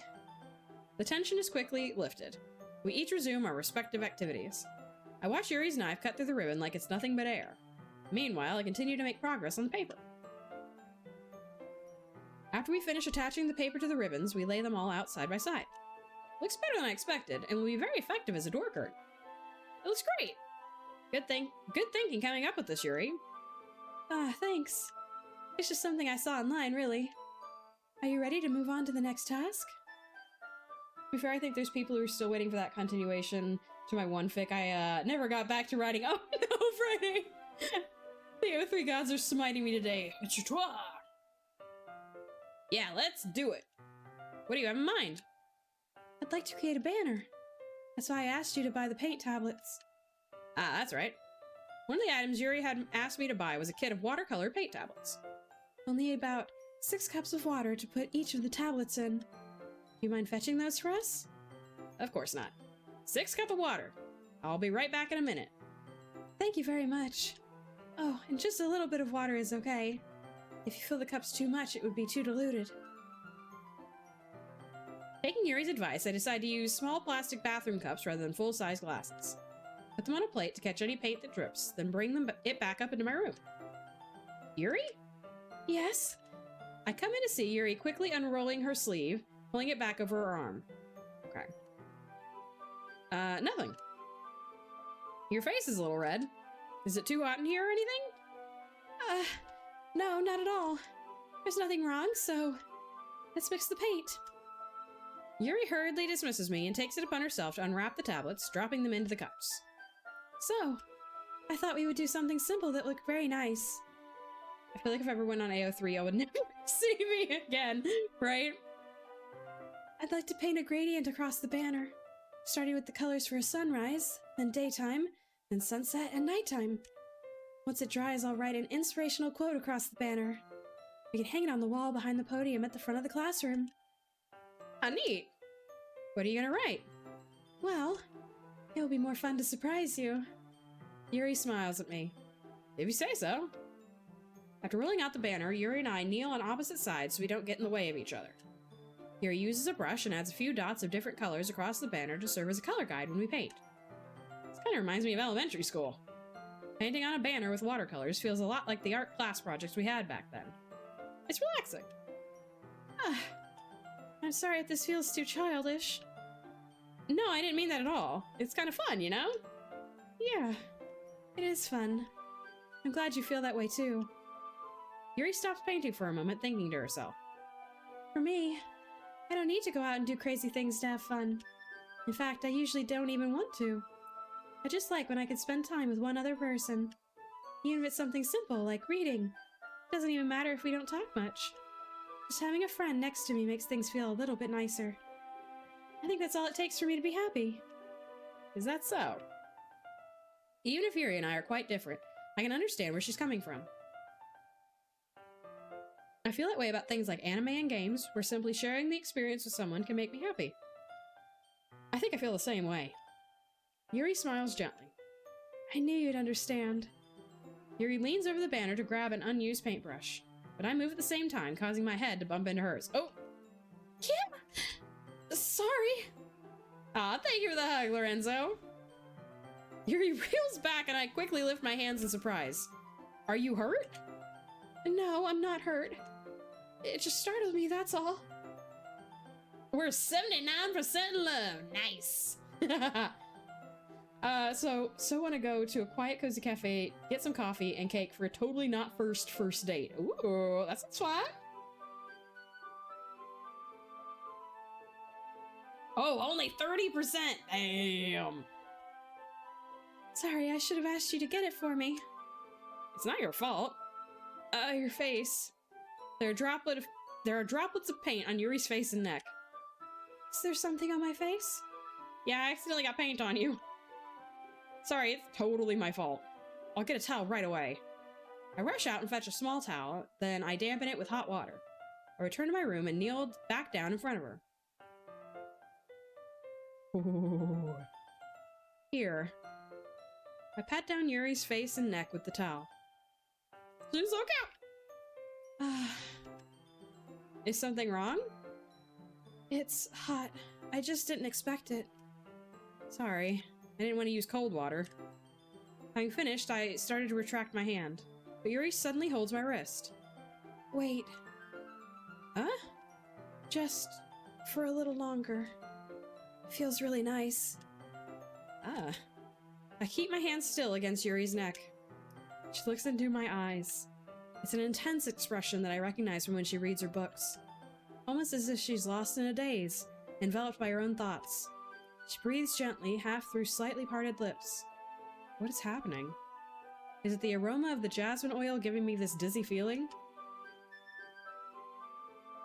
Imagine if the main character grew a brain and immediately pulled up the sleeve. That's what I'm saying, Friday. Like, I have my suspicions. I'm not gonna, like, you know, verbalize them yet, but I have my suspicions about what's going on here. And suddenly, her face seems to be much closer to mine than it was just a moment ago. Absolutely, lady. Absolutely. Yuri slowly pulls away. Sorry. I've been feeling a little lightheaded today. Didn't mean to space out. It's fine. Damn it! The moment is over as soon as it begins. Yuri picks up her brush again, but her movements seem clumsier, like she's unable to focus. Because she... Okay. I remain silent, forced to ignore the event that's just transpired. I hesitantly retrieve my own brush and continue following Yuri's example. That should do it! I finish filling the night sky with white dots that look like stars. Looking at the banner as a whole, it's very pretty and natural looking. I think it came out better than I expected. I'm really happy with the results. Yeah, me too. Are you gonna add the lettering now? Not yet. It needs to dry first. It's true, but won't that take a while? Well, perhaps it would be best to leave it here and have you bring it in the morning. You can do the lettering in the classroom before our event starts. Is that okay? That's totally fine. Wonderful. In that case, I don't think there's anything for us to do here. Ugh. You say that like you're glad it's over. Was I wrong to assume that you were at least enjoying yourself a little bit? No, it's not that. I'm just glad that we managed to get everything done. I see. I am too. I was a little concerned about time. I need to start making dinner soon. Ah, so you don't have any time left? I was secretly hoping we would have extra time after finishing the work. Well, Yuri thinks to herself. I think it would be too irresponsible of me to wait much longer. I'm sorry. I was hoping there would be more time as well. It's probably my fault. Sorry for being such a slow worker. No, it's not your fault at all. And the important thing is that we got everything done, right? Yeah. So, I shouldn't be disappointed or anything. Exclamation mark join, get yourselves in there. This is the last day to get your chaos coins for the lovely Mew figurine that is this month's giveaway. Oop, wrong button. Gathering all our things, Yuri seems to look a little downcast. I understand why. It sounded like she really gets the opportunity to spend time with friends in a relaxed environment. Let's see. Bruh. But that doesn't mean this is the last time it can happen. Once Yuri packs up, I walk her out the front door. Thank you very much for having me today. No problem. I'm glad I was able to help. Just let me know if there's anything else you need me to bring tomorrow. I will. Well, then. Yuri fidgets. I guess I'll see you tomorrow. Wait. I kind of say that without thinking. about today. It's fine that we didn't have as much time as we wanted, because we can do this again. Whenever you want, you can come over, or we can go out somewhere.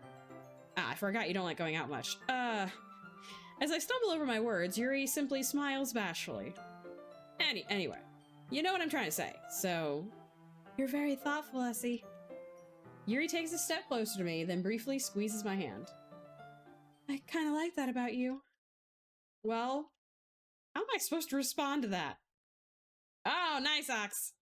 But I don't even get a chance to, as Yuri suddenly pulls back. Sayori? Huh? Hi, Essie. Sayori. Just now, we weren't... It's okay, Essie. I just stopped by to say hi. Well, it's nice to see you. I'm sorry, but I'm already on my way to leave. Oh, really? That's too bad. I'm sorry. But we'll all be together at the festival tomorrow, so that's fine, right? Of course! Sayori beams. Yeah, so I'll see you tomorrow. Clearly embarrassed, Yuri hurries off. Here we go! Oh my god. Alright, Sayori, we were about to kiss! Sayori waves goodbye after her. Sayori, I thought you didn't want to come over today.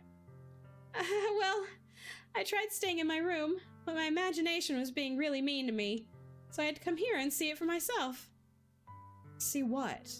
What are you talking about? You know, how much fun you were having with Yuri, and how close you got to her, and it makes me really happy that you made such good friends. That's all that matters to me. Tears start to fall down Sayori's face. That's all that matters to me. Why am I feeling this way, Essie? I'm supposed to be happy for you. Why does it feel like my heart is splitting in half? It hurts so much. Everything hurts so much. This would be so much better if I could just disappear. Sayori, don't say that. It's true, Essie. If I wasn't here, then you wouldn't have to waste your sympathy on me. You wouldn't have to put up with me being selfish. Monica was right. I should just... Monica? Monica was right about what?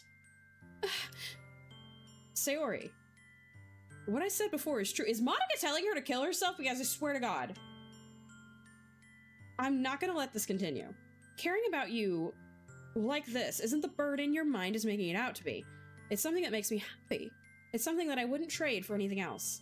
So even if it takes an entire lifetime, I'm going to be by your side until you don't feel any more pain. But... Sayori looks away. I put a hand on her shoulder to reassure her. I'm scared, Essie. I'm really scared. What are you scared of, Sayori? I'm scared that I might like you more than you like me. Sayori. It's true, isn't it? I was weak and started to like you too much. I did this to myself. Essie. Oh, we're in ads! No! Alright, we're gonna take a quick break here and I will be right back with y'all. We never actually find out what Monica said to her. Oh, okay. No, my points. Alright, I'll be right back, guys. And Essie with the jinx. Okay, I feel bad that we had to, like, kind of stop in the middle of this very emotional scene, but I didn't want anybody to miss anything. Alright. Get back into character, back into focus. See, I like you so much that I want to die. That's how I feel. Eventually it reaches all questions and that's like impossible. Really? I didn't know that, Friday. And that's enough, Sayori. I don't want you to hurt anymore. I slide my hand down Sayori's arm and squeeze her hand in my own. Remember how I said I always know what's best for you? You still believe me? Wordlessly, Sayori nods. Even if you don't understand all your own feelings, I know what you need the most right now, and that's what I'm going to give to you.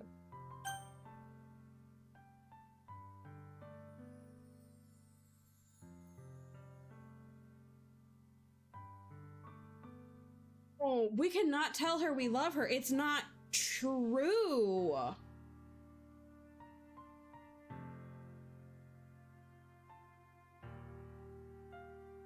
Because lying to her in this moment is not helpful. Okay. But Ox, okay, so we tell her we love her, right? And we do all this. We break Yuri's heart, right? We now have her dependent on us, like mental health wise. Like, I just...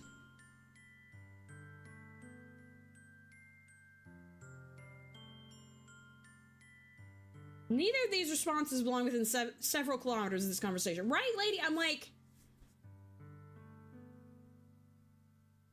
We should not be talking about this right now. We could say something along the lines of, you know, I'm always in your corner. I'm, you know, here for you. Like, something like that. We're gonna... Okay. Well, the only right answer is you are valid, loved, and worthy. Here's a cupcake and a therapist. Right! Right? I love that plan. You'll always be my dearest friend. What you need most is for things to be like they've always been. Monica told me the truth. She told me how much happier you seemed after I joined the club. Therapy's like, true enough, true enough. I know you're struggling with some really difficult feelings right now, but please trust me that I know it's best and what will make you happy in the end. Okay. I promise I'll help get things back to the way they were. I see. Sayori forces a smile through an incredibly pained expression. Is this what it feels like to get stabbed in the chest? I should write a poem about this. Sayori. It's okay. This is just my Punisher, remember? Being so selfish. So please don't worry about these stupid feelings. I know you're right. I knew this whole time that there's no happiness down that path. That's why I came here. Just so I could get the answer I needed to hear. And the other thing, you're also right that I just want it to go back to the way it was. I realize that now. You really do know me better than anyone else, Ezzy. I'll trust you with anything. Anything at all. So... Sayori's smile finally breaks. All of a sudden, she turns around and drops to her knees. Clutching her head with both hands, she screams as loudly as she can. I'm so shocked that I don't know how to react.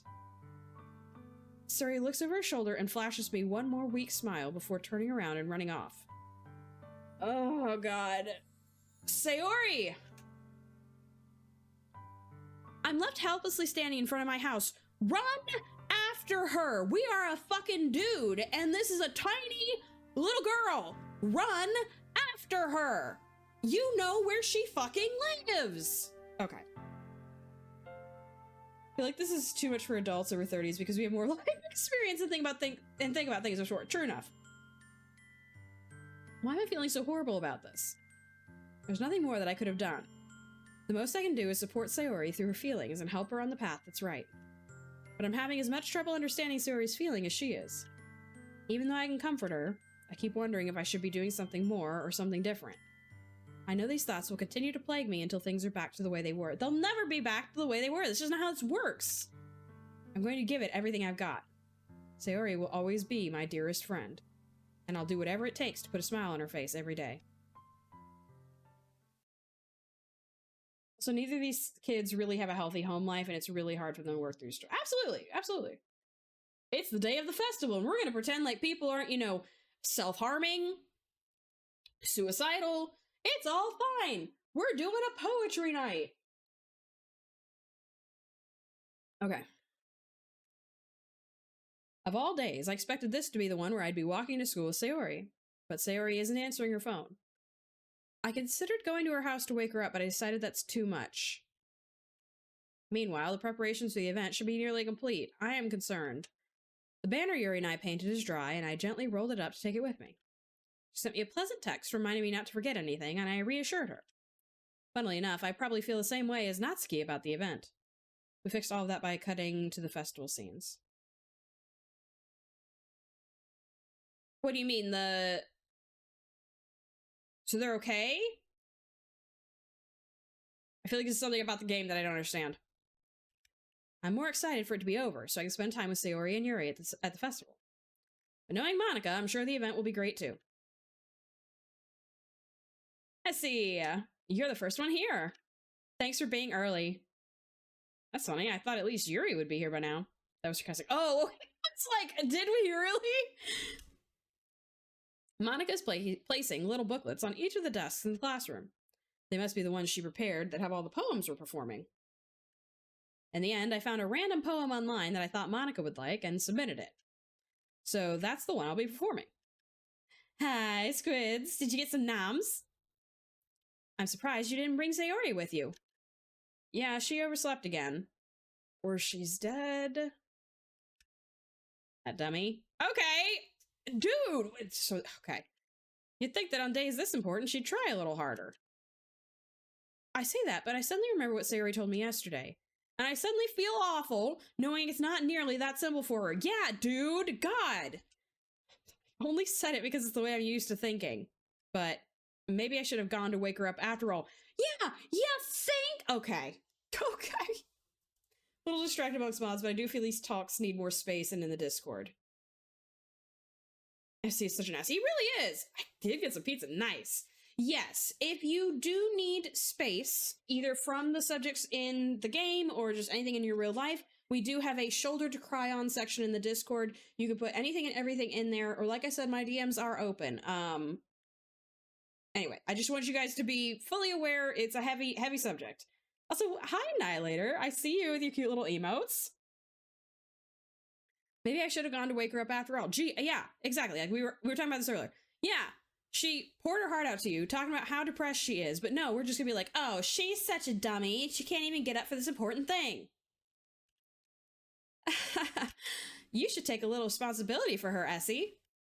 You all seem like you really love this game, and I totally want to talk more about it. Yeah, absolutely. And I think everybody's okay, you know? We'll keep checking in. I mean, especially after your exchange with her yesterday. What do you mean, Monica? You kind of left her hanging this morning, you know? Exchange... Monica, you know about that? Of course I do. I'm the club president, after all. This is the Oxford Main is older, yeah. But... I stammer, embarrassed. Did Sayori really tell her about it that quickly?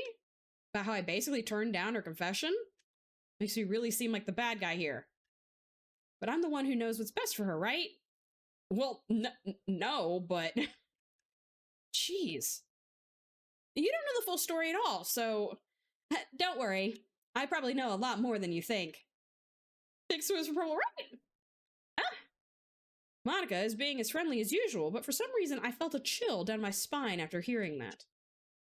Hey, do you want to check out the pamphlets? They came out really nice. Yeah, sure. To be fair, more than MC thinks this is a pretty low bar. I grabbed one of the pamphlets laid out on the desks. Oh yeah, they really did. Something like this will definitely help people take the club more seriously. Is there no music anymore? Sure isn't. Okay.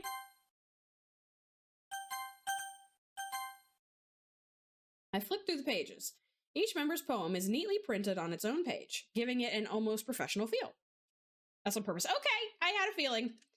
I recognized Natsuki's and Yuri's poems from the ones they performed during our practice. What's this? I flipped to Sayori's poem. It's different from the one she practiced. It's one that I haven't read before. Oh my god, percentage. Oh.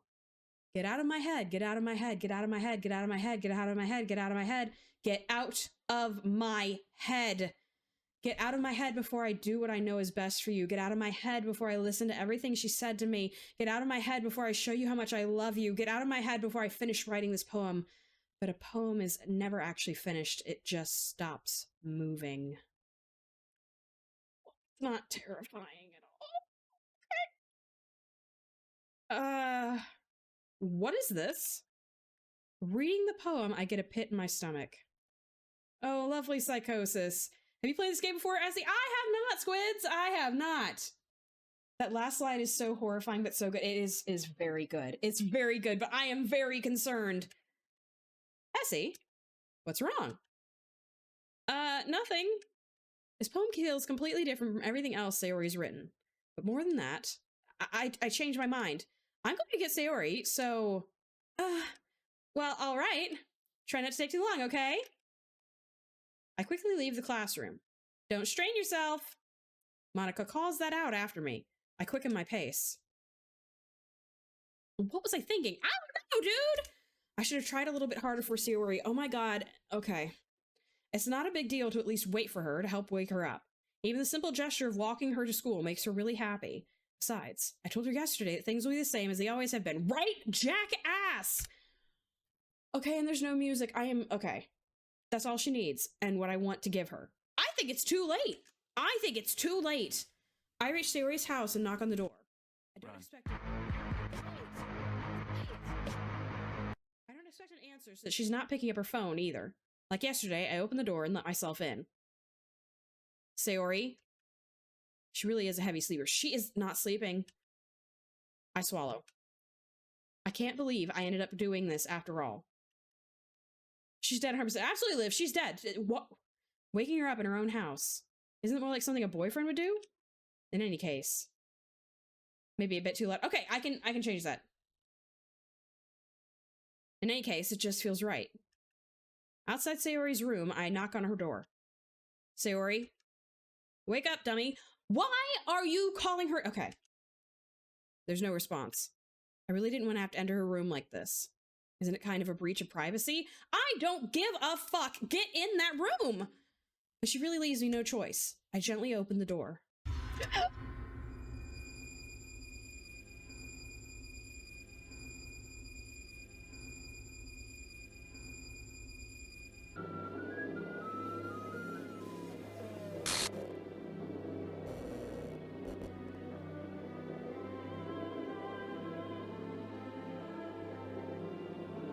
What the hell? What the hell? Is this a nightmare?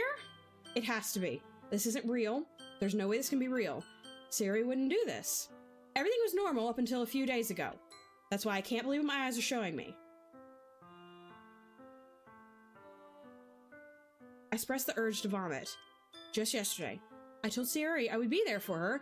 I told her I know what's best and that everything will be okay. Then why would she do this? How could I be so helpless? What did I do wrong? Turning down her confession.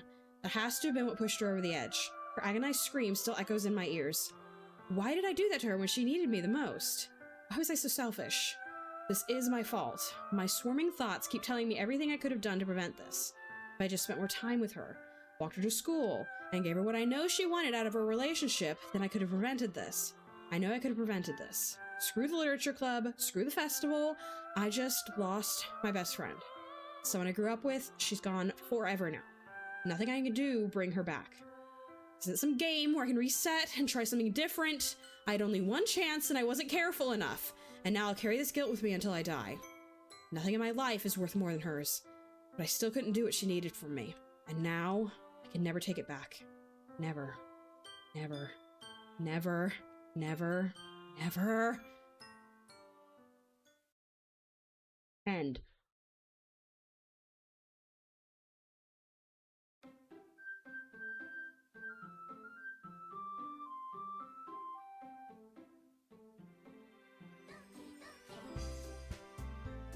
What the fuck is this? Okay, I missed messages. Hi, Appa, welcome in. This is very intense. Trigger warnings. I was waiting for your reaction. I might actually cry. What the fuck is this? Okay. Okay, I gotta catch up on chat. I need a minute. You know, Sayori, we asked to hang out with you today. We didn't mean this. That's terrible, Friday. Great flappin' hell. An exception has occurred. Are we trapped in a simulation or something? I think so, Liv. I think that's the implication here. I do have to run, but I wish you the best of luck with the rest of the game. I'm excited to see how you feel about it all. I am a little traumatized. Squid, I'm traumatized. Okay, but good night. Yes, and I will be putting the VOD will be up, and I will be putting it to YouTube. So anyway. As terrible as he was, it's so hard to see MC blaming himself for this. Yeah. That's it. Apparently, look at the there's something going on here. That was crazy. They all got one by one. I have a feeling. What's that? This looks normal. Friday ain't nothing normal about this scene right here. Ain't nothing. Remember when times were simpler when we were swooning Robert in the bar? I know. All three girls in the literature club were there, right? Lurking on my life playing Halo. Okay, Appa. But do y'all see this? Over here on the left, that does not look normal.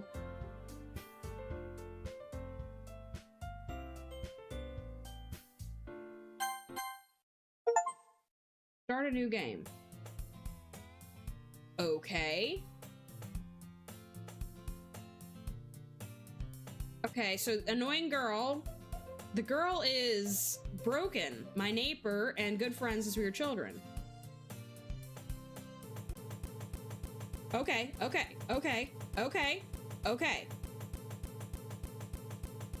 Okay. Classic annoying girl, our childhood friend Cthulhu. Since she's dead, why is she all glitchy? Flash warning. Well, I hate to see this. Let's go. Mornings are usually the worst, right? Okay. Wait.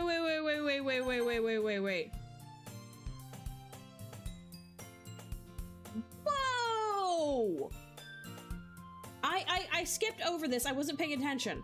It's an ordinary school day, like any other. Mornings are usually the worst, being surrounded by couples and friend groups walking to school together.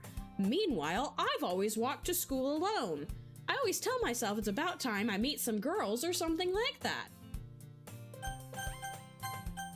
But I have no motivation to join any clubs. Lots of flashing lights in Act 2. Okay, can we actually... Let me do that.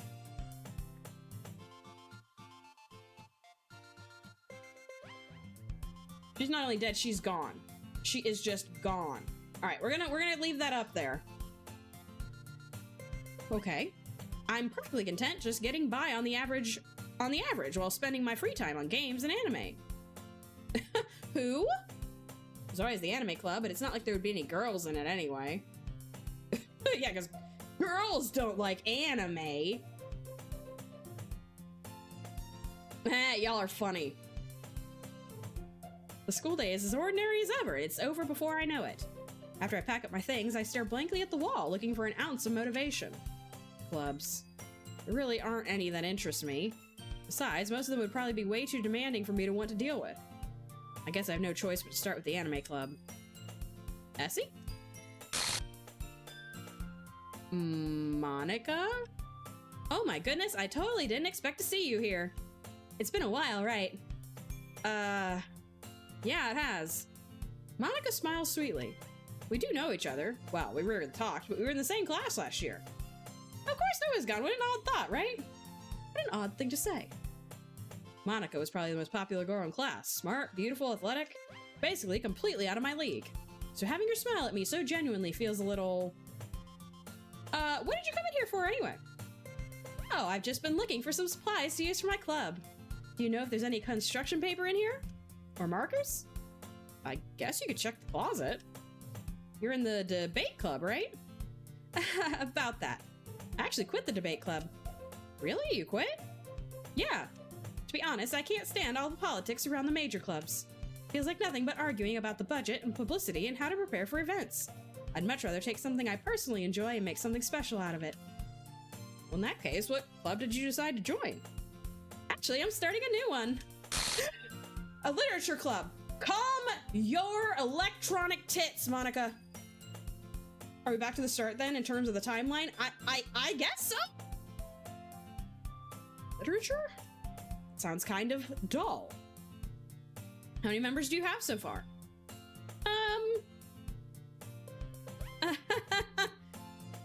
Answer the question, Monica. It's kind of embarrassing, but there are only 3 of us so far. It's really hard to find new members for something that sounds so boring. Well, I can see that. It's really not boring at all, you know? Literature can be anything. Reading, writing, poetry. I mean, one of my members even keeps her manga collection in the classroom. Wait, really? Yeah, it's funny, right? She always insists that manga is literature too. I mean, she's not wrong, I guess. What I'd miss, Lorenzo, you missed a lot. It was, traumatic. Sayori killed herself, and now we are in another playthrough, and Monica keeps glitching the fuck out. So yeah, it's something. And And besides, a member's a member, right? Did Monica say she? Hey, Essie. I assume Sayori is not in this virtual plane anymore. That is correct. By any chance, are you still looking for a club to join? I mean, I guess so, but in that case, is there any chance you could do me a big favor? I won't ask you to join, but if you could at the very least visit my club, it would make me really happy. Nothing. There is no death in Literature Club.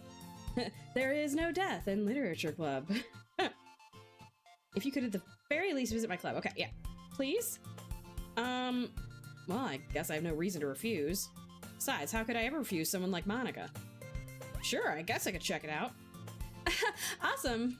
You're really sweet, Essie. You know that? It's nothing, really. Never wanted to believe that my dad was stealing his job as a road worker. When I got home, all the signs were there. Monica invited you to Lake Laowai, right? Shall we go then? I'll look for the materials another time. You're more important. And thus, today marks the day I sold my soul to Monica and her irresistible smile. Now here's a question. I guess this is kind of a spoiler, and you guys may know. If we go and romance Monica first, does all of this happen? Like, is she the reason that all of this is happening? I sold my soul to Monica for one reason. She got a ponytail. Interesting. Anyway, I dejectedly follow Monica across the school and upstairs, a section of the school I rarely visit. Monica, full of energy, swings open the classroom door. I'm back! And I brought a guest with me. Okay. Okay. Okay.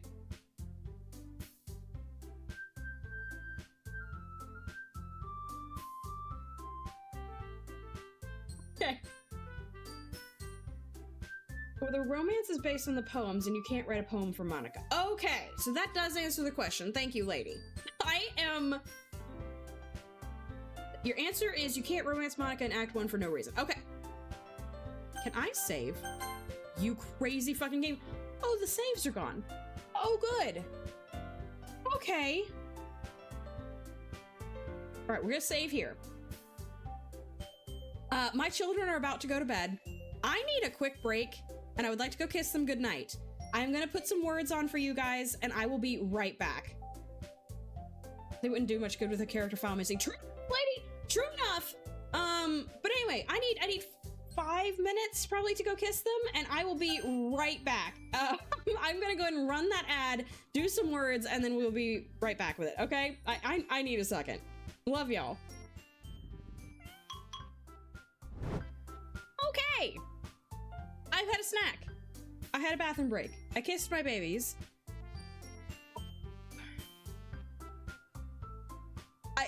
I think the problem is, right? Because we play horror games all the time on this channel. It's been 5 hours of dating sim gameplay, and all of a sudden we're in the horror.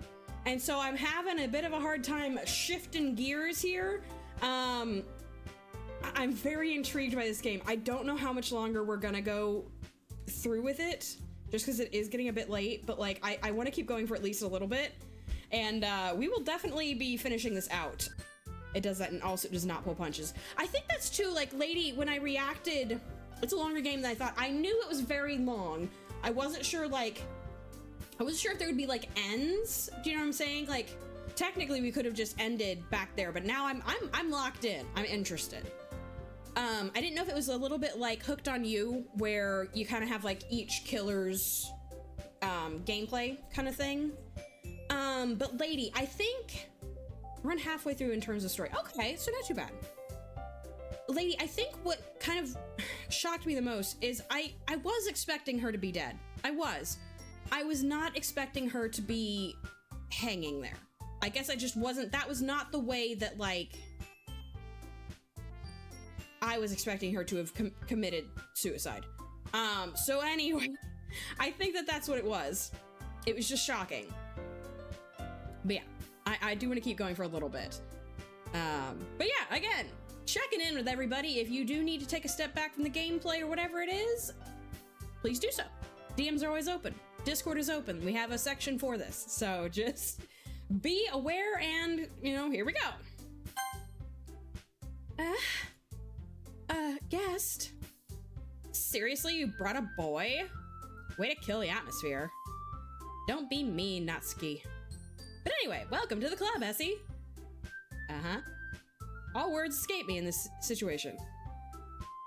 The music in that scene is also horrendously brilliant. Honestly, I don't think I even processed. Later, thank you for the follow, appreciate you. Well, the back wall changed a bit. Oh, shit! That's great. That's great. That's great.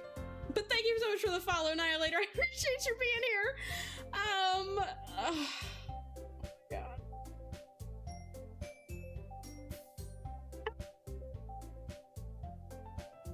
This club is full of incredibly cute girls. Yo, let's just not focus on that at all. Oh, I know what I'm saying. Lady, I'm gonna have to watch the VOD back because I was so focused. I don't remember the music. Anyway. So let me guess, you're Monica's boyfriend, right? What? No, I'm not.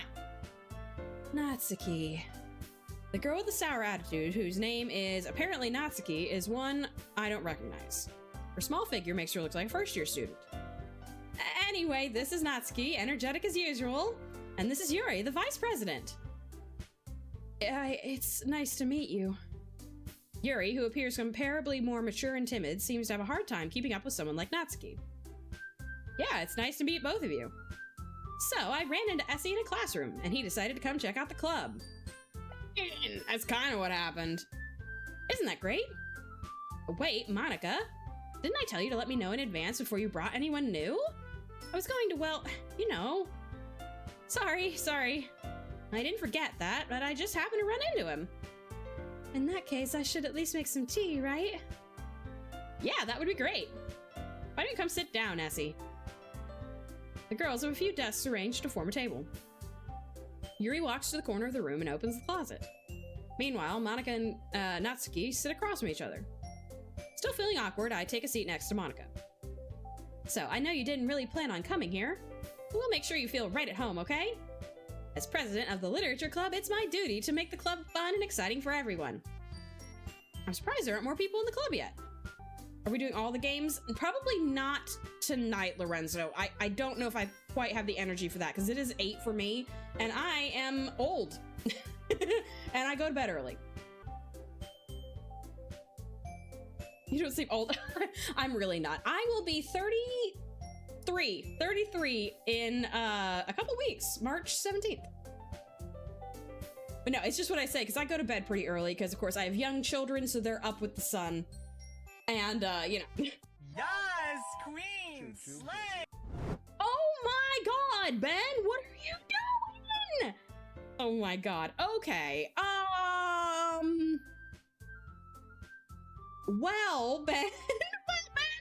Okay. Are you gonna... Oh my god. Supporting a bestie is what I'm doing. Well, I really appreciate you. I really appreciate you. I have the sour candies. I have Bean Boozled. I have the spicy almonds. What would you like me to do for you in Annihilator, thank you so much for the gifted sub, paying it forward from Ben's gift there. Stream all night. Apparently that's what we're doing. Screw sleep. Who needs it? I started something. I see that, Ben. Oh my god. Well, Annihilator, you also have the option of a Carolina Reaper nut, a Bean Boozled, or a level 3 extreme sour strawberry as a thank you for subs. So you both need to just let me know what you'd like me to do and we will get that done. But oh my god, thank you so much. Oh my god, y'all are too much. Totes Bean Boozled. All right, well, while Ben lets me know what punishment, thank you, he's gonna have me do. We're gonna be doing a Bean Boozled. Okay, so we're doing, oh my god, we're doing 11 Bean Boozled. Oh my god, okay. It's fine. All right, so it's kind of cool. So you like lift it up and then there's a bean that pops up on the top. Okie dokie.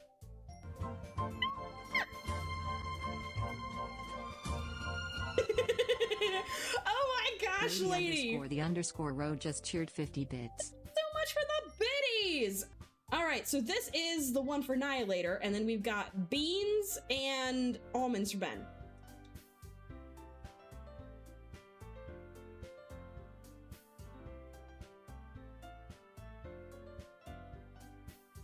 I'm not really sure what this is.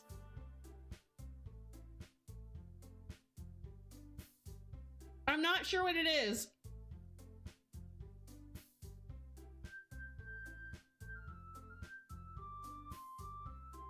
Okay, so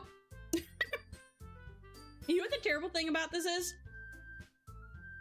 It is neither bad nor good. I cannot decide whether or not that was a jelly bean or if that was a nasty one. I think it was nasty. See, that's the opposite of fine. I know, right? My thanks just being here with some super W peeps. I appreciate you, lady. I love our community. Our community is amazing. Oh God. Okay, the stink bug was like fit check too. I will fit check while I chew whatever the heck this is. Oh, thank God it's licorice. It's licorice. We're good. So we got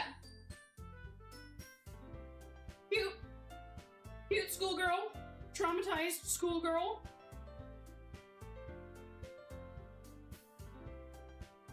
Crispy crust Batman. I know, right? Okay. It's a good thing I like black licorice. I'm just saying. I think I might prefer the black rubber or the burnt rubber. That's what I'm saying. That's what I'm saying, lady. Like, I think they like, black licorice. I got a rock out emote. Okay. Nice. Thank you so much for the hype train, guys. That was our highest hype train ever. A level 4 hype train. That was amazing. I think this might be another licorice versus burnt rubber. All right, let's see. Let's see. What could be worse than old bandage? Burnt rubber. Burnt rubber. Oh, wow. Oh, wow, that really tastes like burnt. It tastes like a, an AutoZone smells. Do you know what I'm talking about? It literally tastes like the AutoZone floor smells. Do you ever wonder how they make this food? Absolutely, Spring. Like, how did they come up with this? Like, what is it that's making this flavor in my mouth? Oh yeah, I know that smell, right? I think so, lady. I think so. We will see. And thank you again for the hype train, guys. It really does mean a lot to me. I appreciate you guys so much for being here and supporting the stream. Okay. You know what? You know what? I get a pleasant white chocolate pretzel to wash all that down. I'm eating one. Lady, I've read that one before. And because it like hits different parts of your tongue, it just, yeah, absolute insanity. I almost couldn't taste the chocolate because of all of the spice. Anyway. A little bit of cacao butter to soothe the mouth, right? That's what I'm saying. Okay, I don't remember what I said. Let's see. I'm surprised there aren't more people in the club. It must be hard to start a new club. You could put it that way. Not many people are very interested in putting out all the effort to start something brand new. Especially when it's something that doesn't grab your attention, like literature. So why did you pick literature, Monica? You have to work hard to convince people that you're both fun and worthwhile. But it makes school events like the festival that much more important. I'm confident we can all really grow this club after we graduate. Or before we graduate. Right, Natsuki? Well, I guess. Natsuki reluctantly agrees. Such different girls, all interested in the same goal. Monica must have worked really hard just to find these two. Yuri returns to the table carrying a tea set. She carefully places a teacup in front of each of us before setting down the teapot in the middle. You keep a whole tea set in this classroom? Don't worry, the teachers gave us permission. After all, doesn't a hot cup of tea help you enjoy a good book? I guess. Don't let yourself get intimidated. Yuri's just trying to impress you. That's not... Insulted, Yuri looks away. I meant that, you know. I believe you. Well, tea and reading might not be a pastime for me, but I at least enjoy tea. I'm glad. Yuri faintly smiles to herself in relief. So, Essie, what kinds of things do you like to read? Well, considering how little I've read these past few years, I don't really have a good way of answering that. Manga, I mutter quietly to myself, half joking. Natsuki's head suddenly perks up. It looks like she wants to say something, but she keeps quiet. Not much of a reader, I guess. Oh, that could change. I am back and see you got to the turning point. B, it was so bad. It was so bad. So yeah, we're just, randomly having, pops and starts and, it's a little terrifying. And you see our new art in the background, just little things. I spoke without thinking after seeing Yuri's sad smile. Anyway, what about you, Yuri? Oh my god, and B, I ate the most disgusting jelly beans on the face of the planet. It was really bad. I prefer the spicy nuts. It's still in my teeth. I can still taste it. Well, let's see. Yuri traces the rim of her teacup with her finger. My favorites are usually novels. Okay, so we've kind of gone through this. So I'm gonna kind of skip a little bit of this. It was Old Bandage. It was so bad. Old Bandage and then Burnt Rubber. All right. But I like a lot of things. Yeah, it's bad. Okay. Been reading a lot of horror lately. I read a horror book once. I desperately grasped something I can relate to at a minimal level. Okay. I'd expect that from you, Yuri. It suits your personality. Oh, is that so? Isn't it a little different? Really, if a story makes me think or takes me to another world, then I really can't put it down. Surreal horror is often very successful at changing the way you look at the world, if only for a brief moment. This is different, isn't it? I hate horror. Oh, why's that? Well, Natsuki's eyes dart over to me for a split second. Never mind. That's right, you usually like to write about cute things, don't you, Natsuki? Yep. Yuri might as well have a conversation with a rock, and somehow, even in the Doki Doki Lesbians Club, rock beats scissors. Oh my god, okay. Lady, that reminds me of a joke that I saw the other day, and I wrote it down, and y'all are gonna have to listen to it now. Let's see. Where the heck is it? Why is Dwayne Johnson the only man to turn lesbian straight? 'Cause rock beats scissors. Anyway, it's stupid, but I thought it was funny. What? What gives you that idea? You left a piece of scrap paper behind last club meeting. I was like, it's so stupid. It looked like you were working on a poem called Don't Say It Out Loud. Give it back. Fine. Natsuki, you write your own poems? Well, I guess sometimes. Why do you care? I think that's impressive. Why don't you show them sometime? No. Natsuki averts her eyes. You wouldn't like them. Not a very confident writer yet, huh? I understand how Natsuki feels. Okay.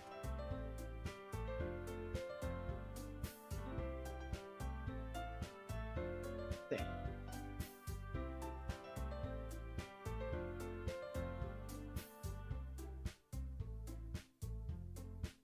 Sorry, I'm kind of skimming through some of this because we've been here before. Hey, I just got an idea. How about this? Natsuki and Yuri look quizzically at Monaco. Poems, right? Let's go home and write poems around. Yep, next time we meet, we'll share them with each other. That way everyone is even. Okay. I mean, I thought it was a good idea. Alright, let's see. Okay, okay. See, maybe I need to not skip quite so much. So Yuri was like, I think you're right, Monica. We should probably start finding activities for all of us to participate in together. I did decide to take on the responsibility of vice president after all. I need to do my best to nurture the club as well as its members. Besides, now that we have a new member, it seems like a good step for us to take. Do you agree as well, Essie? Hold on, there's still one problem. What's that?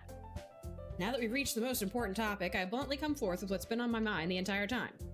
I never said I would join this club. Monica may have convinced me to stop by, but I never made any decision. I still have other clubs to look at, and I lose my train of thought. All 3 girls. So one problem. I'm an asshole. True enough. They all stare back at me with dejected eyes. But I'm sorry, I thought... The girls exchange glances before Monica turns back to me. I guess I need to tell you the truth, Essie. The thing is, we don't have enough members yet to form an official club. We need 4. Oh no! Everybody's losing shit. And I've been trying really, really hard to find new members. And if we don't find one more before the festival... I'm defenseless against these girls. How am I supposed to make a clear-headed decision when it's like this? I would feel terrible for letting everyone down in this situation. Besides, the club itself seems pretty relaxed. So if writing poems is the price I need to pay in order to spend every day with these beautiful girls... Right. Okay, I've decided then. I'll join the literature club. One by one, the girls' eyes light up. Oh my goodness, really? Do you really mean that, Essie? Yeah. It could be fun, right? You really did scare me for a moment. I mean, if you really just left after all this, I would be super pissed. Essie, I'm so happy. We can become an official club now. Thank you so much for this. You're really amazing. I'll do everything I can to give you a great time, okay? Okay. Thanks, I guess. Okay, everyone. Aha. Catching on to that now. I can't remember if it was Lady or Friday mentioned it. I think with that, we can officially end today's meeting on a good note. Everyone remember tonight's assignment. Write a poem to bring to the next meeting so we can all share. Monica looks over at me once more. Essie, I look forward to seeing how you express yourself. Yeah. Can I really impress the class star Monica with my mediocre writing skills? I already feel the anxiety welling up inside me. Meanwhile, the girls continue to chit-chat as Yuri cleans up the tea set. I guess I'll be on my way then. Okay, I'll see you tomorrow then. I can't wait. With that, I depart the club room and make my way home. The whole way, my mind wanders back and forth between the 3 girls. Natsuki, Yuri, and of course, Monica. Will I really be happy spending every day after school in a literature club? Perhaps I'll have the chance to grow closer to one of these girls. Alright. I'll just need to make the most of my circumstances, and I'm sure good fortune will find me. Mediocre writing skills, says the dude who's never written a single poem in his life. True enough. That would be 0. Reminds me of the Kung Fu Panda. What level would you be? What level 0? A level 0. I guess that starts with writing a poem tonight. You've unlocked a special poem. Would you like to read it? Well, yeah. A dream. I was wandering in an abandoned warehouse at night. I was lost, looking for an exit. I just wanted to go home. I came upon a huge empty room, its ceiling and walls beyond the deep blackness. My steps were quick in order to hurry to the other side. To a wall. Anything. Suddenly, the ground was no longer beneath my feet. I stepped into a hold of indeterminate width. I fell for a good 5 seconds before crashing into warm water. Figuring out which way was up, I surfaced myself. The air was humid, and the sounds of my splashing reverberated endlessly. My vision was completely swallowed by the dark. With one hand, I could feel the damp metal wall of the container. My lungs were already getting tired.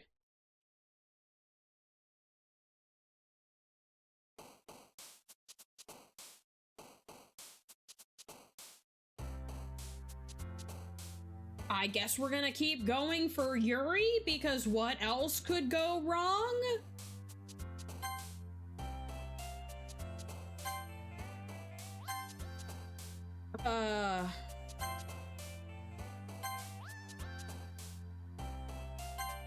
Oh, sadness got Natsuki. Okay. Better be nothing.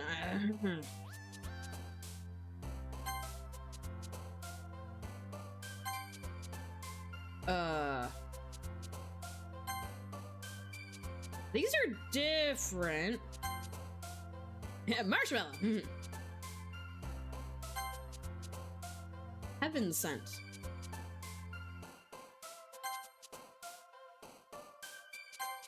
Oh, okay. Fulgent. Fallible. Vertigo. Entropy. Vitality. Despise? Okay. Okay. Oh, the picture's gone. Hi again, Essie. Glad to see you didn't run away on us. Nah, don't worry. This might be a little strange for me, but I at least keep my word. Well, I'm back at the literature club. I was last to come in, so everyone else is already hanging out. You doing all right there, Yuri? Thanks for keeping your promise, Essie. I hope this isn't too overwhelming of a commitment for you. Making you dive headfirst into literature when you're not accustomed to it. Ooh, okay. Oh, come on, like he deserves any slack. You already had to be dragged here by Monica. I don't know if you plan to just come here and hang out or what. If you don't take us seriously, then you won't see the end of it. Ooh, okay. Monica, you're kinda in the way, baby doll. Let's see, Natsuki certainly have a big mouth for someone who keeps their manga collection in the classroom. Okay, bye, Monica. Natsuki finds herself stuck between saying Monica and manga. Manga is literature! Swiftly defeated, Natsuki plops back into her seat. I'm sorry, Essie. Make sure to put your comfort first, okay? Yuri shoots Natsuki with a disappointed glance. Anyway. Could you be a deer and move behind the UI? Right, like you're in the way! Now that you're in the club and all, perhaps you might have an interest in picking up a book to read. Well, I can't really say no either way. Like you said, I'm in this club now. So it only feels right for me to do something like that if you ask. Well, wait. I didn't mean it like that. If you don't really want to, then forget I said anything, I guess. Ah, no, it's not that, Yuri. I'm just a dumbass. I want to try to be part of this club. So even if I don't read often, I'd be happy to pick up a book if you wanted me to. Are you sure? I just felt like, well, as vice president and all, that I should help you get started on something you might like. Yuri reaches into her bag and pulls out a book. Okay, oops, shit. I didn't want you to feel left out, so I picked out a book that I thought you might enjoy. It's a short read, so it should keep your attention, even if you don't usually read. I mean, could you know? Discuss it, if you wanted. This is... How is this girl accidentally being so cute? She even picked out a book she'd think I'll like. Yuri, thank you, I'll definitely read this. I enthusiastically take the book. Whew. Well, you can read it at your own pace. I look forward to hearing what you think. Okay. Now that everyone's settled in, I expected Monica to kick off some scheduled activities for the club. But that doesn't seem to be the case. Yuri's face is already buried in a book. I can't help but notice her intense expression. Okay. Meanwhile, Natsuki is rummaging around in the closet. Really curious to talk to Yuri a bit more. Uh-huh. Okay. Looks like the same book she lent me. Okay. Crap. I think she noticed me looking at her. She sneaks another glance at me and her eyes meet for a split second.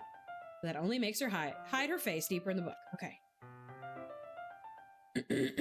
Sorry, I am skipping a little bit. It's fine. I was focused and I probably wouldn't have noticed in the first place. I'm just rereading a bit of this, so... Alright, I wanted to reread some of it. Not for any particular reason. Is there something weird going on with her face? Do her eyes look really red around the edges? And I'm looking at all the backgrounds and shit. Alright. 2 copies of the same book. Alright. I just happened to buy 2 of them. Sure, we believe you. Alright. Alright, let's see. Very engaging, relatable story. You gotta pick up. Okay. Portrait of Markov. That's the same as before. Ominous looking eye symbol in the front cover. Oh yeah. Huh. Religious camp is turning to a human experiment prison. Good! Okay. Whoa! Okay. Every time I'm like, yeah, we've seen this.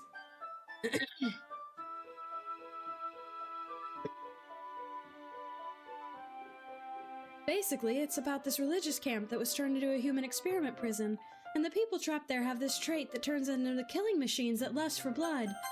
But the facility gets even worse, and they start selectively breeding people by cutting off their limbs and affixing them to... Oh, that might be a little bit of a spoiler. But anyway, I'm really into it. The book, I mean. Not the thing about the limbs. It's kind of dark, isn't it? What the fuck, Yuri, right? You made it sound like it was going to be a nice story, so that dark turn came from nowhere. Are you not a fan of that sort of thing, Essie? No, it's not that. I mean, I can definitely enjoy those kinds of stories, so don't worry. Narrator, she was in fact totally into the thing with the limbs, right? Sorry, those Bean Boozled are really killing me a little bit. I hope so. Yeah, I totally forgot that Yuri is into those things. We're stupid! You're so shy and reclusive. It's just this kind of story. It's the kind that challenges you to look at life from a strange new perspective. Okay.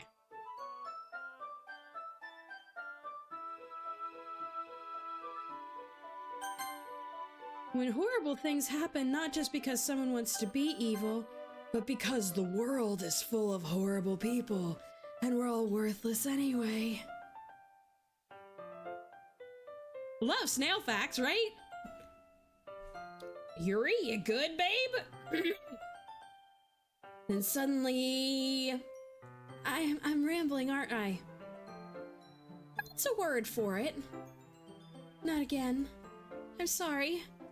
Hey, don't apologize. We're just gonna pretend like nothing weird at all is happening. I haven't lost interest or anything. Well, I guess it's alright then. But I feel like I should let you know that I have this problem. When I let things like books and writing fill my thoughts, my whole body gets... okay? I kind of forget to pay attention to other people. So I'm sorry if I end up saying something strange. You have said that plenty.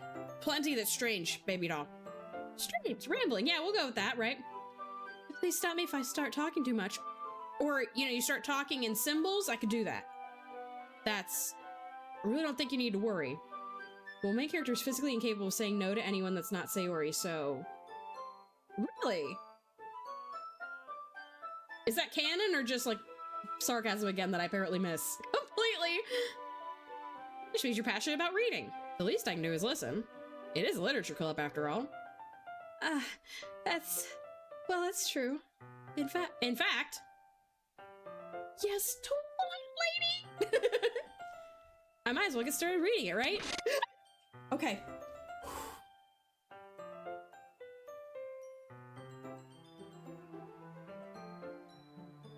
More exaggeration than anything. Okay.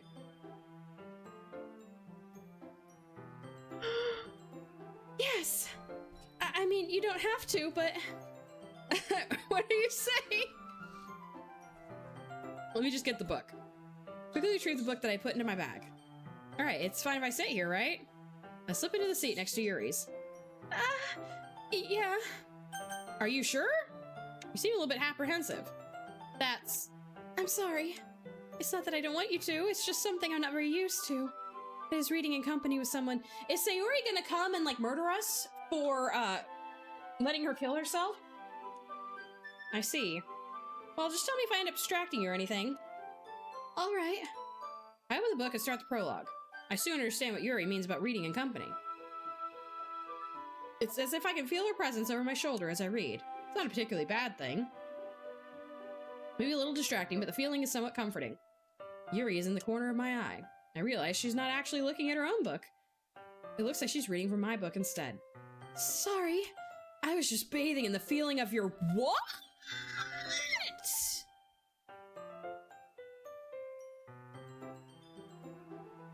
Okay. Yuri, you really apologize a lot, don't you? I do? I don't really mean to. Sorry. I mean... Here, this should work, right? Slide my desk until it's up against Yuri's. I suppose so. Yuri timidly closes her own copy. Once we lean in a little bit, our shoulders are almost touching.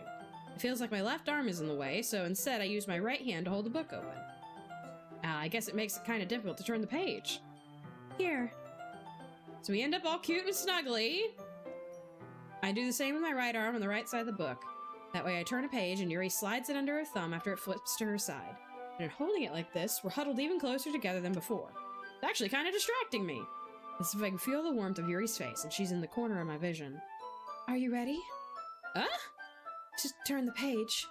Ah, sorry. I think I got a bit distracted for a second. I glance over at Yuri's face again, and our eyes meet.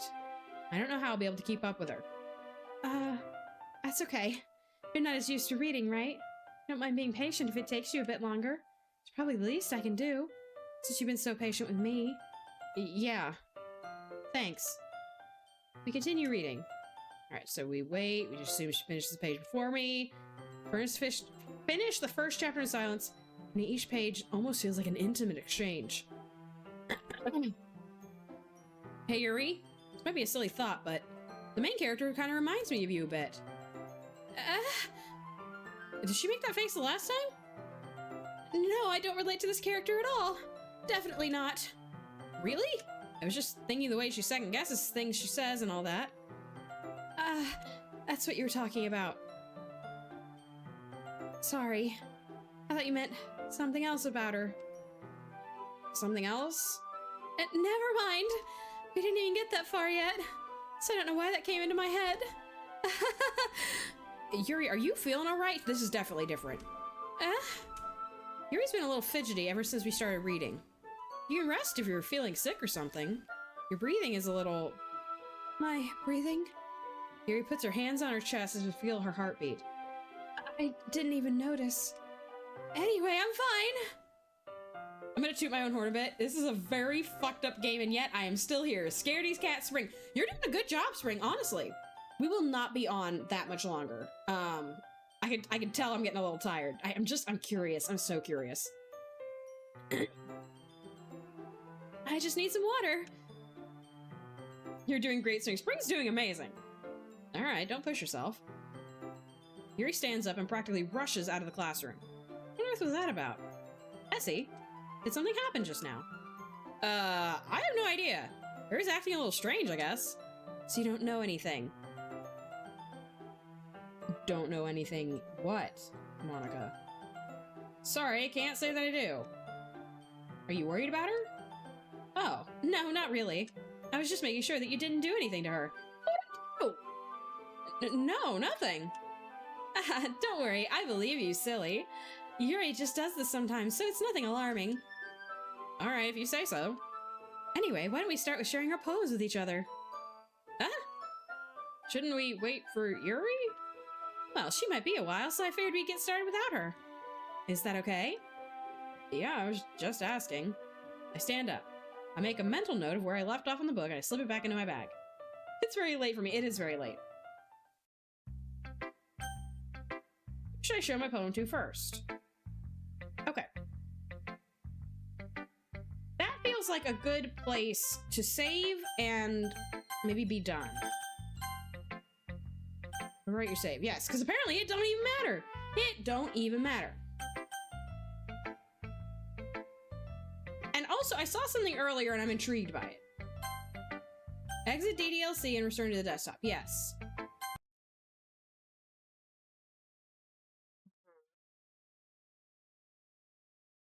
Okay. Okay, it did actually let me go. Because the first time I tried to do that, it did not let me go, and it was a little terrifying. Alright, here we go. You'd love the side stories that are in there once you've done with the main game. Yes, lady, I do plan to do all of it, and I do have the... One second, I'm gonna turn this down. I did buy the Doki Plus, so it's got like all of the like DLC or whatever else comes with it. Thank you so much for all the follows, all of the gift subs, all of the biddies, all of the hype, all of the love, all of everything that you guys have done tonight. It was a really great stream. This was our reward for 75 subs. So we did the cosplay, we did the new game. I had a great time. And in fact, we have already reached the 100 sub goal. I have not decided what we are going to do for that because I didn't think we were going to get this far this fast. So I will come up with something else for us to cosplay and play after we come back from Vormer's work trip, because like there's no reason, you know what I mean? It's so great to meet everyone. So looking forward to coming back. I look forward to seeing you, lady.